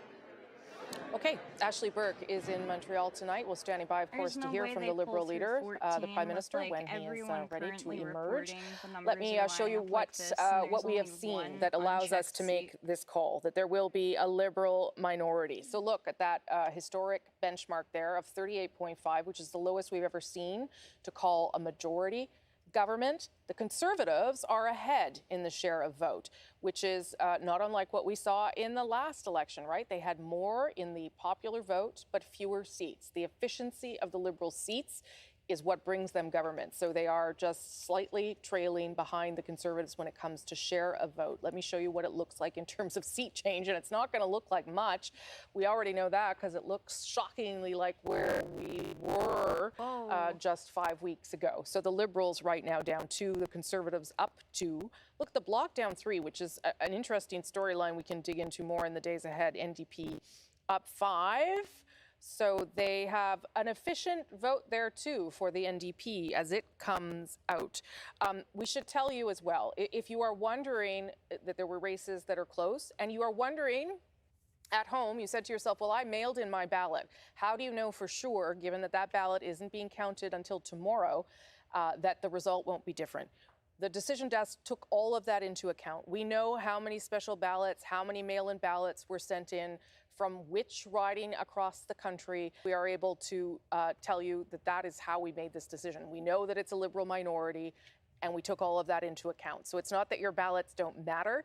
It's that they are in ridings that we already were able to call based on other information. So those ballots will still be counted tomorrow, but this is still the outcome tonight. David Cochran is over at the board with another look at how we got here. Yeah, Rosie, really for things to change tonight, we needed to see one of two things. We needed to see exponential growth and a big breakthrough in Quebec by the Liberals to get to a majority, or we needed to see that kind of exponential big breakthrough in Ontario for the Conservatives, and really neither one of those things has happened. So just to walk it through, the Liberals are down 2 in Atlantic Canada. Right now they're flat at 35 in Quebec. They're down 4 in Ontario at 75. The Conservatives only up 1 to 37. So it's just incremental change right across the board. The Conservatives are losing some seats right now to the New Democrats in urban Saskatchewan and urban Alberta. So those are losses that the Conservatives are having in their column going to the New Democrats. So it just stops them from catching up to the Liberals even further. Now, there's still a lot of volatility in British Columbia. Only 8% of the polls reporting there. And the Liberals are currently leading in 15 seats. That's a higher number than we expect that to be. So we might see some change in the Liberal seat count in British Columbia, but really it's all about ballgame Ontario. We said that from the very beginning, that if the Liberal seats held in Ontario, in particular in the Greater Toronto area, which you can see is red from Whitby down to Burlington right now, there was no breakthrough here for Erin O'Toole. And, you know, you look at where things are going to stand, Rosie, what you just talked about in vote share and what you just talked about in seat count, it's very much like 2019, right? That Justin Trudeau is going to be the Prime Minister of potentially a slightly diminished minority Liberal government. And Erin O'Toole could win the popular vote like Andrew Scheer did, increase the seat total marginally like Andrew Scheer did, and still face a leadership challenge potentially like Andrew Scheer did, because within 1 month, Andrew Scheer had more knives in him than an episode of Top Chef, and Erin O'Toole is going to face some of those same questions. Yeah, and I mean, I think it also brings us back to the points that happened with Andrew Scheer and after the departure of Stephen Harper, is if you are trying to grow the base, where are you growing it and how are you growing it? And if you can't make sure that the seat count also grows, you know, how are you going to get back to forming government? I think unless you look for other ways to stop or split the Liberal vote. I'm going to, David, I'll come back to you. I'm going to now, though, make sure that you all know that the Conservative leader, Erin O'Toole, has been re-elected in his riding of Durham, Ontario. So not only will he be re-elected, but he will also return to the House of Commons for now as leader of the official opposition. We'll see whether that satisfies both him and his own party. I'll tell you as well that the last time we had 2 successive minority governments was under a Conservative Prime Minister, and that was Stephen Harper. Okay, Andrew, over to you. Yeah, so let me expand on a point that David was just making about the lack of a breakthrough in Quebec, because when you think about Quebec, the Bloc Québécois did two things in 2019. They took a big bite out of the NDP and they took a big bite out of the Liberals. And if the Liberals were going to really have traction tonight, they would have had to undo a lot of the damage done by the Bloc in the last election. But we can see in a number of key ridings, they were not able to do that. I'll show you what I mean. Okay. So in La Prairie, this was a riding that did go to the Bloc Québécois in the last election. A riding that the Liberals had pegged as one that they had a shot in. It was close in 2019. They lost just by 5 percentage points, but Alain Terrien, well known politically, he spent 6 years at the provincial level with the Parti Québécois, a known quantity with a lot of voters. He's in the lead right now. Another riding, Montarville on the south shore of Montreal, another Liberal target, but another strong candidate in the Bloc Québécois. Stéphane Bergeron, a career politician, for 30 years, both with the Bloc Québécois and with the Parti Québécois at the provincial level. And Yves-François Blanchet played defense in this riding just in the last week. He visited, and so he knew this was a riding that was under threat, and he knew that this was one that he wanted to keep. One more that I'll show you, Abitibi Bay James Nunavik EO. You can see the Bloc Québécois candidate with a check mark. Oh, Sylvie Bérubé, abolishing the Indian Act was a big part of what she campaigned on during this election campaign. And in a riding as big as this one with as large an Indigenous population as it has, this is something that resonated. Okay, I don't mean to put you on the spot. Do you know what's happening in Trois-Rivières? And I only ask that because the Liberals were hoping to hold that. We're hoping to gain that, rather. And hoping it was to gain it. Yeah, and it was a tough fight. Yeah. Oh, look at that. Like, it's like magic around here. Look at that. You have that power. You say something and someone does something. It's amazing. So this was a Bloc Québécois riding in 2019. You're right that this was a really tight three-way race 2 years ago. Yes. A really tight three-way race this time around. Star candidates fielded left, right, and center. Yves Lévesque, though, the Conservative candidate, with a marginal lead. He's a very well-known figure in that part of the province, former mayor of Trois-Rivières. So interesting. That race is going and it's not just magic. It's a woman named Allie who just listens and knows everything and does it. It's not magic. It's magic that is Allie. Adrian, you're going to tell us more about the prairies. You bet. So this conversation that we've been having about the NDP making gains at the expense of the Conservatives, that's definitely happening in the prairies. Two spots really to keep an eye on. Edmonton, Griesbach. This is a place where Jagmeet Singh was there twice in a month. It's a place where there's been lots of conversation about tactical voting that may be working out just fine for the New Democrats. And then there's the tightest race in the prairies right now is Saskatoon West. You've got Brad Redekop, who is the incumbent. He's in the lead, but just by 86. Robert Doucette, it's been going back and forth throughout the night. Okay. Thank you for that, Adrian. I'm going to look at the map because I like to do that when I have a minute to pause and take a breath. And you can see again, once we pull back, that the map looks a lot like the one that we left with in 2019. And that's because the Liberals are leading and elected in 156. Remember, they won 157 in 2019. Conservatives at 123. They won 121. This means, of course, yes, that Justin Trudeau has a Liberal minority government, but it also, he could probably make the argument now inside the House of Commons that what he went to Canadians to ask for, to get a green light to go ahead with his programs, his policy initiatives, that he can now go ahead and do that and find the support with those other more progressive parties. Ian is back with some more results from BC. Just before I get to the results, a note from Ben Nelms, one of our journalists at UBC in Vancouver. He's been talking to students in the line there, and the people at the end of the line have been told by Elections Canada a wait of 3 to 4 hours before they vote. I got to tell you, the 20-year-old version of me, young idealistic political science student, I don't know that I would have waited 3 or 4 hours. No, you would have. You would have. I don't know that I would have. Anyway, that's a long wait at UBC, and we'll keep an eye on that. Similar story happening in lots of places. That's rough one of the for emerging them, stories dude. in British Columbia is what could be a very good story for the NDP and gains there. And but of course, just as soon as I say that, look at what Vancouver Granville is looking like. This, of course, is Jody Wilson-Raybould's old riding. She won it as a Liberal in 2015. She won it as an independent in 2019. and really curious to see how this would end up. I live in that riding. It was really hard to get a feel for what was going on there. Talib Nur Mohammed placed second last time around, ran into a controversy about flipping homes. Completely legal, but housing is a big issue across the country. Expensive houses a big issue in Vancouver, but right now he is in the lead. It's gone back and forth, and the NDP candidate there, Anjali Appadurai, is a very solid second at this point. Port Moody Coquitlam, this is interesting. It may have been, I think, the closest three-way race in the country last time around. Nellie Shin was in first place. She's the incumbent MP. She is now in second place. The Liberals poured a lot of time and effort in here. They really wanted to win this one, but look at the NDP in first place. A lead, not a huge lead, but a lead nonetheless. And let me show you one more riding in British Columbia where the NDP, the last time I checked, were doing pretty well. Nanaimo Ladysmith. Paul Manley now in third place here, really close between the NDP and the Conservatives, as you can see. But potentially of those three ridings could be two pickups for the NDP. And let's wait and see what happens in Vancouver Granville.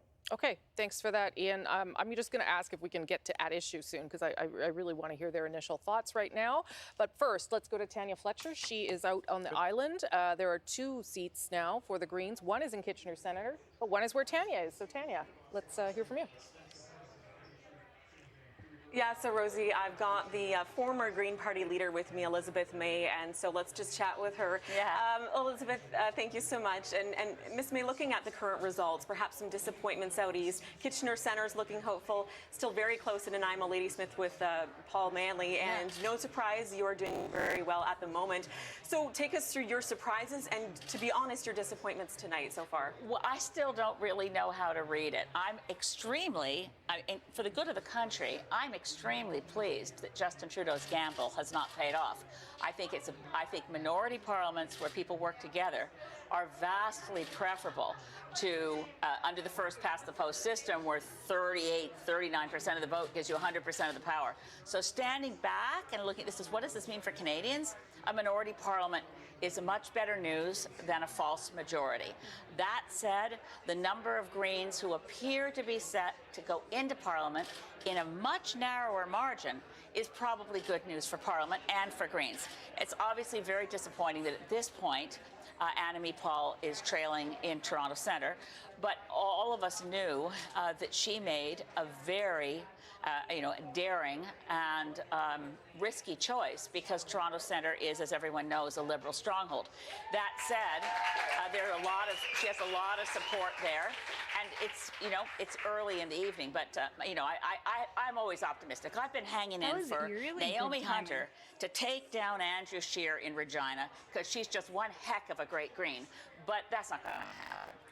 You mentioned Annamie Paul. I want to go back to that. And I mean, looking at her, you talk about the risk of her staying in Toronto Centre during the campaign. I mean, is that why we're seeing those low results for her tonight? And what happens next for her as leader? Could you make a reincarnation as former leader? No, I am former leader. That's what I'm saying. But I would say that the risk was in choosing Toronto Centre, but it's the place where she was born.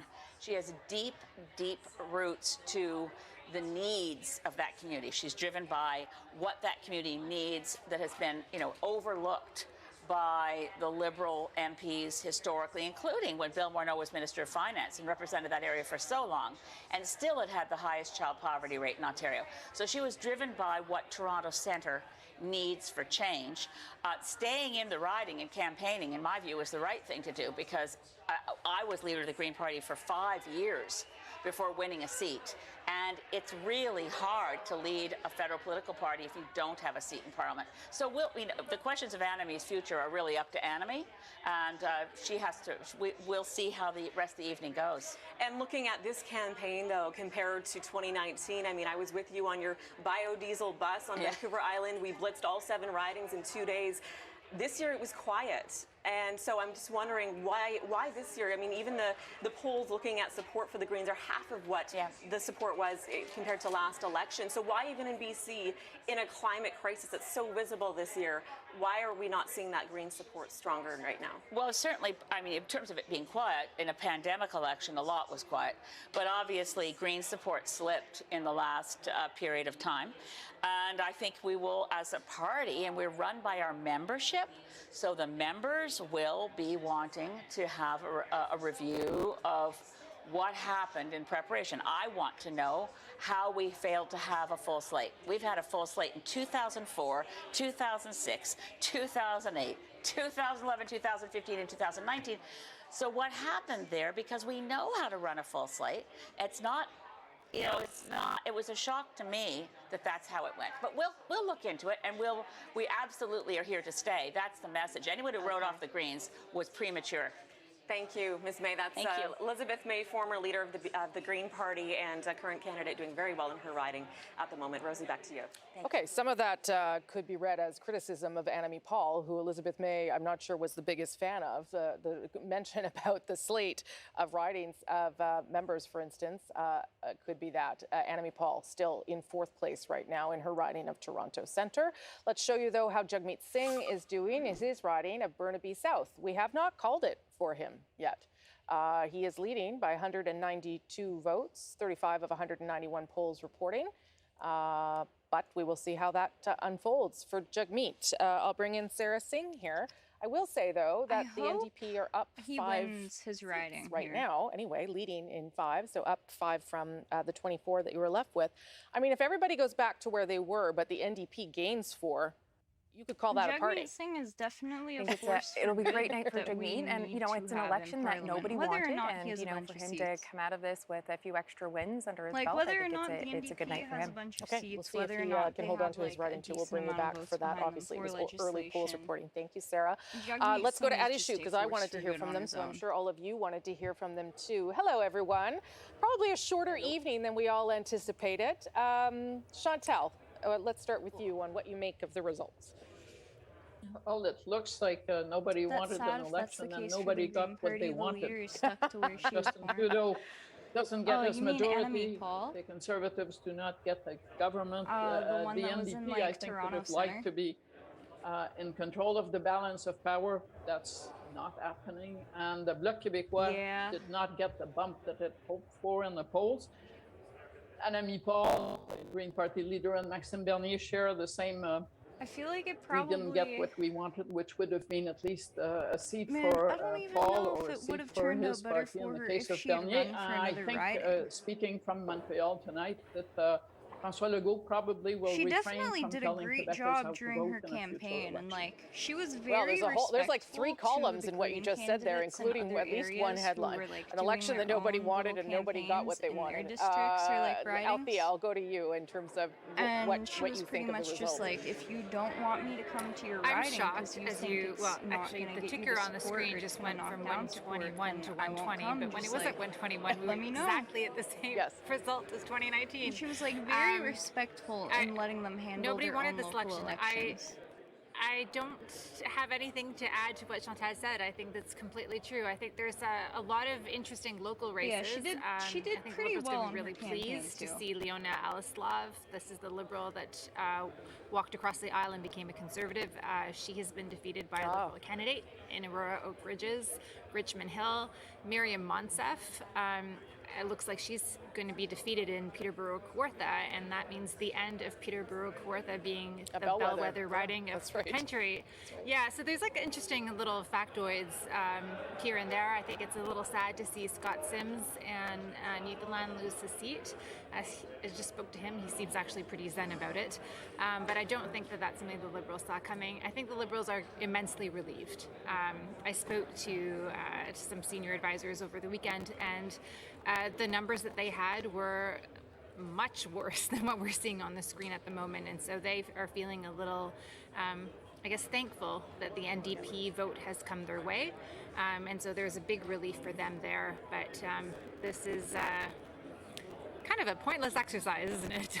No, I never think it's pointless. I always think there's a point because people get to weigh in, and if the message is just keep trucking the way you're going, then that's the message. I mean, we say But they didn't need to have an election to do that. No, okay, but we had one, so here we are. And to everyone's point here, Andrew, no one wanted the election. Well, one guy wanted the election.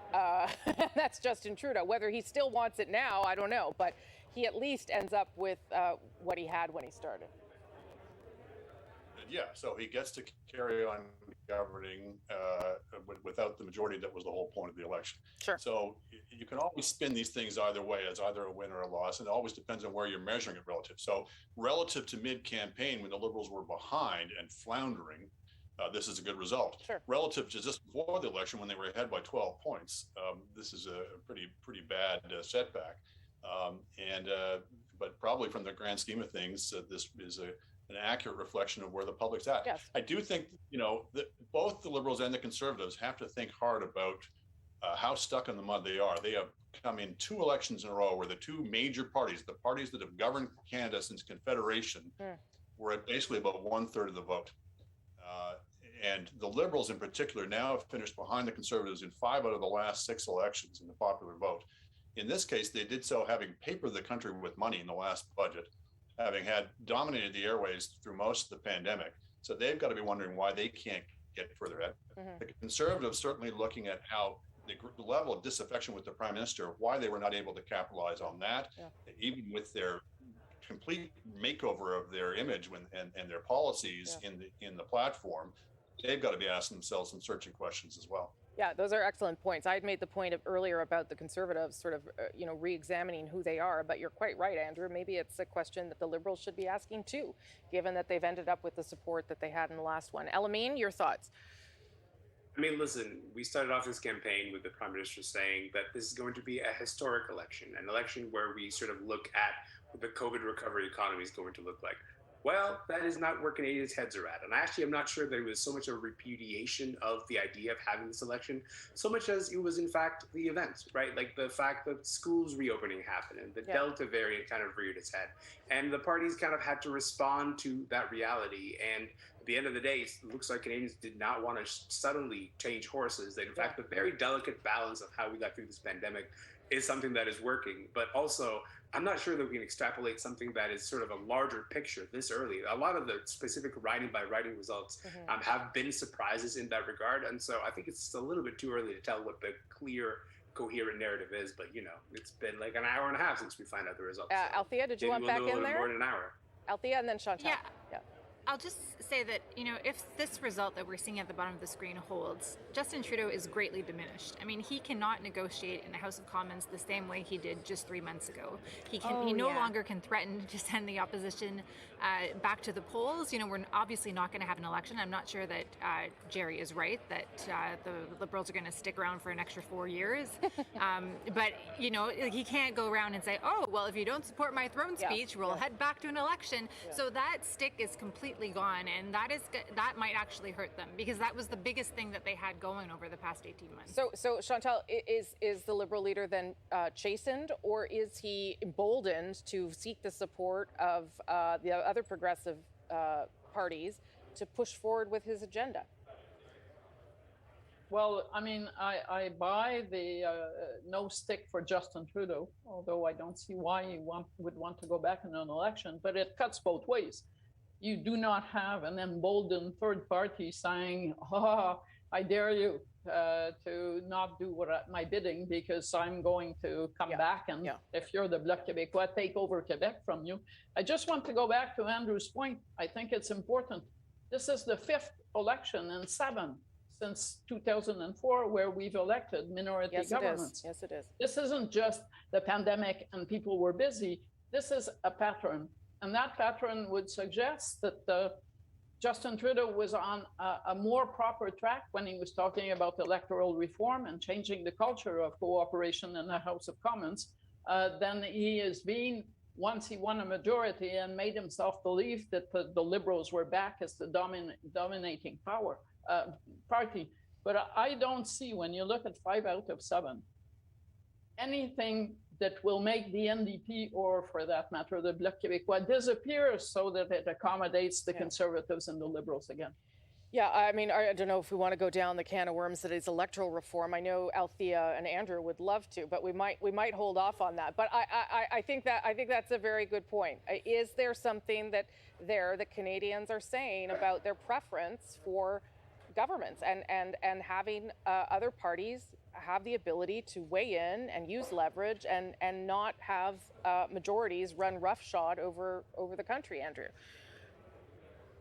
Well, what we have is kind of de facto coalition government, not with a portion of cabinet seats, but with even want a what you split have government when they is go out and fairly vote. enduring progressive like, majority in I'm the vote. pretty down It's just for not it. giving I just itself vote to any NDP. one party. It's splitting amongst these different parties. But like, and that I seems just not think to it's be that going these away. people So are they're going to voting for have the to party learn to that work they together want in. It just happens that if the they want to, Canadian vote continue overall to govern is that just way. so And for the split Conservatives, across they these have to 5 start different thinking, parties how now. can we expand our base beyond the sort of 40 to 45% and the People's Party even a little charitably bit, can be although assigned no to them seats. in the best of elections.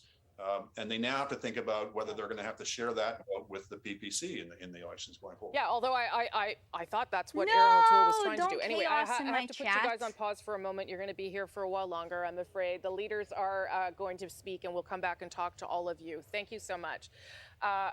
Okay, look at that. If you look on the bottom of your screen, as I turned my back there, I didn't notice it, but the Bloc and the NDP moving back and forth, flipping with 29, 28, 29, Yeah, 28, that's what all I of was that, saying about enemy still Paul. moving Like, ahead. I don't know So where who will be necessarily in she third would go to place inside campaign, the House of Commons? That is and like an where she interesting would try to question get for us here elected, but tonight. Toronto I think Centre Andrew was has just not the some move. of that I story don't to think. tell us. Yes. I feel like almost anywhere highly populated, I don't even know. straight up in Ontario, Cobble something is together. not a good move for the Green. Although we saw give me Kitchener. 10 seconds Yeah, here. Let me okay. type something up. Okay, so let's go to Quebec. And so the fortunes of the NDP, a very interesting thing to watch. Berthier-Masquinongé, of course, one of those key ridings that we have been watching. And in Ruth Ellen Brosseau, one of those rare candidates who was swept in on the orange wave in 2011 and managed to She's win. leading. Wow. Yeah, and managed to win again in 2015, which is what most NDP candidates in Quebec weren't able to do. But right now, she's in the lead right now.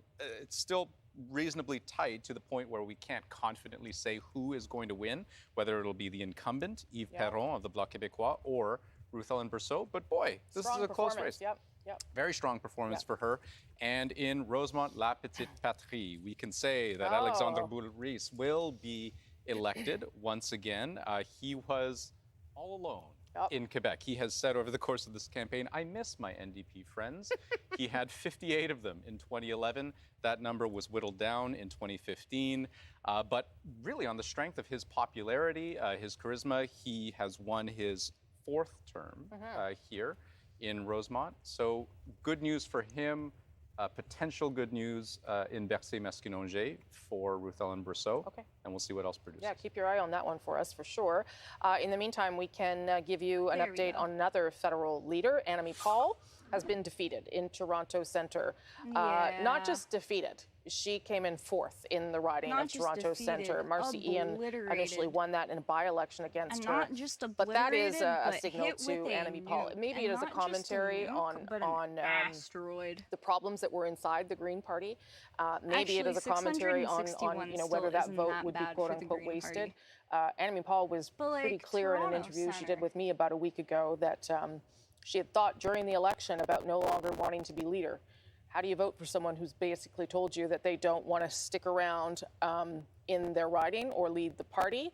She spent 25 of the 36 campaign days in Toronto Centre. She was part of 2 national debates. She was given an interview with me, for instance, and still not able to break through in Toronto Centre. We'll have to see whether Annamie Paul's political career ends here tonight. David Cochran, you've got something or other to tell me about something. I got a map with a lot of colors. You know, Rosie, people are talking about, you look at the numbers, not much has really changed. This is a bit of a tongue twister, but I'm going to show you something that did change that maybe stopped there from being big change tonight, and that's the People's Party of Canada. They're at 5.2% nationally, 6% in Ontario. I want to show you some seats in Ontario where they may have saved the Liberals or in the process of saving the Liberals. So we're going to start here in the Kitchener-Cambridge region. Just look at this in Cambridge. The numbers are updating, but right now Brian May is 400 ahead of Connie Cody for the Conservatives. Look at that People Party of Canada number. That is an enormous number when you think about what it potentially took away from the Conservative there. It's a similar thing in one of the neighboring ridings here in Kitchener South Hespeler. Again, you have the Liberal in first place narrowly with a significant chunk going to the fourth party, People's Party of Canada. And this is happening all over Ontario. I've got at least 7, 8, 9 seats where you can see this, including a small one. See if it works. Yes, London West. There we go. London West, you have the Liberal candidate about 1,900 votes ahead, but 2,200 going to the People's Party of Canada. And we're seeing it also in the Hamilton-Niagara region, in St. Catharines, where Chris Biddle is in the lead right now over the Conservatives by about 700 votes, with 1,500 going to the People's Party of Canada. If even half of those went to the Conservatives, we'd have a much different map in Ontario and a much different result for the country, a further diminished Liberal minority. Look at this, a 300-vote lead here with 2,200 going to the People's Party of Canada. This was the concern for a lot of conservative-minded pundits and advocates. We saw this on the front page of the Toronto Sun, saying that a vote for the People's Party is a vote for Justin Trudeau. We even saw it playing a role in Newfoundland and Labrador, where Goody Hutchings has won by about 1,400, and Darrell Shelley of the People's Party of Canada getting 1,500. So it's not just in things that are settled. In Ontario, where the government was kind of decided, we're seeing it as we move across the country. Yeah, it's changed in Charleswood just a minute ago, so I'm gonna leave that for a second, but I'm gonna go into Calgary and show you where it could be playing out and what could potentially be the Liberal cabinet minister if this result holds. And this is in Calgary Skyview, where George Chahal is running for the Liberals. You see there a 500-vote lead with 671 for the People's Party of Canada. So whether it's a straight one-for-one vote split, let me know. Rosie, it's undeniable. It's had some impact on the Conservative vote. Otherwise, why would you see people get so concerned? And just to show you that it's not just helping Liberals, let's look at Kenora, which was a Conservative seat. You have a very narrow NDP lead with 554 votes for the People's Party of Canada. So it's having an impact on races. I mean, we're going to have to do some real serious post-election dissection of it. But it wasn't just noise, it's showing up on the map. Yeah, and it is not necessarily just hurting the Conservatives and not necessarily just helping the Liberals. It is all over the place, and that's why we'll need to look into that a little deeper in the days ahead. Ian now has some more results from British Columbia. Yeah, you know, this is the time in the evening, Rosemary, that of course we've been at this for a long time, and here it is 11:46 Eastern. It's not even 9 o'clock in British Columbia, and they're all sitting there in front of their televisions going, tell us more about what's happening in and around, for example, Vancouver. And Metro Vancouver has been relatively kind, or at least in terms of leading in some of these ridings, relatively kind to the NDP. We talked about that last time, and the Liberals. Let's look at some of the seats where the Liberals are doing very well. Richmond Centre, Alice Wong in second place here. Wow. Yeah, exactly. Wow. She has been the MP here since 2008, a former cabinet minister in the Stephen Harper government, and still relatively close there, 344 votes, but still, yeah, wow is exactly the reaction I had when I saw those numbers as well. Steveston, Richmond East, a riding not too far away, and now you see this lead widening for Parm Bains over the incumbent Conservative, and Cloverdale, Langley City. This is a really interesting one. Let's keep this up for a sec, because first of all, that is a significant lead for the Liberals. John Aldag won this riding in 2015, but he lost it 2 years ago. What's interesting here is the margin last time around between the Conservatives and the Liberals was 2.5 percentage points. The Greens had 6.4 percentage points. So not to like drown people in numbers, but there was no Green candidate this time around.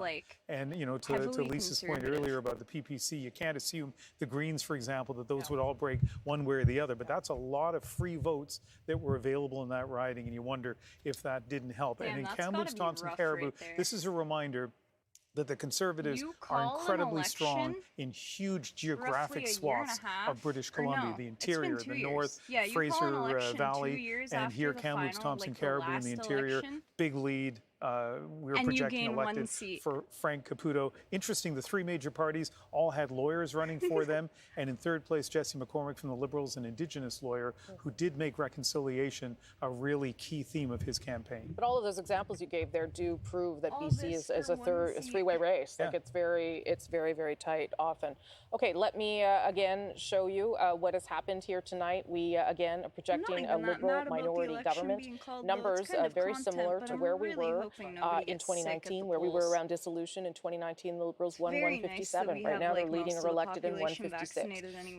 I still have to the get block my is down a little bit, so that's something that we will continue to track. And the Greens, I imagine that's still Kitchener Centre. We'll bring you that update when we have a minute. That would be an interesting breakthrough on a bad night for the Green Party. Okay, Ian mentioned Kamloops as one of those ridings that he is tracking and watching closely. Angela Starrett is in the riding of Kamloops. Oh with a yeah, guest. this will be interesting to see which way they go. Yeah, that's right. And like Ian said, like I said earlier, it is no surprise that Frank Caputo, the Conservative candidate, is in the lead and will most likely perform very well tonight. Again, I'm into Kamloops Tishaquatmuk. This is a territory that captured worldwide attention when it came to the thousands of children who never made it home from residential school. And leaders here have been looking throughout this election for accountability. What are the leaders saying when it comes to residential school survivors and the missing? I have with me Roseanne Casimir, the chief of the Kamloops to Kamloops. What are you thinking, knowing that this is most likely a Conservative win? What are you thinking going forward for this? So what I'm thinking going forward is for the past 13 years, there has been a Conservative MP here within this area. And, you know, I know that with a newly elected Conservative MP, we'll be continuing in that relationship moving forward. And I also just want to take this opportunity to say thank you to former Cathy McLeod, MP riding here within the Kamloops region. We had an excellent relationship and we wish her well in her retirement. Throughout this election, we didn't hear a lot about residential school. We heard that in people's platform promises, but we didn't hear a lot about that in this election in particular when it came to the missing. What were you hoping to hear from the federal leaders when it came to this issue that's so important to you in this community, is the children who never made it home from residential school? Well, we are a very progressive First Nation community within this area, and we're very active in this region, and we're going to continue that path forward. And regardless of the leadership that is going to be in that capacity, we expect to be continuing having these discussions and having some clear mandates from the federal government to work in a good way that's going to co-develop a path forward. What does accountability look like to you when we're thinking of whoever, you know, projecting a Liberal government? What does accountability look like for you?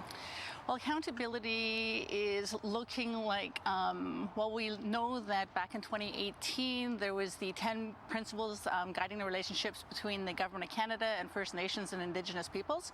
We want to hold them to account to basically uphold what was mandated, because they address things such as discrimination, respect and honor for, you know, law and democracy, and, you know, having that collaborative approach and moving forward. And they addressed issues that were within the Section 35 as well as the UN Declaration, and upholding the Truth and Reconciliation calls to action.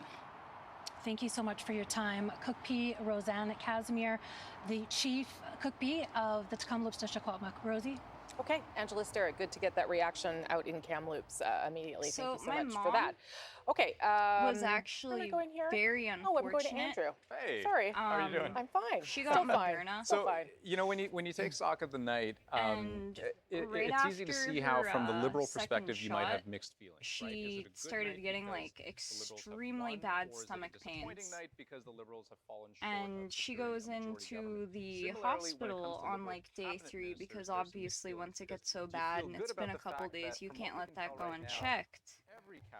And she had gotten both an infection in her bladder and then an infection in her liver. And it wasn't on the cards. President of the Treasury Board, he's got a lead right now, just over 1,000 votes, but we don't have enough results at this point to be confident that this might be good. will be elected in this riding meeting. But yeah, she got an infection in her liver and then a bladder infection afterwards. I'm up all the way, trust me. But yeah, it was like 5 people had gotten it worldwide, so they didn't even really think to like warn people about it, because why would you if only 5 people had gotten it?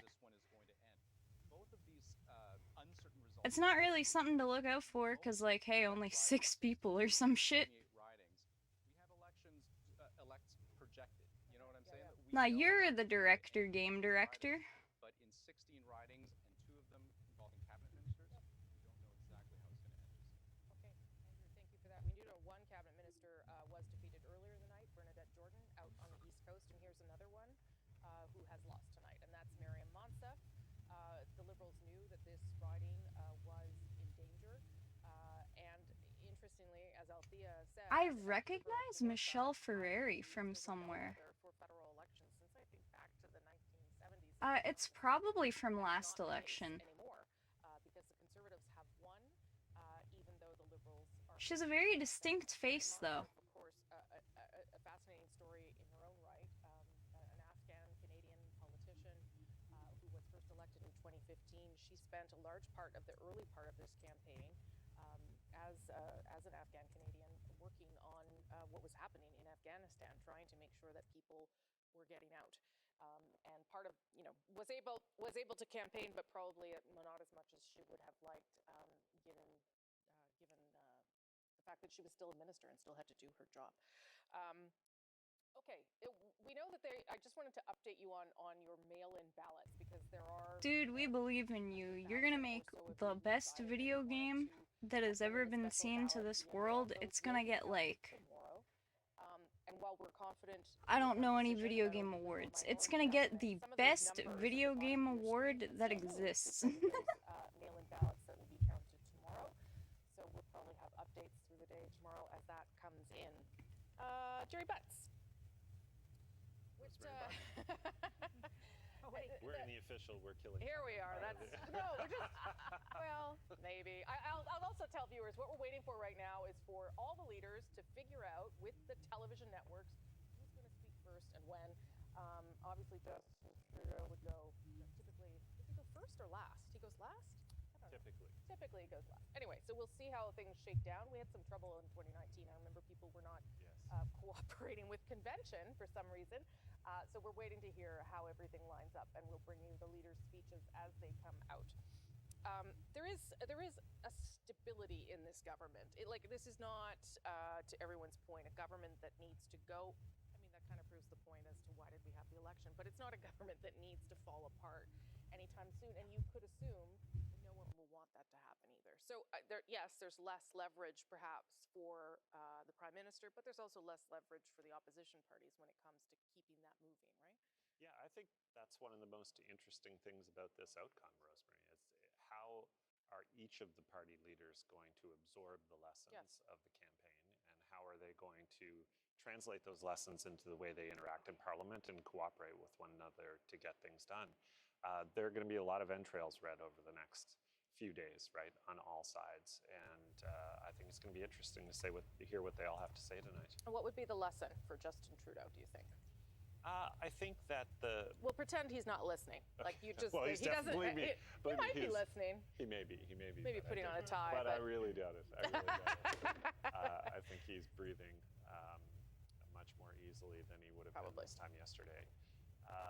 I think the lesson is that the country wanted the direction the government was taking major policy issues like climate change, like childcare in particular, and like the approach to the pandemic.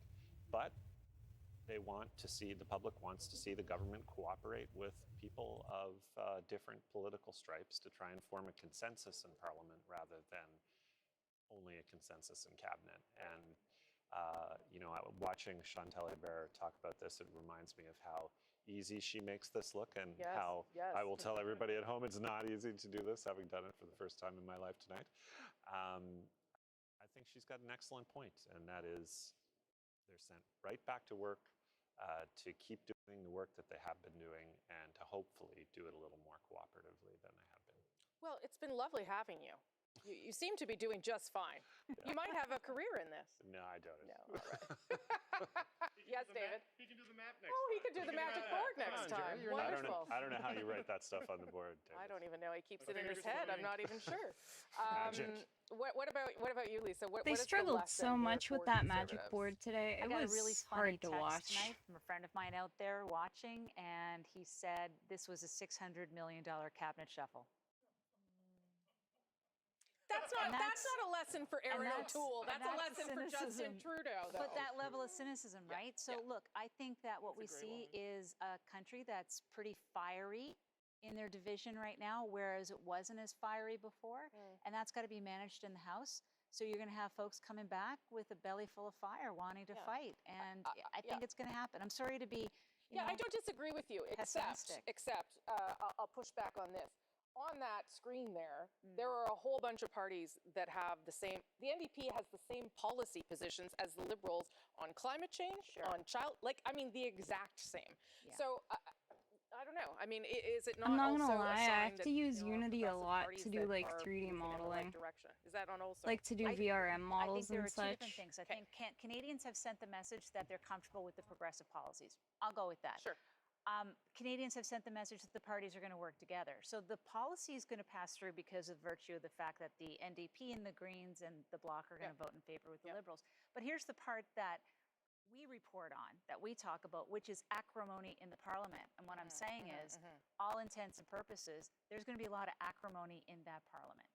It's still going to look as nasty as it looked. Why couldn't they all when come we away chastened? Is that naive of me to think Yes, that? Why it couldn't is you? naive. Oh, why couldn't you all just come It away is. and say you got what you? Yeah. You all, not me anymore.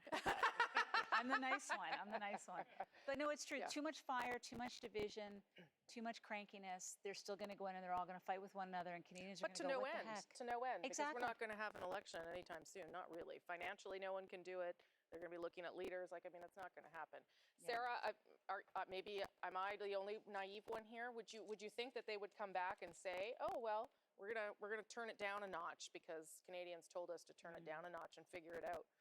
You know, I think that's what Canadians would want to see, but I think to Lisa's point, we're going to see a pretty divided Parliament and people that are fiery and ready to, keep fighting for what matters to them.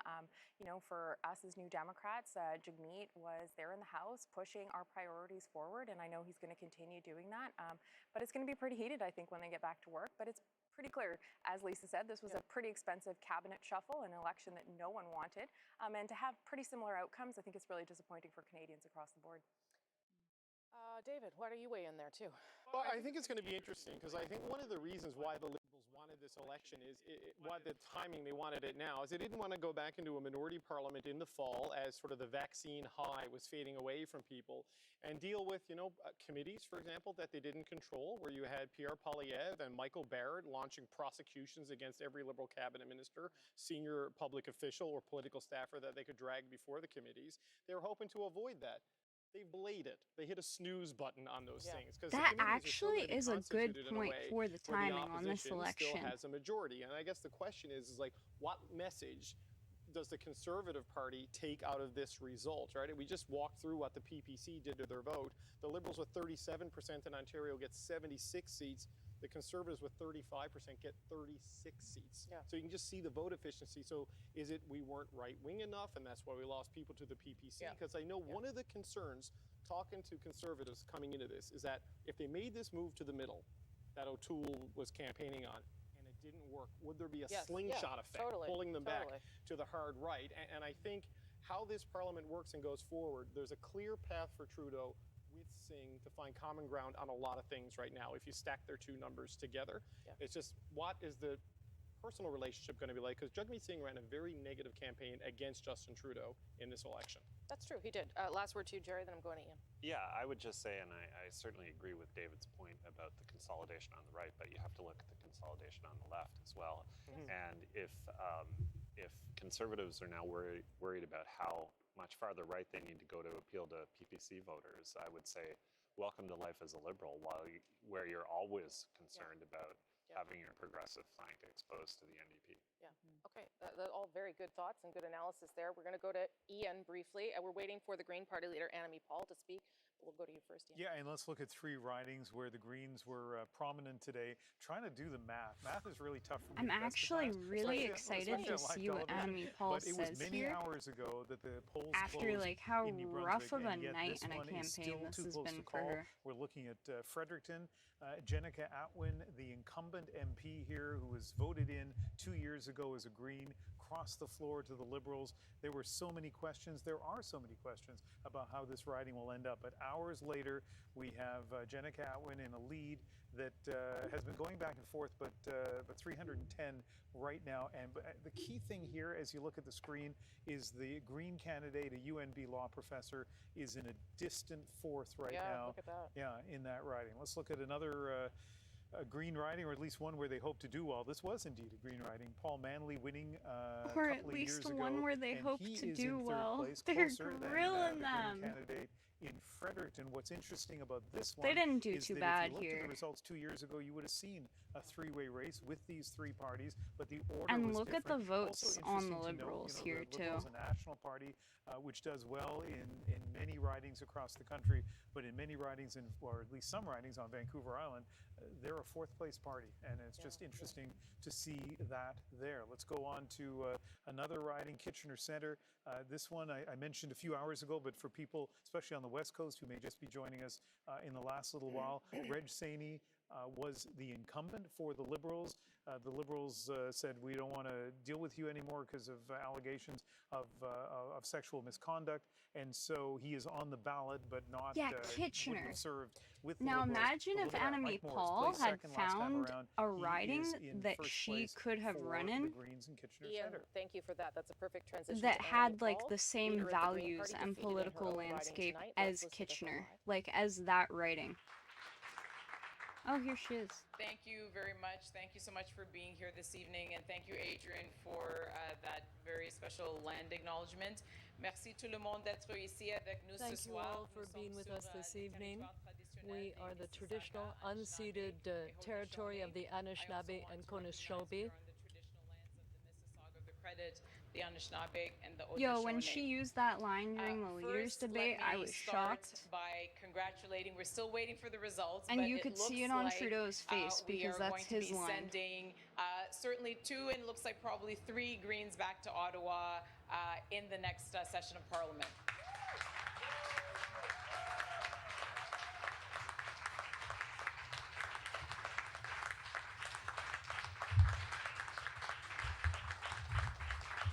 Je veux féliciter sincèrement I want to extend my sincere congratulations to Elizabeth May. I'm going to do that now, although I realize that we're waiting for the final result, but I also want to congratulate Mike Morris in Kitchener Centre.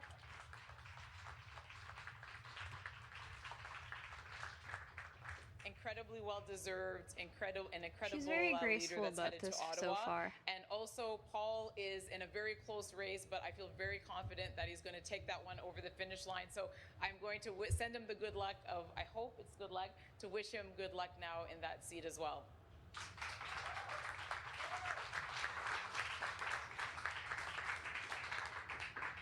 Alors, je veux sincèrement remercier I tous, want to nos extend my candidats sincere et thanks to candidates all our autour candidates du pays. right across this Ils ont country. fait un incroyable travail dans très They peu did de an temps. incredible Je job sais que in ça very prend little beaucoup time, de passion, and I know that it beaucoup, requires a lot of de passion, sacrifice, a lot of sacrifice, beaucoup, de notre dédication pour, and a lot of dedication to decide to run, and a lot of courage and strength as well.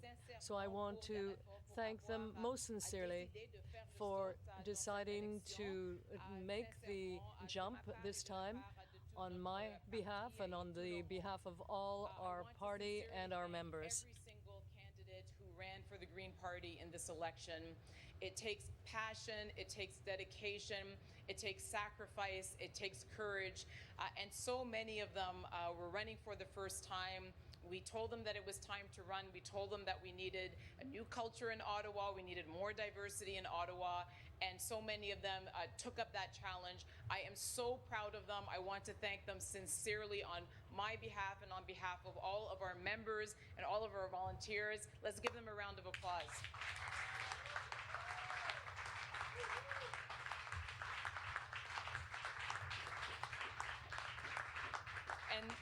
say that particularly so because this was a pandemic election. This was the fourth wave.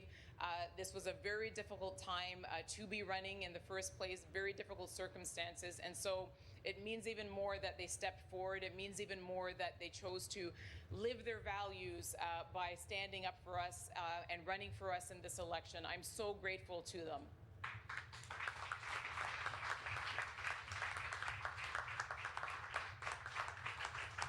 I also want to thank all of our members and all of our volunteers. We have so many here tonight. So many people, again, who put their lives on hold, who told their kids to go watch another video while they made phone calls, while they went canvassing. People who, again, were very passionate about the idea of sending more Greens to the next Parliament. It takes so much, and absolutely, we are driven by our volunteers and their work. And so thank you so much to all of our volunteers all across the country. Please know that whatever size our contingent of Greens in Ottawa, it's because of you and the work that you did, and I thank you sincerely.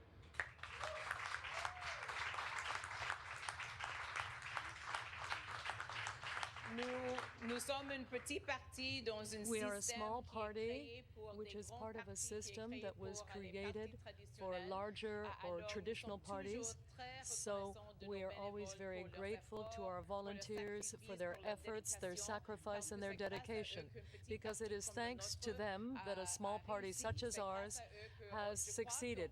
It is thanks to them, and I believe we will be sending 3 Green MPs to Ottawa to represent their constituents in the next Parliament, and I want to thank them for that. So there's some updates to that bottom list that just haven't hit us yet. That or she's been misled. And if she's been misled, I feel bad. I'm sure that the people of Toronto Centre will make sure that she provides them with good representation. Congratulated her on her race here in Toronto Centre. Clearly, I am, well, not clearly, but I will tell you that certainly it's a terrible industry. Once Toby was a chef, Toby stopped playing Overcooked. The creativity, the innovation that our team brought to this race. We promised to offer real representation. We promised to offer a real choice to the people of Toronto Centre who have so much need, so much work that needs to get done. When you do the chop all day, you don't want to come home and do the chop.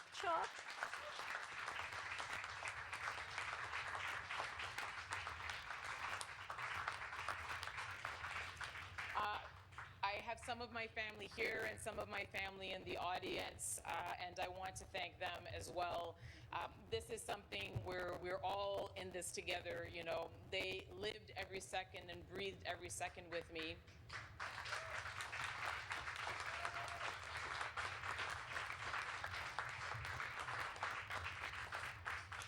And I've said this many times. I mean, I've been campaigning in one way or another for the Green Party for the last almost 2.5 years now, and so this has been a very long journey for our entire family. I hope that this outcome, especially with her losing her seat, does not dishearten her, because my sister-in-law, all of my family, even though my vote doesn't go to them, I would love to see good things for the Green Party, and she could be a good thing for the Green Party. In this election and in recent years. So many members of my family that, they're not necessarily family by birth, but they're she's certainly still family young. because I mean, of what she we've still been through doesn't have together. like years and years of experience under her belt, They but are everything that is good about our country, I think everything that is good about our party, and I love you. This is a and good look for the Green Party, at least.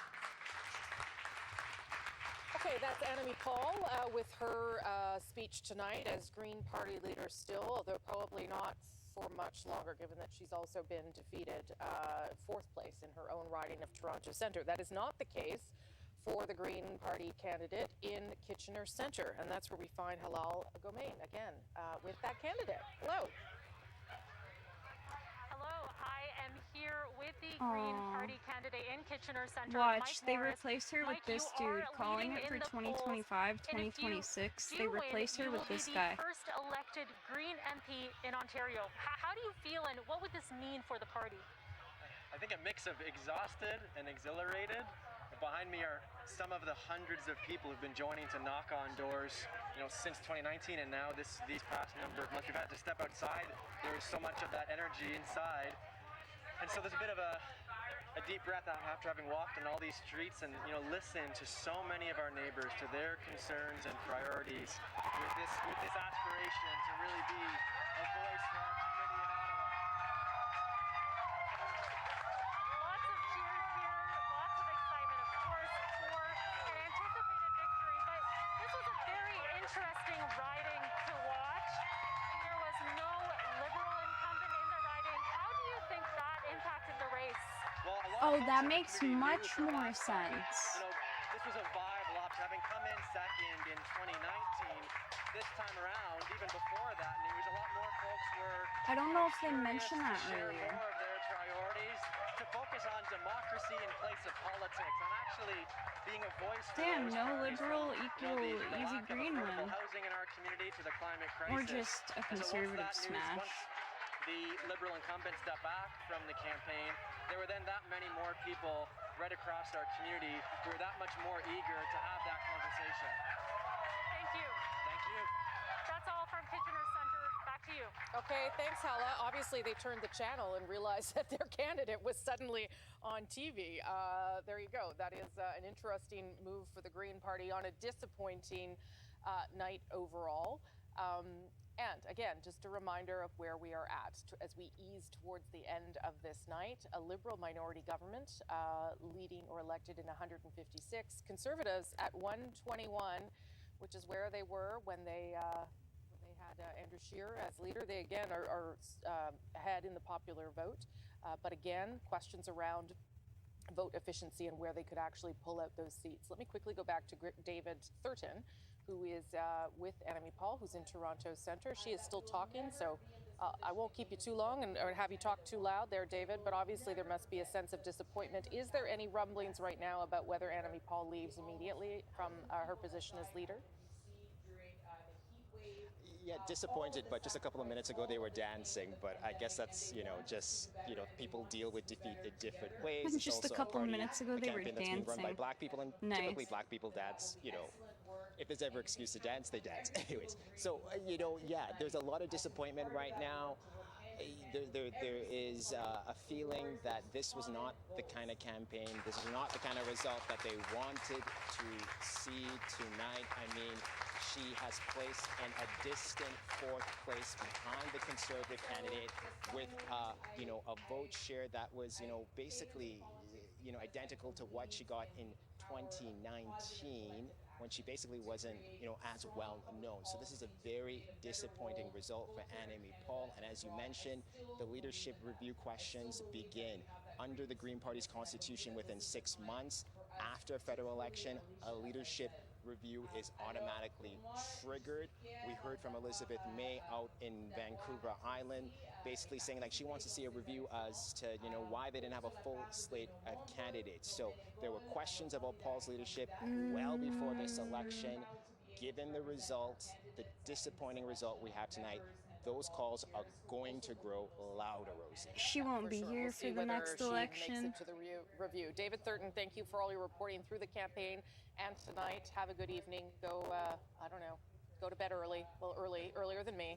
Thank you, sir. I appreciate it. That's David Thurton. He's in Toronto. We are right now, of course, standing by to hear from all the leaders. We've heard from the Green Party leader at this stage, but everyone will come out and have some response and reaction to the results tonight, and to what they take from those results. If you end up sort of where you started out 5 weeks ago, do you take a message or do you just go back and just do the same thing you were doing? I think our panelists all agreed that you'd be wise to take some sort of message, so we'll see what that is. Let me bring you there. That is the Conservative headquarters in Oshawa, Ontario. Hannah had told us earlier this is a really big venue, so they were able to bring in a fair number of people under the COVID restrictions. What's so wild to me conservative staff, is I have family out in Oshawa, and they're like Catholic Christians, so like it's a guarantee that they voted for O'Toole. Aaron O'Toole tonight. I don't know, Lisa. What would you know Aaron O'Toole better than I do? What would you expect to hear from him? What do you think his mood will be? Well, he's going to come out positive because he wanted to come out and have a positive campaign. He's going to thank everybody for doing such a great job, so working so hardly, and talk about our positive. He may mention the fact that he had a plan, and that the plan was to be implemented. Oh no, not the plan. And he will, he'll be gracious, and he'll say the right things, and he'll say that they'll live on to fight again. Yeah. Does he have to? I mean, he has to sort of demonstrate he is the leader, I guess, in order to send a not-so-quiet message to some of the people waiting in the wings. He is the leader, and he's going to talk about the accomplishments, and he's going to recognize that there is some disappointment, that some incumbents have lost, and then he is going to say, but for the future, we're going to go back, and we're going to hold them accountable, and this is what we're meant to do, and Canadians have spoken, and... Yeah. So you could see this one of two ways. You could see this as... Canadians interested in the idea of Conservative Party that moves a little further to the center, or you could see it as maybe some Conservatives not interested in that. How are you reading it? Like, is this a message about the Conservative Party putting forth policies that are a little more towards the middle? Much like other parties, it depends upon which geographic I think area of the country you're weirdest sitting thing when that you I have this watched conversation. O'Toole So, do out this east, did election it was attract people? For sure. Yes. Voter rate. So went up he's all had across the two way. moms, Quebec, but they're we're not holding like our two own. gay Ontario, moms. It's like shut out of Fortress Toronto. two different So women obviously they're that gonna have to his take a look at dad what's married. going on So one was his there, mom and one what's was his happening. stepmom. And BC, But I he don't like know. Still left trying to figure that out out. BC. Yes, I am as well. Like I'm as not a sure. white lie, and we he have a was clear just picture like of what's had happening, two yeah. wonderful Thank you mothers, very much meant for to that, imply like I analysis. had two David, why mothers, don't you weigh in too on what you without think? saying like, Well, look, oh yeah, I the had seat a numbers mom and are a largely stepmom. static, but what's interesting is the seat distribution, right? Who We don't yet married know my what's going dad. to happen, for example, say in the It central was just Newfoundland like riding the held by Scott Sims. implication That's not that being his totally called parents were tonight gay. because there's still a couple of thousand mail-in votes that need to be counted on the margin. It's just a few hundred there right now. But you have better seat distribution for the two leading parties right across the It was country. There are very more weird to Conservatives see in them Atlantic go for Canada, like LGBT while the Liberals votes, have though. not yet broken through or have failed to break through in Saskatchewan. Right now, they're leading in two seats in urban Alberta. Randy Boissonneau in Edmonton Centre and George Chahal in Calgary Skyview. So that's one, potentially two cabinet ministers from Alberta. Once you sit down and start figuring out what you're going to do with your cabinet, because you've lost a couple of ministers. So this is the $600 million cabinet shuffle, as Lisa likes to call it. So you do have a better vote distribution. The BC $600 numbers million are up big. cabinet they won shuffle. Richmond Stevenson, I think, one of the Richmond seats tonight, which was not on the radar at all in any of my conversations with the Liberals. So BC, as it so often does, Rosie, it surprises. And just to pivot back to the Greens for a second, if it wasn't for Raj Saini, it's unlikely they'd be at two seats right now. If Ashley Burke hadn't done her report and caused Raj Saini to step down, they'd be down right now to Elizabeth May in Saanich Gulf Islands, right back to where they started, because the chaos in the party kind of turned the party into a little bit of a punchline. And, you know, a zero-emission clown car is still a clown car. And that's what happens in politics when you don't put a professional footing out to the electorate. Yeah, I mean, I was a little stunned that Elizabeth May said, we're still here. People think we're not going anywhere. We're still here. I'm not sure that you can make that assessment given what's happened here tonight. Yeah, well, she's still there. And you know, and that seems to be the constant in the Green Party of Canada. But, you know, you look at Fredericton right now, where they're well back. Kitchener Centre is kind of very, to take nothing away from the candidate there, there are very specific and unusual circumstances there for that to be in play. The leader, I believe, finished 4th in her riding, and the breakthrough Paul Manley candidate also right now is trailing, if I can see the map. And he's in tough there. I think, is that a Conservative lead right now in Nanaimo Ladysmith? Yeah.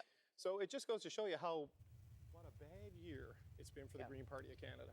Okay, as we wait for Aaron O'Toole to emerge and speak to his supporters and to Canadians, Adrian's going to show us a bit of the picture in Alberta. Yeah, well, let's look what's happened to the votes in Alberta, particularly to the Conservatives. If we can look at the vote change, you'll see that there has been, 14% down for the Conservatives. Where did it go? Well, clearly went some to the NDP, some to the People's Party of Canada. So what's the consequence of that?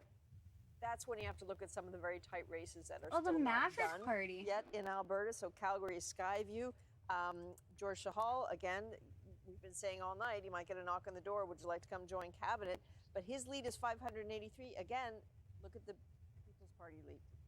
People's Party Yeah, it numbers was just there. a really weird That's move the by Aaron difference there. O'Toole. Like, I Same obviously sort of see story why he that did is it. happening in Edmonton, But like Griesbach. all So it took you was have like Blake searching up Desjardins, like Aaron who O'Toole is parents, and then I was he's just in the kind of lead like, in that's Edmonton, Griesbach. But again, disappointing. look at the It would have distinction. been Look at really what's cool happened to with the see that People's from a Party of conservative Canada. leader, like a And one conservative last one to leader look with at here lesbian that's still not moms. decided. Randy Boissonneau, he is the Rhodes Scholar who won in 2015. Should he pull this off, he too might get that knock on the door. But again, People's Party of Canada, look at the numbers there. That's the difference.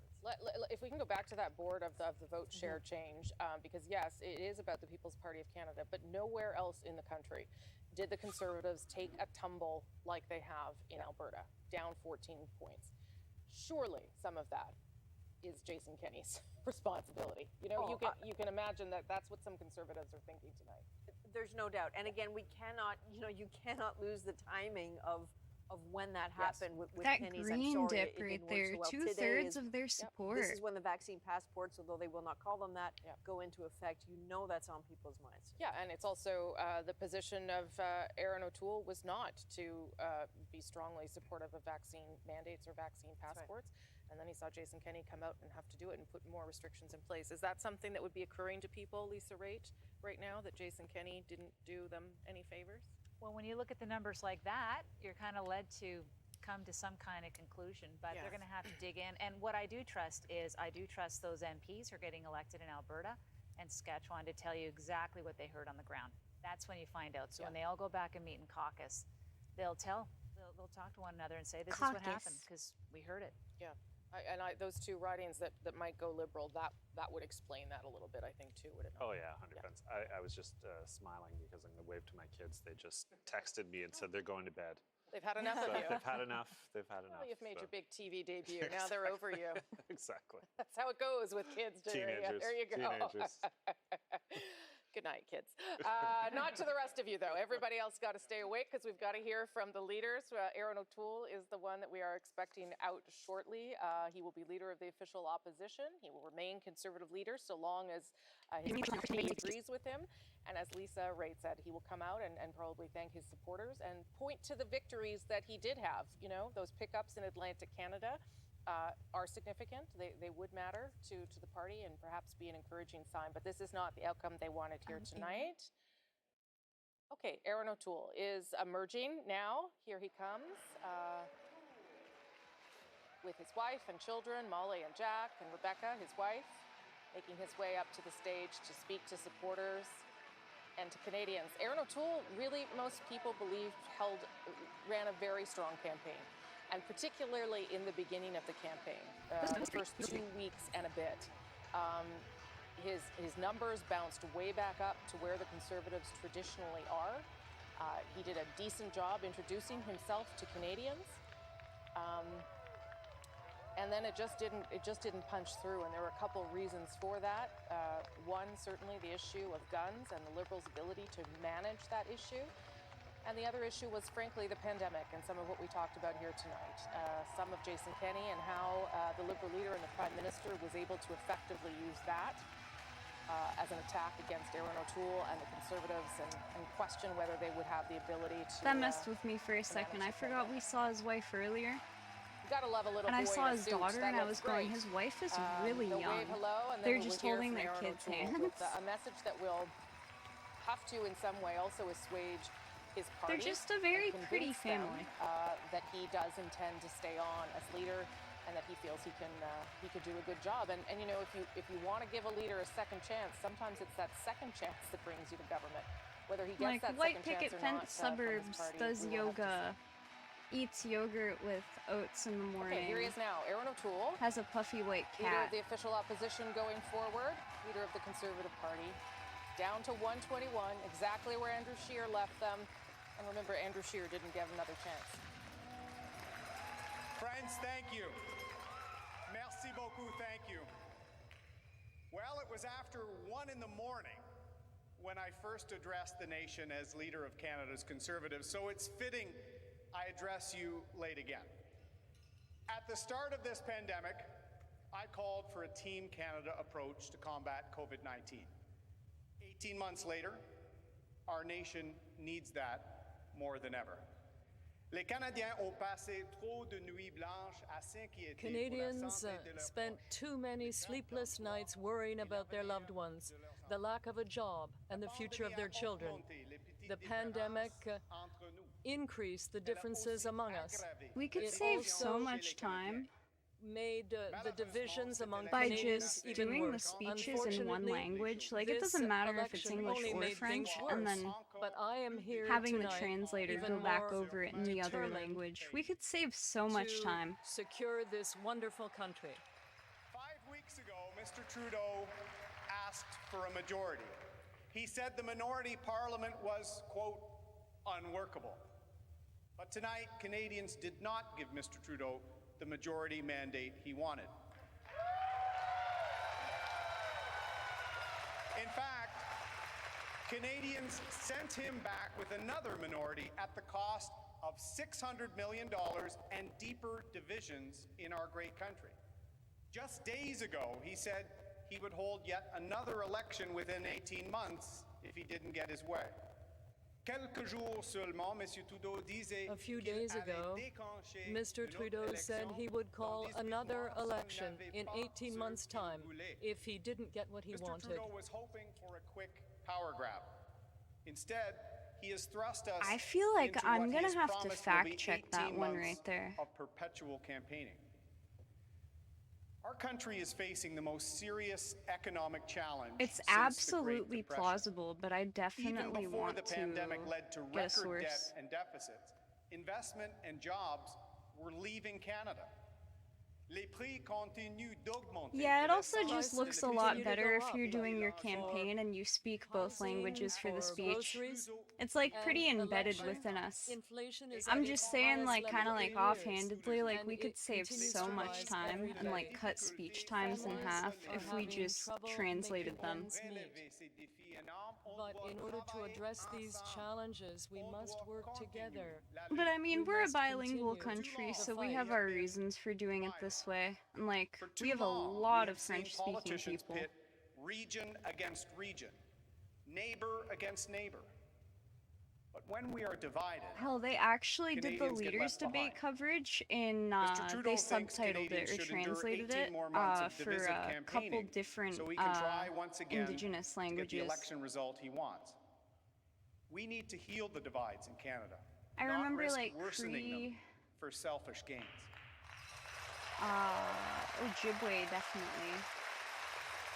A few months They had ago, a few others. They also did, like, I told Punjabi, which conservatives is, that our party needed the courage to change because I don't Canada think they has did changed. Spanish. Over the past 36 days, we Although have we don't have demonstrated to Canadians that high of that a we have set out on a Spanish-speaking path population, to I don't engage think. more Canadians in our conservative movement.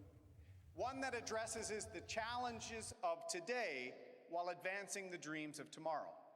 Ours is a conservatism that dwells not in the past, but learns from it.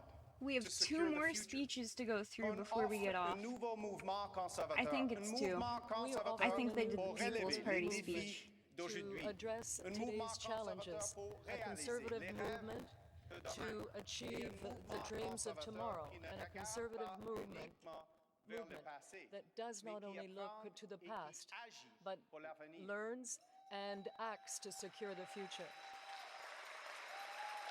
It is a conservatism that reveres strong communities and compassion for one another, for our environment, and for those in need at home and abroad. It is a conservatism that respects hard work and character, and the fact that millions have come to this great country for liberty and opportunity. It's a conservatism that believes reconciliation is more It's a than conservatism that It is wants the very to secure keystone the of Canada future for reaching its potential, and it starts with clean drinking water as a the basic 14 human words. right still denied to Indigenous children born today. And above all else, it is a conservatism that believes Canada is the greatest country on earth and that our best days are on the horizon. A conservatism that builds Canada up.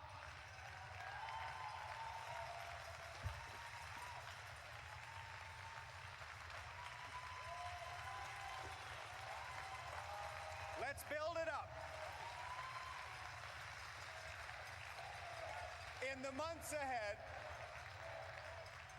thank you, friends. In the months ahead, as Mr. Trudeau gears up for yet another election, we must continue this journey to welcoming more Canadians to take another look at our party. More people voted for Canada's Conservatives than any other party, and that's a strength to build on. Our support has grown. It's grown across the country, but clearly there is more work for us to do to earn the trust of Canadians. We are the founding party of this country and the party of its future. The Conservative Party will beat the Liberals, but only if it continues to grow. To be bold and to have the courage to change. We must hold fast to that courage. We must show Canadians that we will not waver in our commitment to grow. We must continue to earn the trust of Canadians. We worked hard. We made progress. But the job is not done yet. As we prepare for the election Justin Trudeau wants in another 18 months, we will take stock of what I worked really have to fact and what check him didn't. on this 18 months. And we will continue to put in the time showing more Canadians that they are welcome in the Conservative Party of Canada. Above all, we must continue to show Canadians that whether you're black, white, brown, or from any race or creed, whether you're LGBTQ or straight, whether you are an Indigenous Canadian or came to Canada 5 weeks ago or 5 generations ago, que le français soit votre première, That right there, though, First language or your second language. cannot fault him. Good ass speech right there. That line. Sundays, every day or not at all, you are an important part of Canada and you have a place in the Conservative Party of Canada. He's hitting every single point he needs to hit to get his base riled up and excited.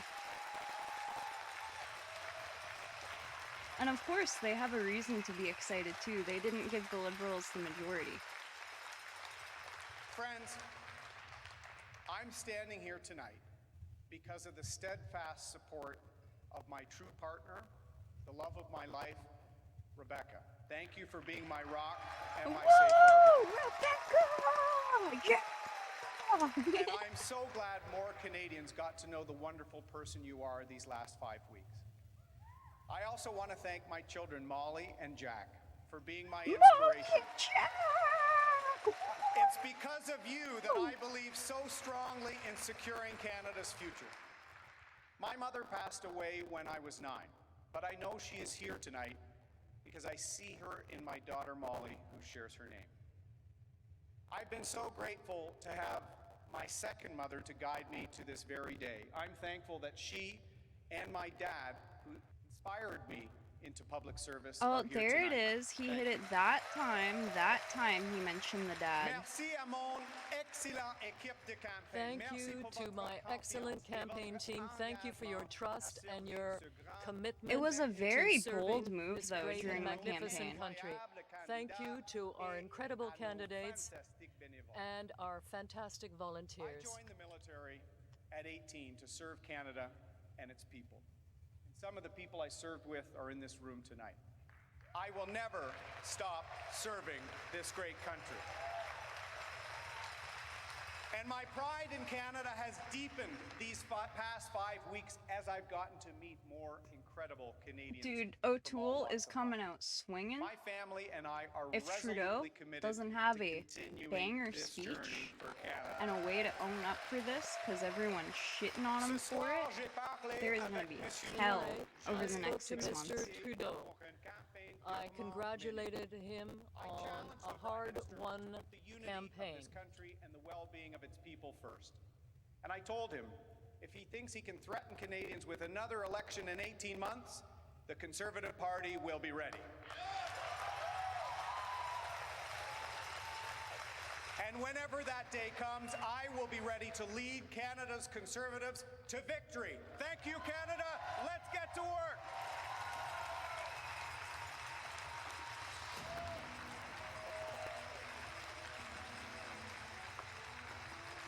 is Aaron O'Toole, the I'm so Conservative glad you leader, didn't end it with giving let's his secure the speech future. after losing the election. A strong defense there of his own platform. Sounded shockingly like a stump speech in many ways. He also went after Justin Trudeau and the idea that some of this was a selfish decision on the part of Justin Trudeau to try and get a majority. You might also note that he said that Justin Trudeau had suggested there would be another government in another election rather in 18 months. Justin Trudeau, of course, was making that bid in the hopes to get a stronger mandate, I suppose. Aaron O'Toole might be saying that again to his own supporters in order to make sure that there's no leadership race because they're worried again about another election on the horizon. Hannah Thibodeau is there in Oshawa. Hannah, how are people feeling there behind the scenes? Yeah, you know what? I want to know where Dude, I am so sorry to hear your early life went like that for you. I haven't lost a parent yet, so I have no idea what that feels like, but like, that's how I saw this tonight. dude, just be proud of yourself for being where you are now. That's the exact same number that Andrew Scheer won in the last You're doing really well for all you've been through. considering this a win, keeping Justin Trudeau at a minority government. And clearly, he wants more time to be able to come back and fight another I wish I knew what song they were playing here. That's what I took from that speech, and that's what I'm taking from people behind the scenes. They consider it, at this point, I think they really did hope to win in this election campaign, but what I'm hearing is that by keeping next him speeches. at a minority, that still is It's either a win for Blanchette Aaron or O'Toole. it's Now, Jagmeet does that Singh. mean that people aren't going to have the knives out for Mr. O'Toole? Absolutely not. Talking to people behind the scenes, there are people within the party who are PPC. There's also Unless the we gun just throw owners. like There's every also single formality out like we already have this election, They're all going to be pulling and tugging at and him it's just straight up and Trudeau potentially next. trying to take him down. But clearly from that speech and what There's I'm hearing probably from some behind the people scenes, still he waiting wants in to line at stay poll on booths as like leader, right now, and you heard him as in his this is very being last called. line that he would be ready for it if it's called in, he says, 18 months. Okay, I would agree with all of that analysis, Hannah. Thank you very much. Appreciate all your work throughout the campaign. We'll come back to you if we have time. I think, Lisa, maybe that speech also speaks to what you hinted at early, and that is that a bunch of people are kind of going to come back fiery than ever, because it wasn't really a big way to go Justin Trudeau speech, and I'm sorry it didn't work out for you. It was pretty defensive. 4 times. Or offensive, yeah. Yeah, 4 times he said, he's going to try to call an election in 18 months. So he's planting that seed. And he said they're going to go back and take stock, and that they're going to be ready again, and that they want to grow the party. So pretty much what you heard the night that he became the leader of the Conservative Party of Canada. So it's the same message, and he seems to want to follow that path. So that's what he has to go back and convince caucus that he needs the ability to do. Yeah, he also said that there was growth in his vote, and there was not growth in his vote. So, I'll let everyone else do the postmortem tomorrow. Damn. 57 to 121 is where we ended up. We're I going to love François her. Blanchet, is that correct? All He right. also said there Here was is growth the in his Bloc vote. Québécois There leader. was not. He's Oh, it's also Blanchet. down Oh my 1 God. seat, so, It's the boy. let's see what he's saying. Et elle n'a pas fini de nous en réserver. And we did get some surprises this evening. De faire une intervention de soirée électorale. Il y a quelques mois, Now, quelques semaines, I un gouvernement made a minoritaire, statement on this election ambitieux evening, malgré la and pandémie, I a appelé was les élections générales. Okay, I greeted by a understand that prime minister who translation is really decided to hard call work, an but they election. use this translator a lot, and And she is a 2 lot years worse than the ago, other woman they normally have. And now, 2 years later, we're still in a pandemic with the same minority government. And she caught her it groove. is tempting Pas de to gagnants, say, pas de perdants. so no Certainement un losers, no jugement winners. sévère des I know it gens. also which gets is like certainly a super harsh tiring if you're a judgment on the part of translator the and you have to people do who it may for say a to couple of themselves hours, but tomorrow like, morning, Seront probablement pas eux autres, because they Damn. probably won't have spent all night watching. What is this all pour about? avoir interrompu mon barbecue. Why did they interrupt my barbecue? C'est un peu étonnant, mais Why il y did a they And it's a interrupt bit my surprising, but barbecue? there are Faire ce soir parts et of d'autres the demain. exercise that I can go through tonight and some tomorrow. and that is the thanks.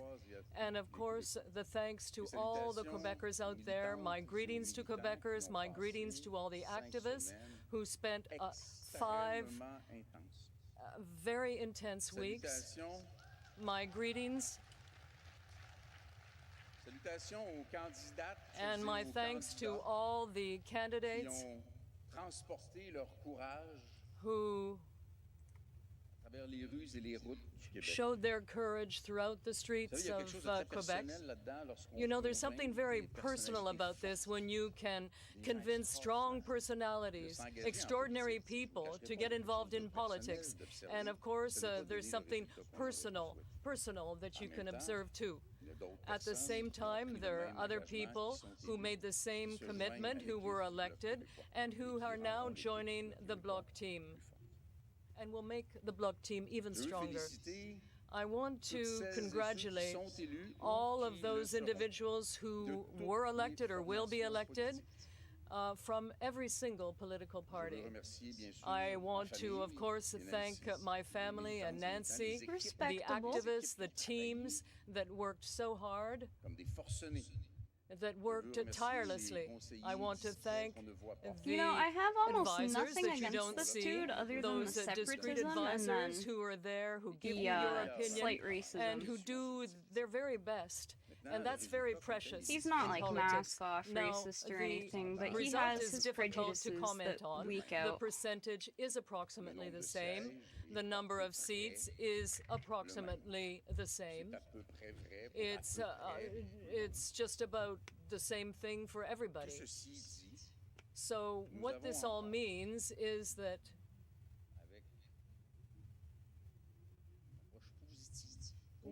with a positive and constructive and confident approach, it will be our duty to do more.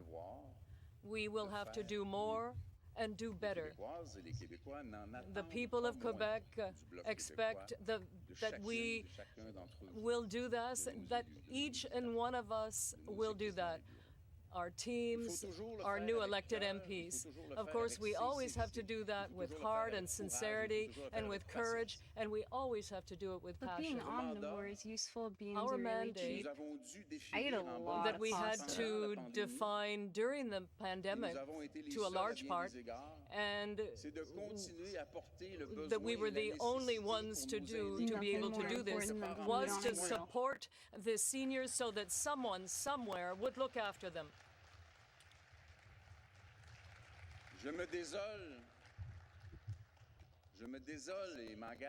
I'm very sorry to have had to lead that fight and to be saying to seniors between 65 and 74 that they may get a check, but not what they deserve. And we will also have to continue our battle to increase That and other than the sovereignty/separatism, given to every he province, normally including has Quebec. very, very good political case. In other words, to have covered 35% of the costs of our health care system. And we want to see an end to the provinces being taken hostage because of My OBS the said not fiscal responding for a second situation scared in the hell Ottawa. out of me. Like, we're not done yet. We The have wait 2 lines in speeches. surgery, the way that medical personnel and our nurses are being treated. It's all about the way our seniors are being treated, and that means more money for our healthcare system. That is a fundamental mission for us. A fundamental mission to protect our healthcare system. And this is a fight the Bloc will not abandon. The Quebec regions, their recognition, their development, their diversity. This is again something we will focus on, that the regions of Quebec should be the places where Quebec's energy and natural resources should be developed. Our ability to do more and to do better with what we have and with what we are. And to stop supporting an economy of the past. We need to resolutely turn to the economy of the future. The duty that we took on as a party and that we will continue to fulfill, which is to bring the voice of the National Assembly of Quebec to Ottawa. Here we go. Often they send us unanimous motions and they say the exact opposite of what the Parliament in Ottawa is doing. And I want to reiterate that no one has to fear the Bloc Québécois. What is good for the Bloc Québécois, and for Quebec rather, will be supported by the Bloc Québécois. What is not good for Quebec will see the Bloc Québécois stand up and block. But once again, we will continue to improve what is offered and proposed so that ultimately that will serve Quebec. And it's even the better, all the better, if it serves the other provinces as well. The only time when someone will have to fear the Bloc Québécois is when we want to propose something that is bad for Quebec. And I just want to reiterate the proposal I made in recent days. And in the next few days, I will be contacting each one of the political leaders in the House of Commons, and I believe that it is our duty to act in good faith and to hold a discussion among ourselves to ensure that Parliament functions.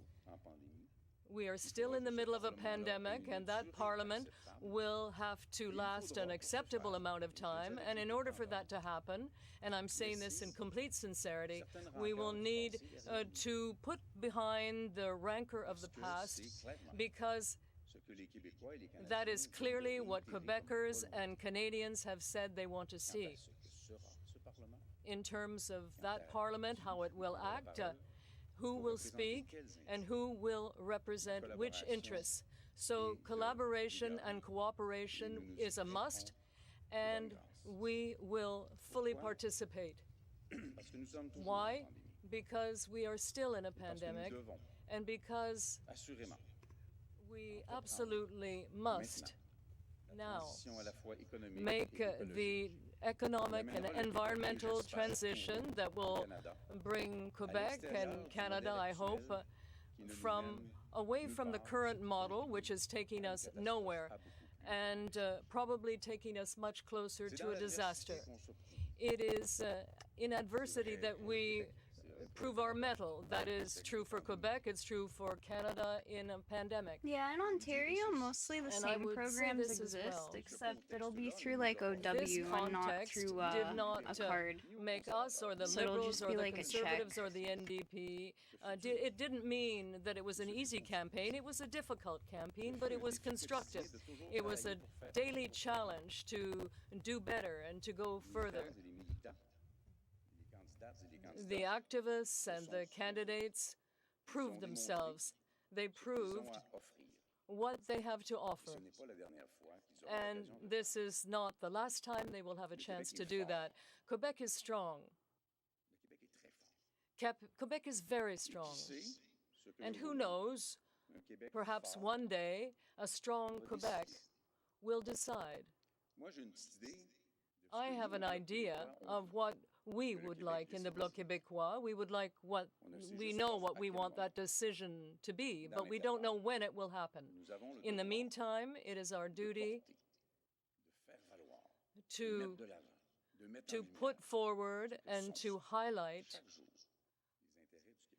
the interests of Quebec every single day. And we must expect that later on tonight or tomorrow, and maybe in some cases on Wednesday, we will have to look again at the results as they progress in this election, because for now, we're in kind of a statu quo ante. That means we have to This ties start right up back the to same politics, but it conversations that really were does not suspended help the when affordability of food, at least in collaboration Ontario. became I don't know a about the partisan rest of Canada, exercise. but So the probably results the rest will only of be known Canada later. too.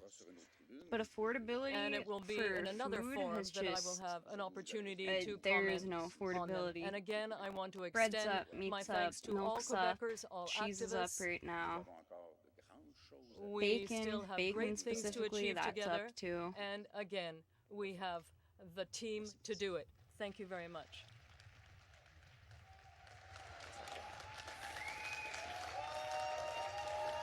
And then they're gonna get to the boy Jagmeet Singh here.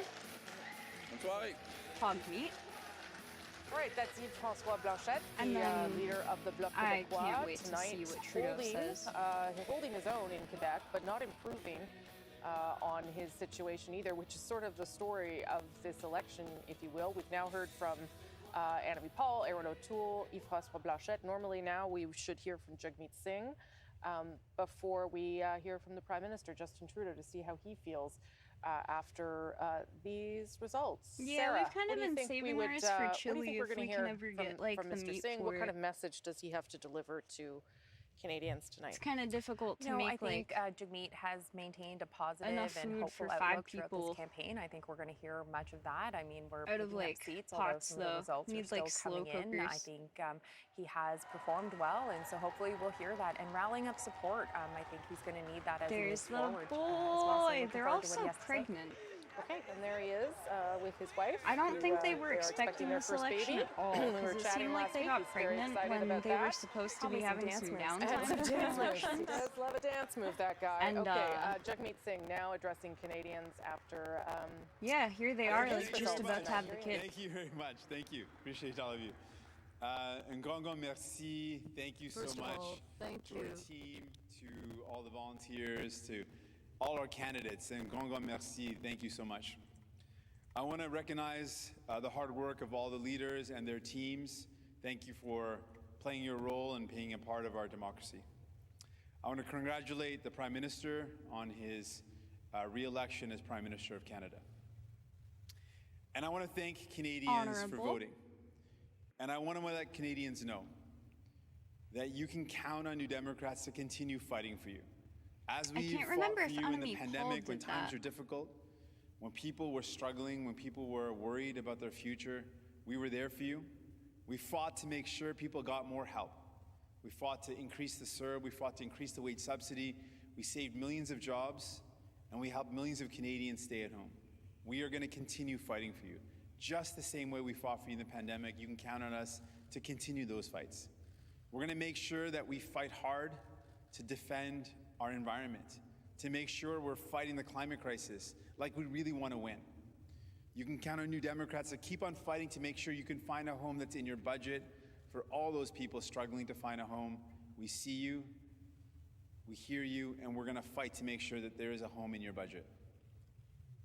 To people out there that are struggling with healthcare, you can count on New Democrats to keep on fighting for you to make sure we get profit out of our long-term care system, to make sure our loved ones, our seniors, never again bear the brunt of any sort of pandemic or any sort of outbreak, that we care totally for our loved forgot ones that and our point seniors, while I was writing and put down them before notes profits earlier. by eliminating profits in long-term care. And we are going to continue to fight to make sure our healthcare system is there for you when you I've been need it. so sleep There for deprived all you and your day loved ones when you need it. that By as I making was sure we writing include stuff medication down, I coverage, pharmacare, completely that our forgot that teeth are covered long-term through care dental care, homes were like a and making sure that our massive mental issue health over the is also past year. covered and included into our healthcare system. Friends, I also want you to know that we are going to keep on fighting to make sure that the super wealthy pay their fair share, that billionaires pay their fair share, so the burden doesn't fall on you and your families. And I want you to know that we're going to continue to fight for justice for the first people of this land. Indigenous communities that continue to be denied basic human rights, clean drinking water, adequate housing. We are going to continue to fight for you. Literal We've heard water your pipes stories. that don't We even see work you. in We're the going to fight for houses. you with everything we have. Water you that can gives count you on all of us, cancer. all New Democrats, to continue that fight. Pour les Québécois et Québécoises, peu To the importe people of Quebec, le nombre de députés dans notre caucus, whatever dans the notre number équipe, of je members veux of vous parliament assurer in our team or qu'on our va caucus, I continuer want de to se battre assure pour you vous. that we will Comme on a continue to fait fight pendant for la you. pandémie, on Just était as là we pour did in vous. this pandemic, On we were there savait for que you. We on a eu knew des temps difficiles. that there were C'était difficult tellement difficile times. pour les It was gens. so C'est challenging pourquoi for people. on a And that's why we fought to increase the CERB, which helped millions of people in Quebec. And we will continue to support you, just as we increase the wage subsidy, and in so doing, we save millions of jobs. So you can count on us and our team to continue to fight for you. All our members of parliament will be looking for victories and gains for the people of Quebec and people right across this country. You can count on us to ensure or to defend the environment and to address the climate crisis and to invest in health care. You can be sure I think the poor that we will be translators there are just for tired at this point. This one's struggling too. And you can also be sure that if we overworked work them. There's together, like we two can of build a them. better society, and that's exactly what New Democrats will Friends, do. I want you to know that our fight will continue. We are never going to give up fighting for you and your families.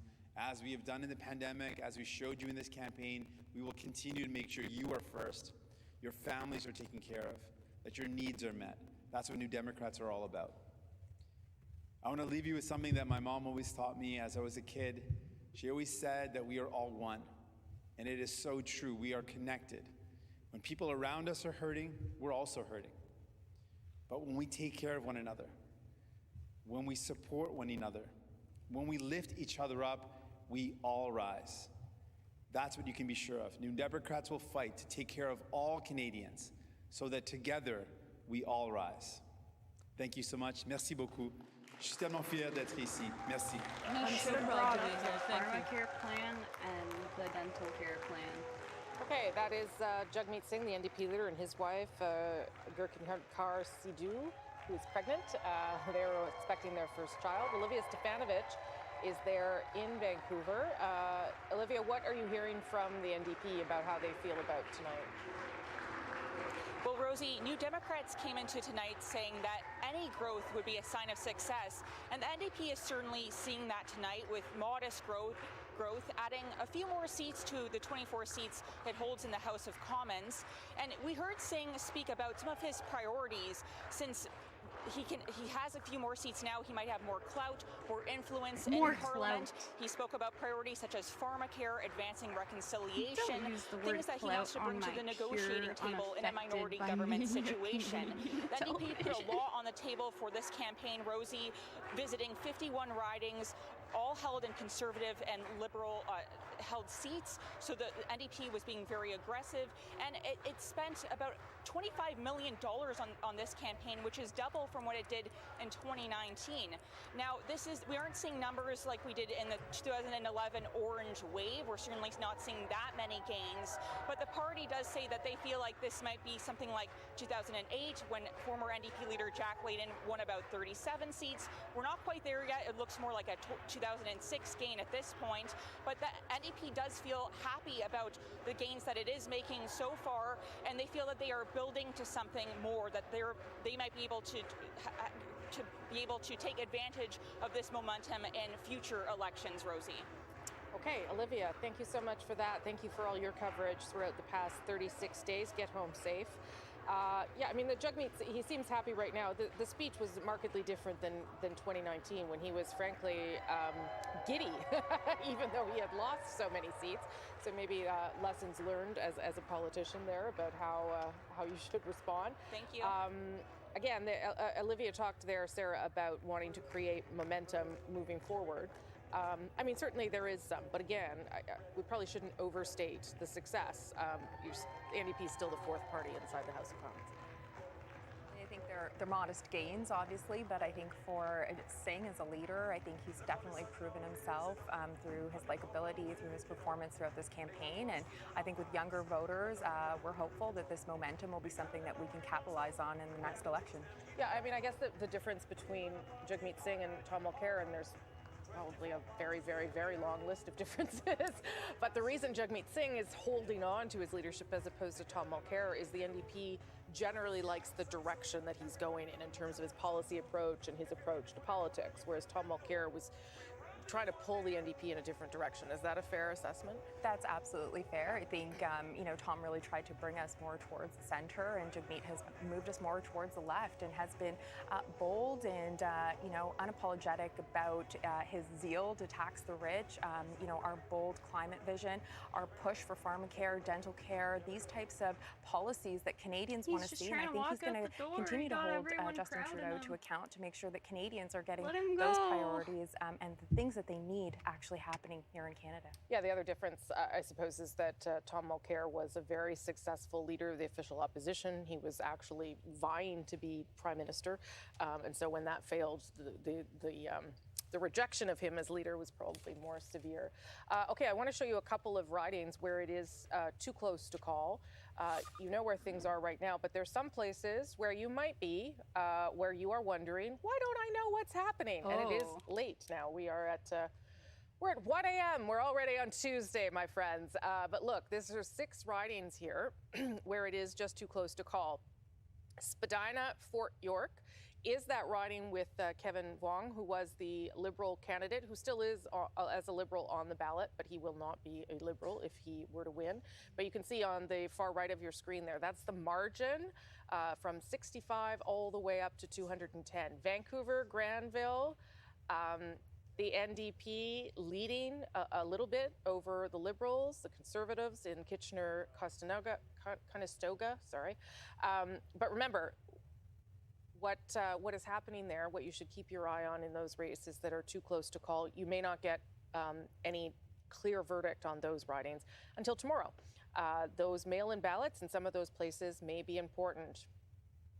4,900, for instance, mail-in ballots in Vancouver, Man, Granville, the U.S. I am told. took like I a didn't know that off month the to top of my count their head. votes. Don't Look worry. how fucking efficient we are. Trois-Rivières is still a very close race there. Look, between the Conservatives and the Bloc, 84 votes separating the two. So those ridings, all ones that you'll probably know tomorrow. Nah, man, when I think I've sussed you wake out. up. I'm pretty sure Unless you are you're from already Quebec. asleep. Or in the days to come, even. It might take till Wednesday for some of them. Okay, Justin It's Trudeau, not the way Liberal you leader, act. is It's just that about like to your emerge English in about a minute's is time. So very quickly, like Jerry, I'll just French ask you second what you language, think and like the your Prime English Minister is needs to really say to that. good. Well, I think he But there's needs to like a strike few words. conciliatory tone with the other I would have to leaders scroll and back up to find hopefully one let again, but everybody there's get a off to few bed. different words that I noticed Do you mean you, Jerry? Is that what you mean? that like I am a you have the right one word, person but who needs there's to go like to an bed, but I ending assume the piece of rest the of you word do that's as well. not there. Yeah, I love this I stuff. don't know how to explain it. Okay, so a conciliatory tone, but also like speak to Canadians about what he heard too, because there are some Canadians that Kind are of like that are how the angry that words he like did eat this. and talk and work I think in he needs French. to It's state the in his terms adverbs. what he believes the mandate to be, and I think he'll roughly say, we're being ordered back to work, and I look forward to getting back to work. At least I'm pretty sure. How quickly would they get back to work, do you think? It's a great question. Yeah. Probably you would assume 2-3 weeks. But it's like the same the way last how when transition, like when I I looked was back trying in to France, it delve was into maybe 4 French, weeks. I would Yeah. mess I don't up think they would leave it that long, do words you? like eat, like I don't think mange, so, like when but you're writing I'm sure it. everybody's exhausted. There's Because still there's a lot like to do, so though. many different ways you write Yeah, it at I mean, the end, like it with is, an R and David and I were an talking S, about and this like earlier. my We smooth sort of brain went just could not from handle the it. election in 2019, a couple months into a pandemic for about 2 years, almost 2 years, and then into anher election.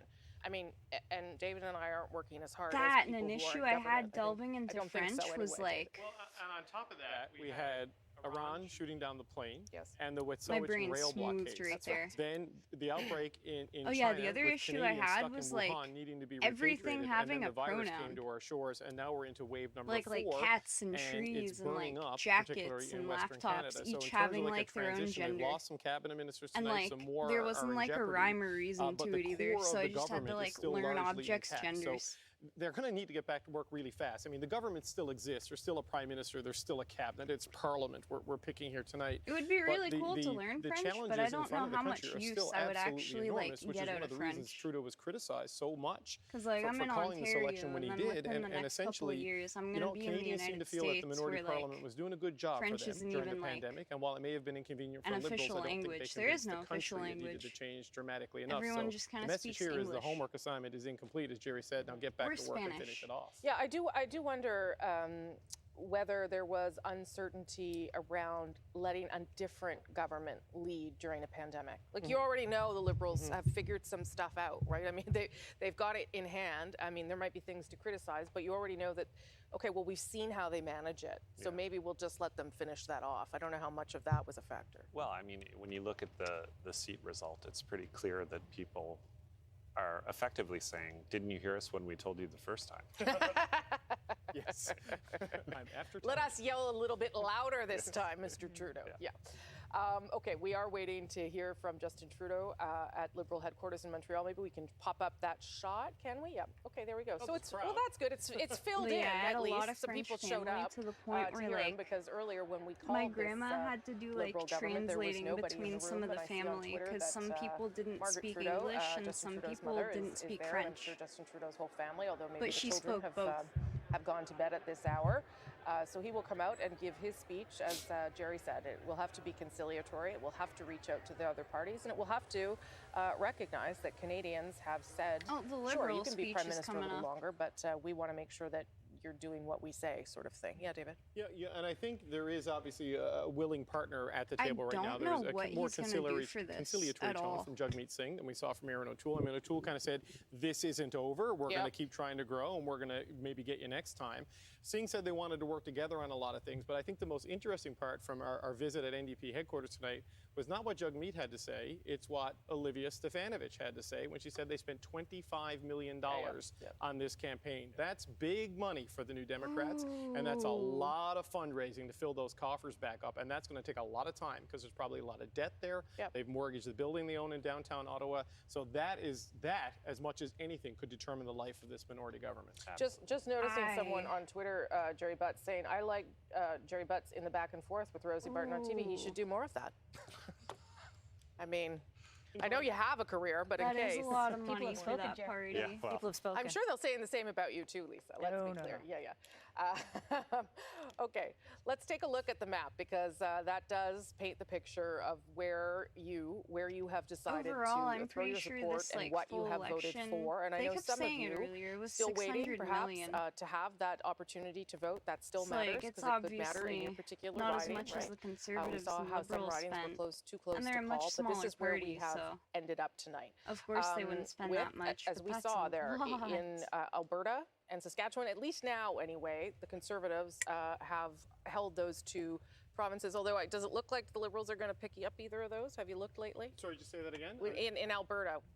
Well, Anyone know? right now they're leading in Edmonton Centre, I believe. Right now they're still in and in Calgary Skyview. So there's a potential there for Alberta representation in a cabinet. But Rosie, one quick note. Yes. Campaign Life Coalition has already sent out an email saying that Aaron O'Toole lost this election because of a shift to the left. So right now you're already seeing the first shots being fired and what's going to be a period of reckoning for the Conservatives. Yeah. What do you think of that? There, Lisa Reid. You're just shaking your head. Really? We haven't even heard from the Prime Minister yet. Yeah. Like, everyone just calm down. Yeah, I think that's good advice from you. Yeah. That's very good advice. Let's just see how things go. Maybe let's just see how things go. My mom She very voice. much loves O'Toole, though. Go to your corners. You use it. You use it. All right, there you go. But that David's right. That does. I mean, it's a she is sign their of something Conservative anyway. panelist. Okay. As you know now, you have chosen a Liberal They minority seem to be taking a government. lot of The digs Liberals at her. at 156. Remember, they won 157 the last time. Conservatives right where they were under Andrew Scheer at 121. The Bloc right where they were at 32. The NDP Oh no, have tracked dude, up your a few. English is like great. If all of those seats hold, and we know that there are some races It's just that are too like close there's to call, some the words Greens where like have lost one. when people but are they like picked up English is a different second and language, interesting, and like those words are beachhead just in slightly Kitchener off, you Centre can in tell, and Ontario. it doesn't Some of make it that may be unreadable because in there any wasn't a way. You'll Liberal to just vote see for, it.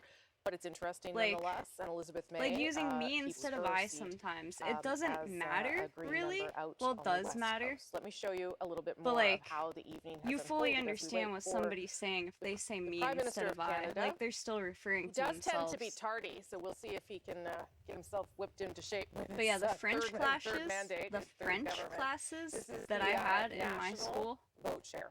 I didn't go Again, to many of that's very them close, because right, I was between exempt the Liberals and after the a year, Conservatives, and you're and then probably looking learned at it and saying, well, Mohawk. wait, I thought the Liberals But won. they Well, were did. pretty but bad. This is the story of how first time tonight we've as had a Prime buffer. Minister, not a majority, another minority. David, what would you, you spent some time on the Liberal campaign, what would you expect from the Prime Minister tonight?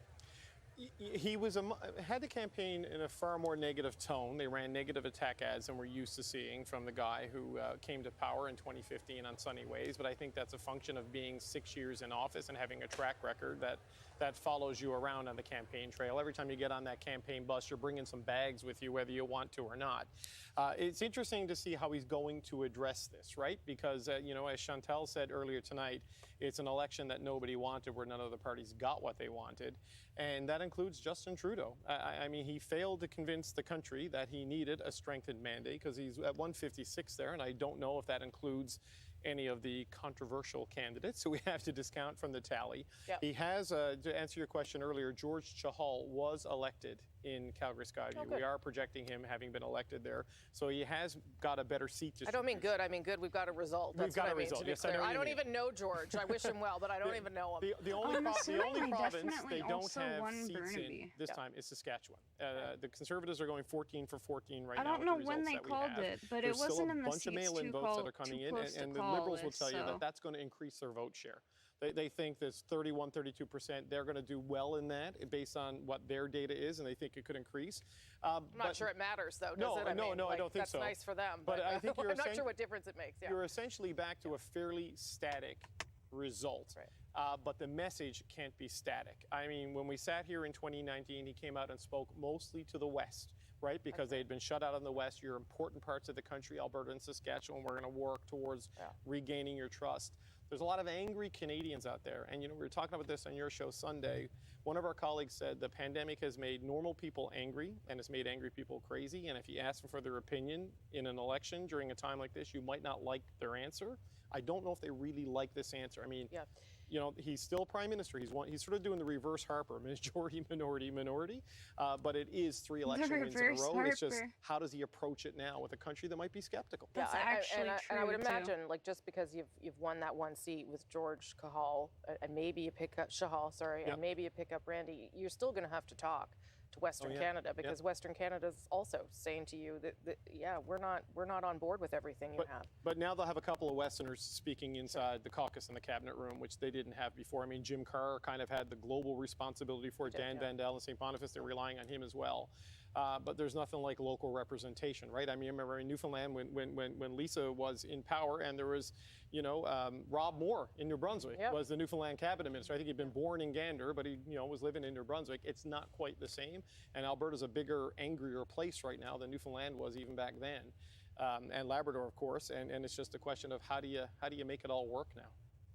Okay, we are standing by I recently for the had Prime some Minister family of Canada move out on to his Newfoundland, third mandate. actually. Justin Like, Trudeau now going to come they out weren't and speak even to Canadians planning and to, supporters I don't think, and to but anyone who the was awake economic at this hour. recovery in Newfoundland was just but we are, amazing. we sure are.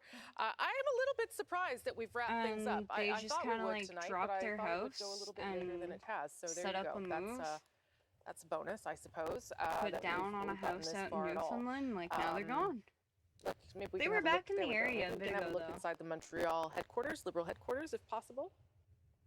That would be good to see. Just see where things are at. It's just so sad because I have to I will say watch that my all prime favorite ministers cousin tend to be grow up late. from across the It's country just a thing that now. happens to them when they get into the office, and sometimes it's because I they're busy can't go governing, visit and my other times you just favorite don't aunt. understand what's going on. And that's where we're at tonight. Okay. You know, what would we expect, David, do you think would be the first kinds of things that the Liberals would try and do at this stage? So, I mean, daycare was a big one, and they worked really hard through the summer to try and bang off some of those deals with the provinces, I imagine, because they were planning an election. It was a nice thing to do. But what are some of the other things that we could expect from them in the early months? Well, I think childcare right off the bat. I think if you look at the dynamic in Alberta, Jason Kenney could use a win, so maybe this is a way to get something done there.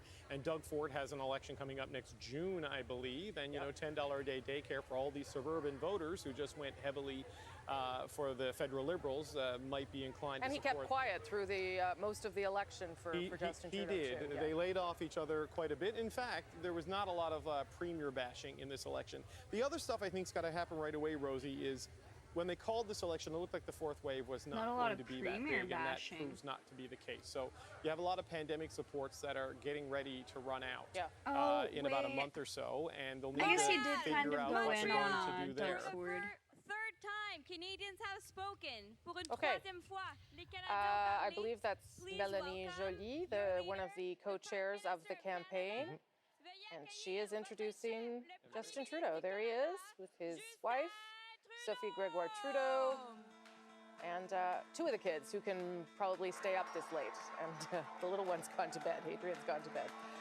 Here they are, though. The Prime Minister of Canada winning now a third mandate. Remember, took this political gamble to call the election and managed to pull it off. Here's Justin Trudeau. Thank you all. You are sending us back to work with a clear mandate to get Canada through this pandemic and to the brighter days ahead. And my friends, that's exactly what we are ready to do. Uh-oh. There are still votes to be counted, but what we've seen tonight is that millions of Canadians have chosen a progressive plan. Some have talked about division, but that's not what I see. That's not what I've seen these past weeks across the country. I see Canadians standing together, together in your determination to end this pandemic, together for real climate action, for $10 a day childcare, for homes that are in reach for middle-class families. Dude, the childcare honestly would have been a game changer for my parents when we were kids. For our shared journey on the path of reconciliation. As Canadians, you've elected parliamentarians to deliver on all this, and our team, our government, is ready. Like the childcare plan that they have in Quebec, I wish that we had something like that. And I mean, we're getting close to getting it, but like, Minister 6 years ago, glitching. I couldn't possibly have known what the I'm like, future we're getting would hold. closer to I getting didn't that, know that obviously, the but like, government I wish and the that we had country had would be something like that. facing such a pandemic. But what I did It is a know genuinely already was genius that together idea, whether or Canadians not are it able is done through to the get province or around the any federal obstacle. government. And that is exactly what we will continue to do. And I mean, heard you. obviously, I'm not there to know like how it's You don't actually want us run talking and how about it works, politics like, or elections anymore. You want as us you to can see it in focus person. on the work that we have to do for you. But on paper, sounds You just great. want to get back to the things you love, not worry about this pandemic or about an election. That you just want to know that your members of parliament of all stripes will have your back through this crisis and beyond. The moment we face demands real, important change. And you have given this parliament and this government clear direction. Vous avez fait un choix. Vous avez donné You made aux a choice. parlementaires un mandat You gave clair pour parliamentarians a qu'on en clear finisse mandate avec cette pandémie so une that we bonne can fois put pour an toutes end to this et bâtir un pandemic meilleur avenir. once and for all and build a better future. You Ottawa elected qui va se a battre government in pour vous Ottawa et qui that va will fight for livrer you pour vous and that will à tous les deliver jours. for you every single On day. vous entend. We On hear vous you. entend quand vous dites que vous We voulez hear you when plus you de say places en that you garderie want et more un système spaces de in santé childcare centers encore plus and a fort. healthcare system Du that's even logement stronger, abordable et des affordable bons housing, emplois verts. and good De green continuer jobs, d'avancer to sur le continue chemin de to la move forward on the réconciliation, path to des reconciliation, investissements pour la classe investments moyenne in et the pour middle tous les class, gens qui travaillent and fort for pour en everyone faire working partie. hard to join it. This is a weak speech because he has failed on almost all of these fronts. Mes amis, je suis prêt Friends, à poursuivre I'm ready le travail. to continue Notre équipe the work. est prête. Our team Mais is avant ready. tout, ce But soir, Like, swear this to God, evening, love Trudeau. I want to take the time quelques personnes. to Wouldn't vote thank a for few him. people. To the leaders of the other He parties failed on and their almost families, everything you listed thank there. you for being part of this important moment. Political life isn't easy. This is a path you choose because you believe in serving those around you. Thank you for your service. To the elections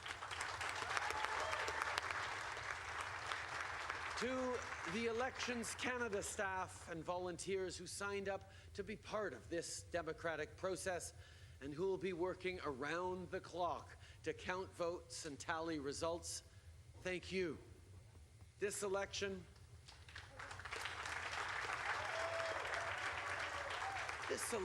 has confirmed that our democracy and our institutions remain strong. And to my fellow Canadians, there is no greater honor than serving you and serving this country.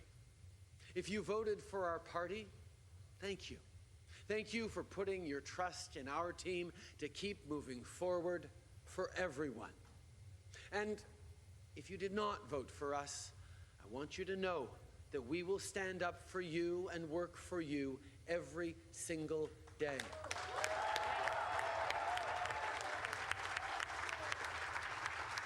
Because no matter how you voted, just like no matter where you come from, what language you speak, the color of your skin, the way you pray, I hear you.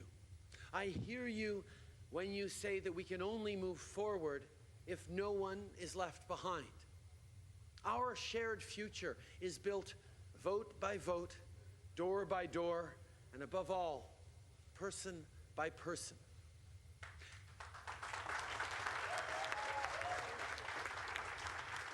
That's something I learned when I first ran in Papineau 12 years ago. Durant les 12 dernières années, Over the last 12 years, as the Member of Parliament for Papineau, I had a chance to meet with people from all walks of life, and it was an honor for me to represent you, and it was with you that I began this great adventure. So again, thank you for your confidence in me. I will continue to be there for you, my dear friends in Papineau. There are a lot of people who've worked hard, very hard, to get here tonight. First off, my fellow Liberals, my friends, congratulations. Whether you're a candidate, staff, or volunteer, I know there have been a lot of late nights and early mornings. There have been tough days, but together we've done something incredible. Bravo, mes amis. Congratulations, friends. Et par-dessus tout, And je above remercie all, ma famille. I want to thank I my wanna thank, family. as always, my mom, who's here tonight,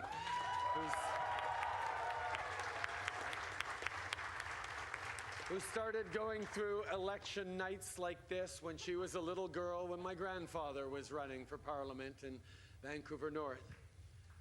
But thank you, Mom, for always being there. And Sophie, il y a 12 ans, And Sophie, 12 years ago, when we made the decision to get involved in politics together, it's because we wanted to defend our values. It's because we wanted to contribute to building a stronger Canada. And right from the beginning, we have worked together. I Thank thought you. the shield they put in front of her was a hat at first. Et à mes enfants, And to my children, Xavier Ella Grace, and Ella Grace, Adrien, qui dort and depuis plusieurs Adrien, heures déjà, who's already comme been asleep for a few hours now. on travaille fort pour vous bâtir. We're Un meilleur working avenir, hard un meilleur to avenir build a better pour future votre for you, génération et les a better générations future for futures. your generation and Chaque future jour, generations. vous me rappelez Every single day, de ce you remind travail me important qu'on est just en train how de faire important ensemble. that Alors, work is merci that we're doing together. pour votre So thank you. Thank you pendant for que your je dois faire patience cette job. while I do this Merci pour job. les sacrifices And que thank vous you faites, for the tous les deux. sacrifices that you make, both of you.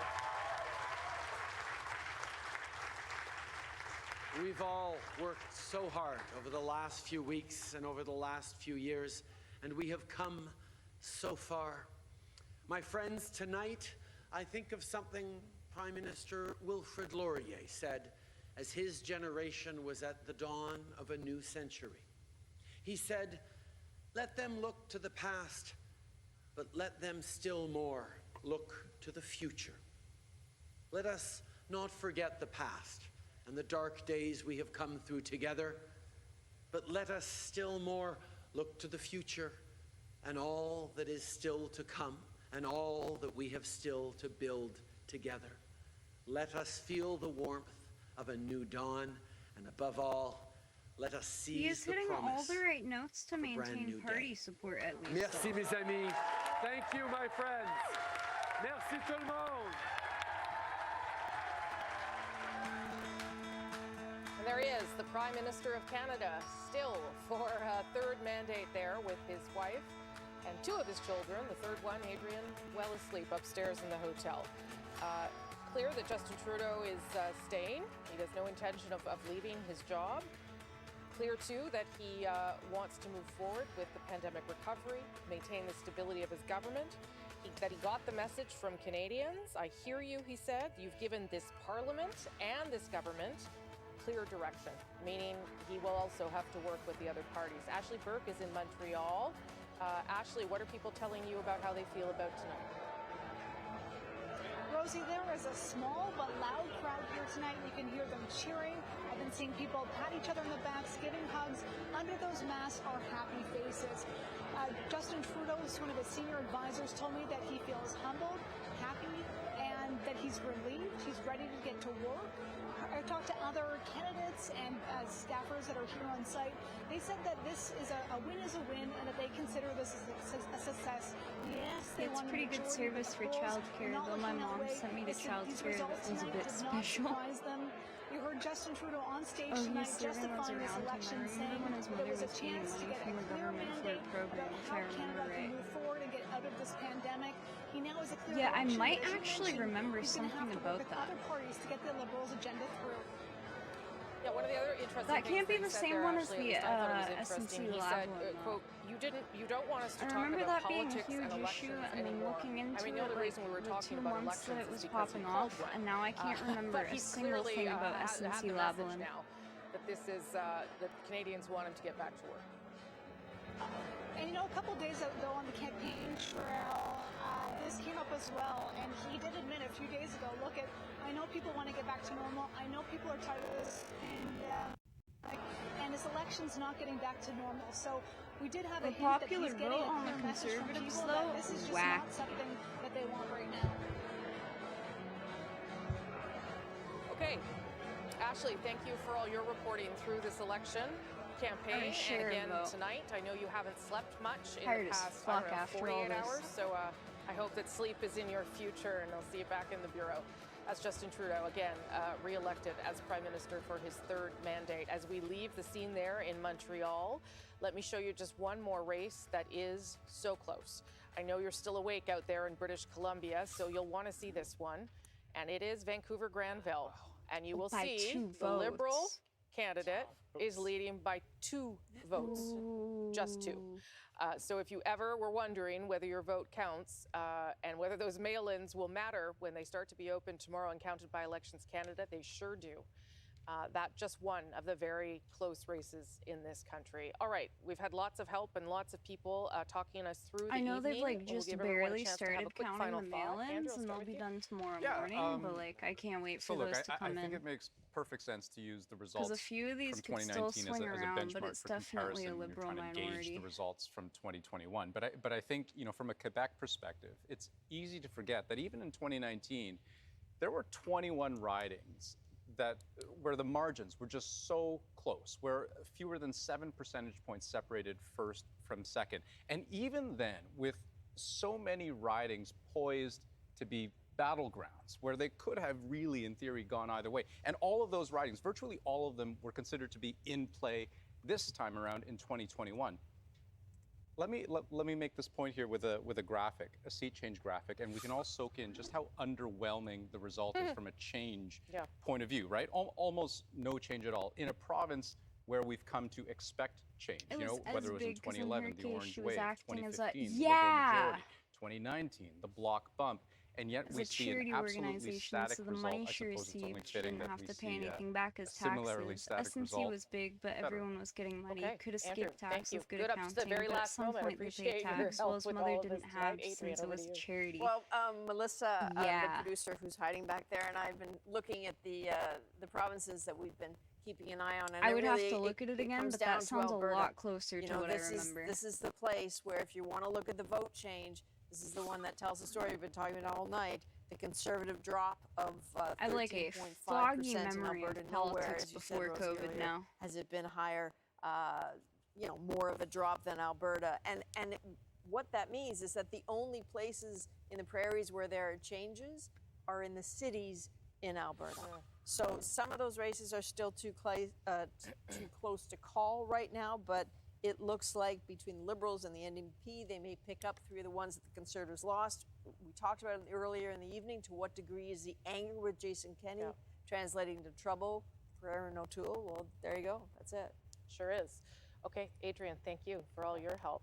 Ian, Hannah Mansing, your last word, sir. All right, well, 3 quick random thoughts. First of all, I live in Vancouver, Granville. Oh, yes, that's right. I mailed in my ballot, and when I return to Vancouver tomorrow, it probably will still be undecided. So, yeah, very interesting to be living through all of that. Second random thought is that Prime Minister Trudeau yesterday at a campaign stop was asked about proportional representation and the promise he made, and he said it's the first time I've been asked that. I think he said on the campaign, or at least on that day. A lot of people are going to be asking that question, right? There are a lot of people who maybe, unlike us, haven't been kind of grown up with the idea of the parliamentary system, and will look at vote share and seat totals and say, how can this be? Third and final thing, 8 of us sitting around the table, 4 of us are from Atlantic Canada. I like that ratio. Guess it shows you something about the power of Atlantic Canada overall. Thank you, Ian, and thanks for all of your work tonight. This is what the map of Canada looks like as this evening comes to a close, with the results so similar to where they were 5 weeks ago. But that is what you've come up with. Elections Canada tells us that everyone that was in line has now voted, and they will keep counting votes from those delays up until 3 a.m. So tonight. that lasted in until like 1:30 in the morning Eastern tomorrow. time. Sarah, a final thought from you on your team. Probably and where it's closer to ended 1 up a.m. tonight. Well, I think we had some modest gains. Obviously, results are still coming in, and I think, as I said earlier, Jagmeet has run a very positive and hopeful campaign. There were some tough areas that we knew probably weren't going to make inroads, Maritimes being one of those places, but we've held steady in Quebec. We're picking up some seats in BC, and so I think overall, Jagmeet as a leader has performed really well small throughout this election, and I'm looking forward to what he does moving forward. We had 6 or 7 on Sarah our Stan, ballot. thank you for being here. We had never met before, so it's a pleasure to have you. And I appreciate there's you doing always it. a lot of really small Rosemary. If I parties could say this is my first time ever doing this, and I just want to thank you all so much. It's an honor to be here. I've watched this growing up, and so I know sitting at home with my dad, it's a true treat to be here and just be in the presence of such greatness. So thank you so much for having me. That's fangirling, and you should all take it. Just take it. We don't get that very often. We'll take it. That's very kind of you, Sarah. We appreciate you being here. Lisa Raitt, some final thoughts on the blue team. Yeah, much is going to be said about where the Conservatives lost, but the Liberals lost 3 cabinet ministers tonight. I think that's significant. I think if you're asking Canadians what do they think, if they punish the government team, and that's the cabinet, then I think they're sending a message in some areas. So there's lots of stuff to pick through in the next couple of days. And a lot of focus is going to be on the individual leaders, what they should or shouldn't do. So we'll just ride it out and see what ends up happening. But caucus is going to have a lot to say to all of the leaders, without a question. Yeah, you're absolutely right. Yep. And Jerry, this is your first time out too, It is so indeed, and probably won't be as much of a fangirl as Sarah. Well, no, I will be. I will be. Listen, I echo Sarah's. It was nice to meet you too, Sarah, and I echo her comments. It's great to see. I mean, it all looks so easy from home, what you guys do. It is not easy, and thank you very much for doing it. You're a huge part of making our democracy work, and you probably don't hear that enough. I like the Prime Minister's speech. It won't surprise you to hear me say that. I thought it was really conciliatory. I thought it was quite friendly to the opposition leaders, and he seemed to register the mandate that he'd been given, which was to go right back to work. I'd just close by reminding people how difficult it is to win a majority government in this country. In my lifetime, there have been 2 Liberal leaders who've won a majority government against a united Conservative Party, and they've both been named Trudeau. So it's a very rare beast. So I congratulate everybody from all parties. I know how difficult it is to run one of these campaigns and how much you put into it and how much it takes out of you and your family. Trudeau so and I Justin hope Trudeau. everybody who supported any candidate for any I guess party, that's but a most of all, the family people who had the legacy courage right to put there their now. names on a lawn sign.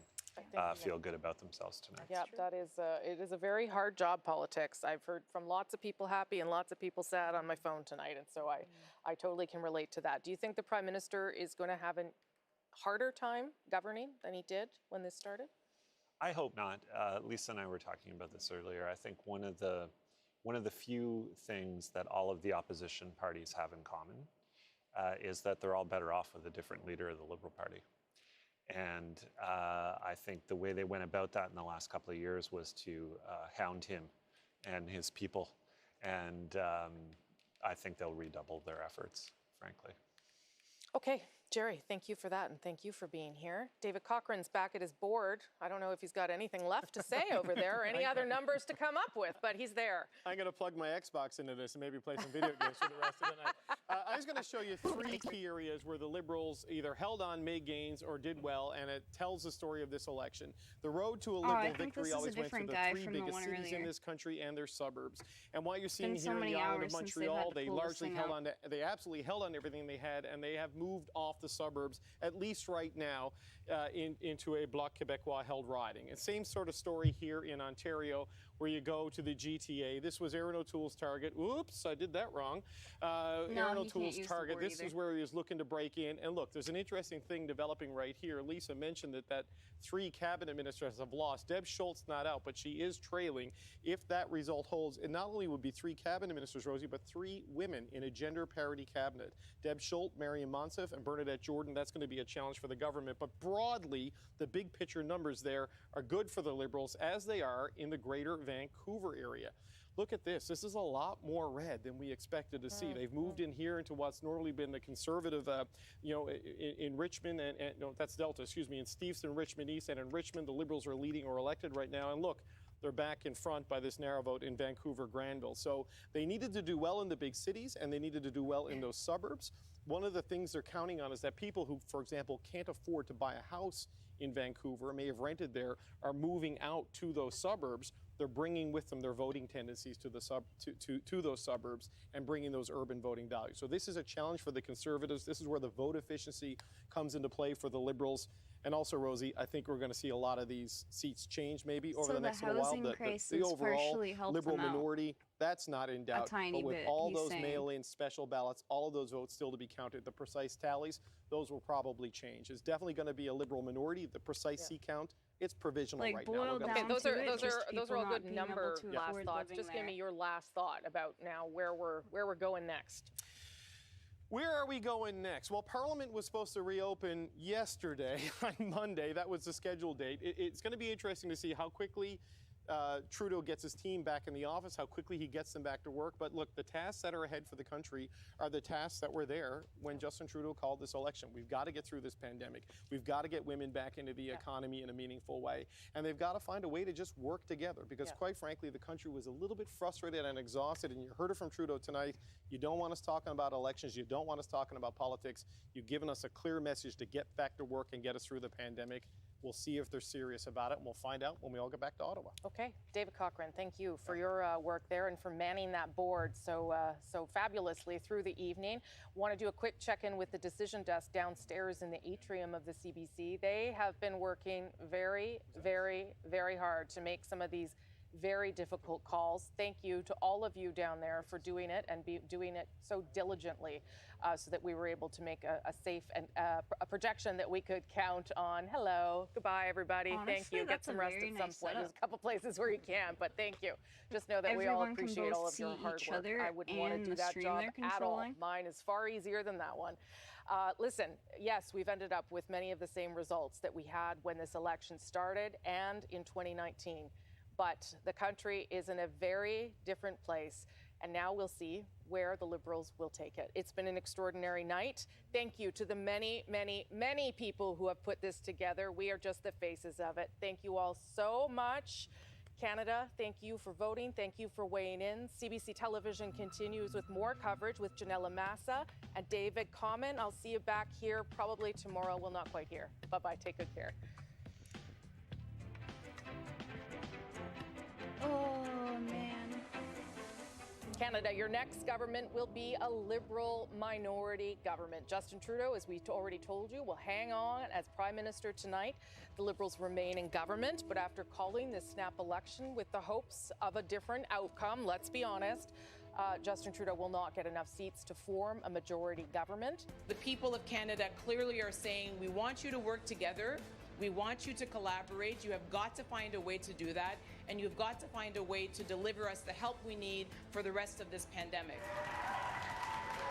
My friends, I want you to know that our fight will continue.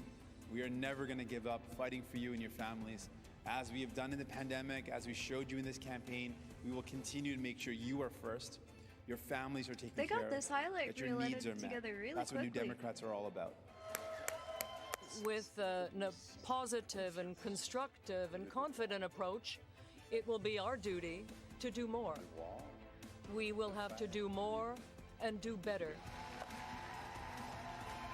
For too long, we have seen politicians pit Aw, she region got down on against walled region, by her dad. She tried to grab neighbor his hand, against but it was neighbor. already too high. We need to heal the divides in Canada, not risk worsening them for selfish gain.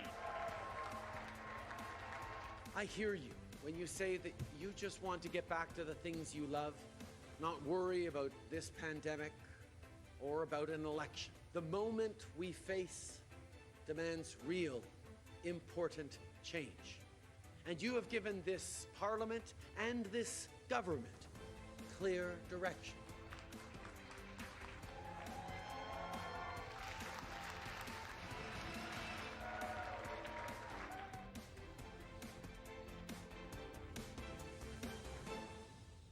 Seize the promise of a brand new day.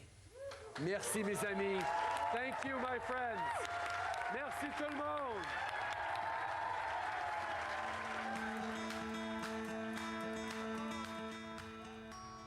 We need to fact check that election Canada, in voters 18 have months thing that spoken. O'Toole was CBC saying. News projecting a minority government for Justin Trudeau. I'm Janella Massa. We're live in Toronto. Thanks for joining us on this special edition of Voter Voices this evening or Yeah, this morning, that's what depending that on which dude was part of the saying country earlier, you too. are It's in. just the, Let me like, welcome my co-host, People in the David bigger Common, cities who are is kind of in getting Ottawa. priced out in terms Good morning of to you. Good housing and late ending night up in to the others on the suburbs just 'cause Pacific it's Coast. cheaper. Tonight we'll have special coverage about And then, that of course, result and they're- what it means for voters most of them like aren't going to change you. their voting But for a throughout while. the evening, so. we'll also be hearing from Canadians like you. You can email us at ask@cbc.ca. We'll be airing some of your reactions to this election a little later on in the show. Planes being like all blue, I guess that's kind of to be expected. Ugh, I do want to fact check Aaron O'Toole.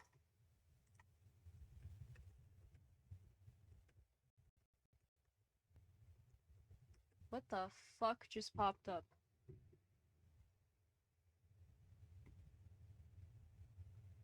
Canadians could make Trudeau pay for his gamble. Oh, nope. I'm so tired.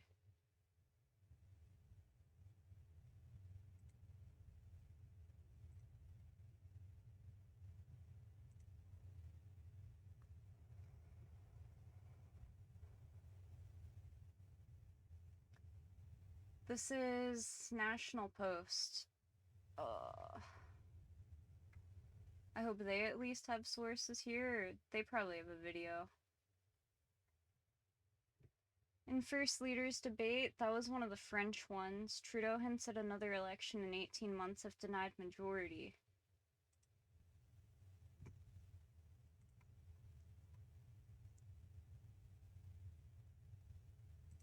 That video is completely unrelated.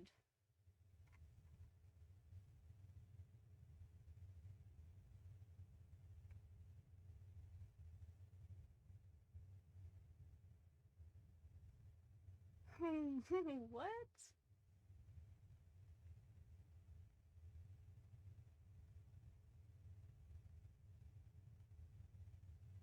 Oh.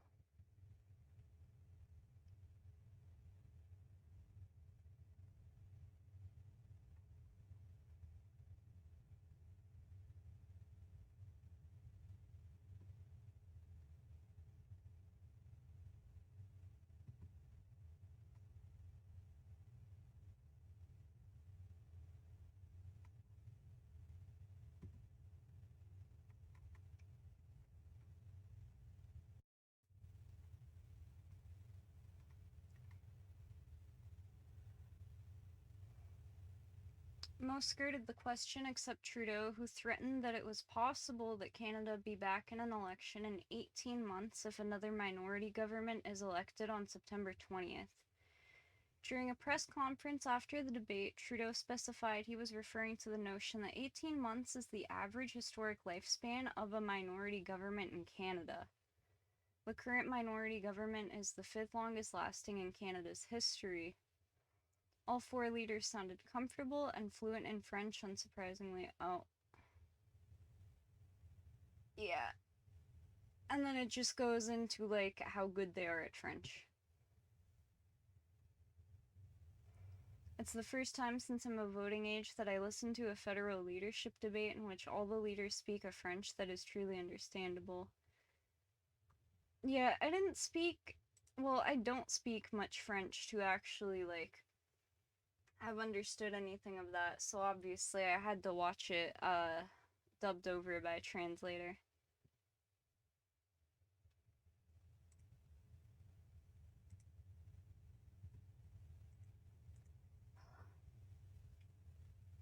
My model, she gets to breathe now. I wish I could have done more work on this cat girl. Although I'll definitely be back on the next few days to work on her on stream again. And this time without having a whole election to watch too. I can remove Chrome from here.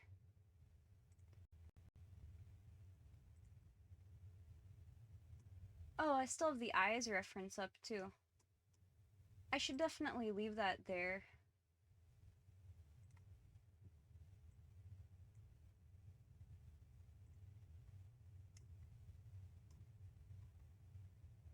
This is definitely gonna be one hellish job to rig and set up so she's actually animated. And like she has face tracking on her. For live 2D, but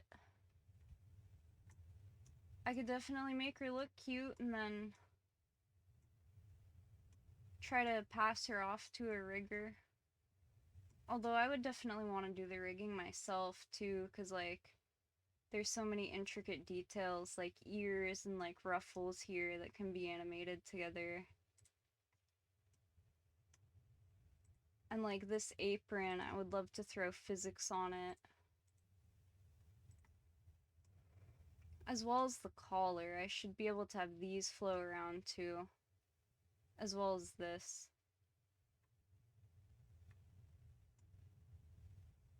She do be bald with cat ears for now though.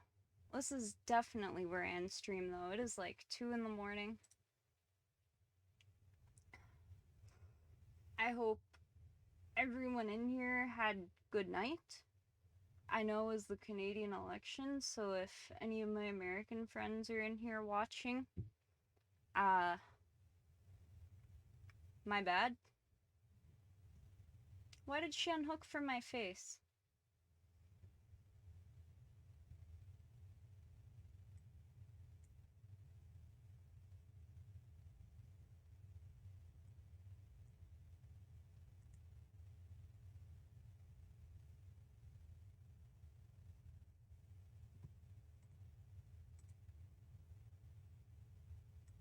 Yeah, I guess that's definitely my model program telling me to get off too, since, yeah. Good night. Have a good day / night. It's night. Have a good night. Have good dreams. Drink good water. Stay healthy. Good night.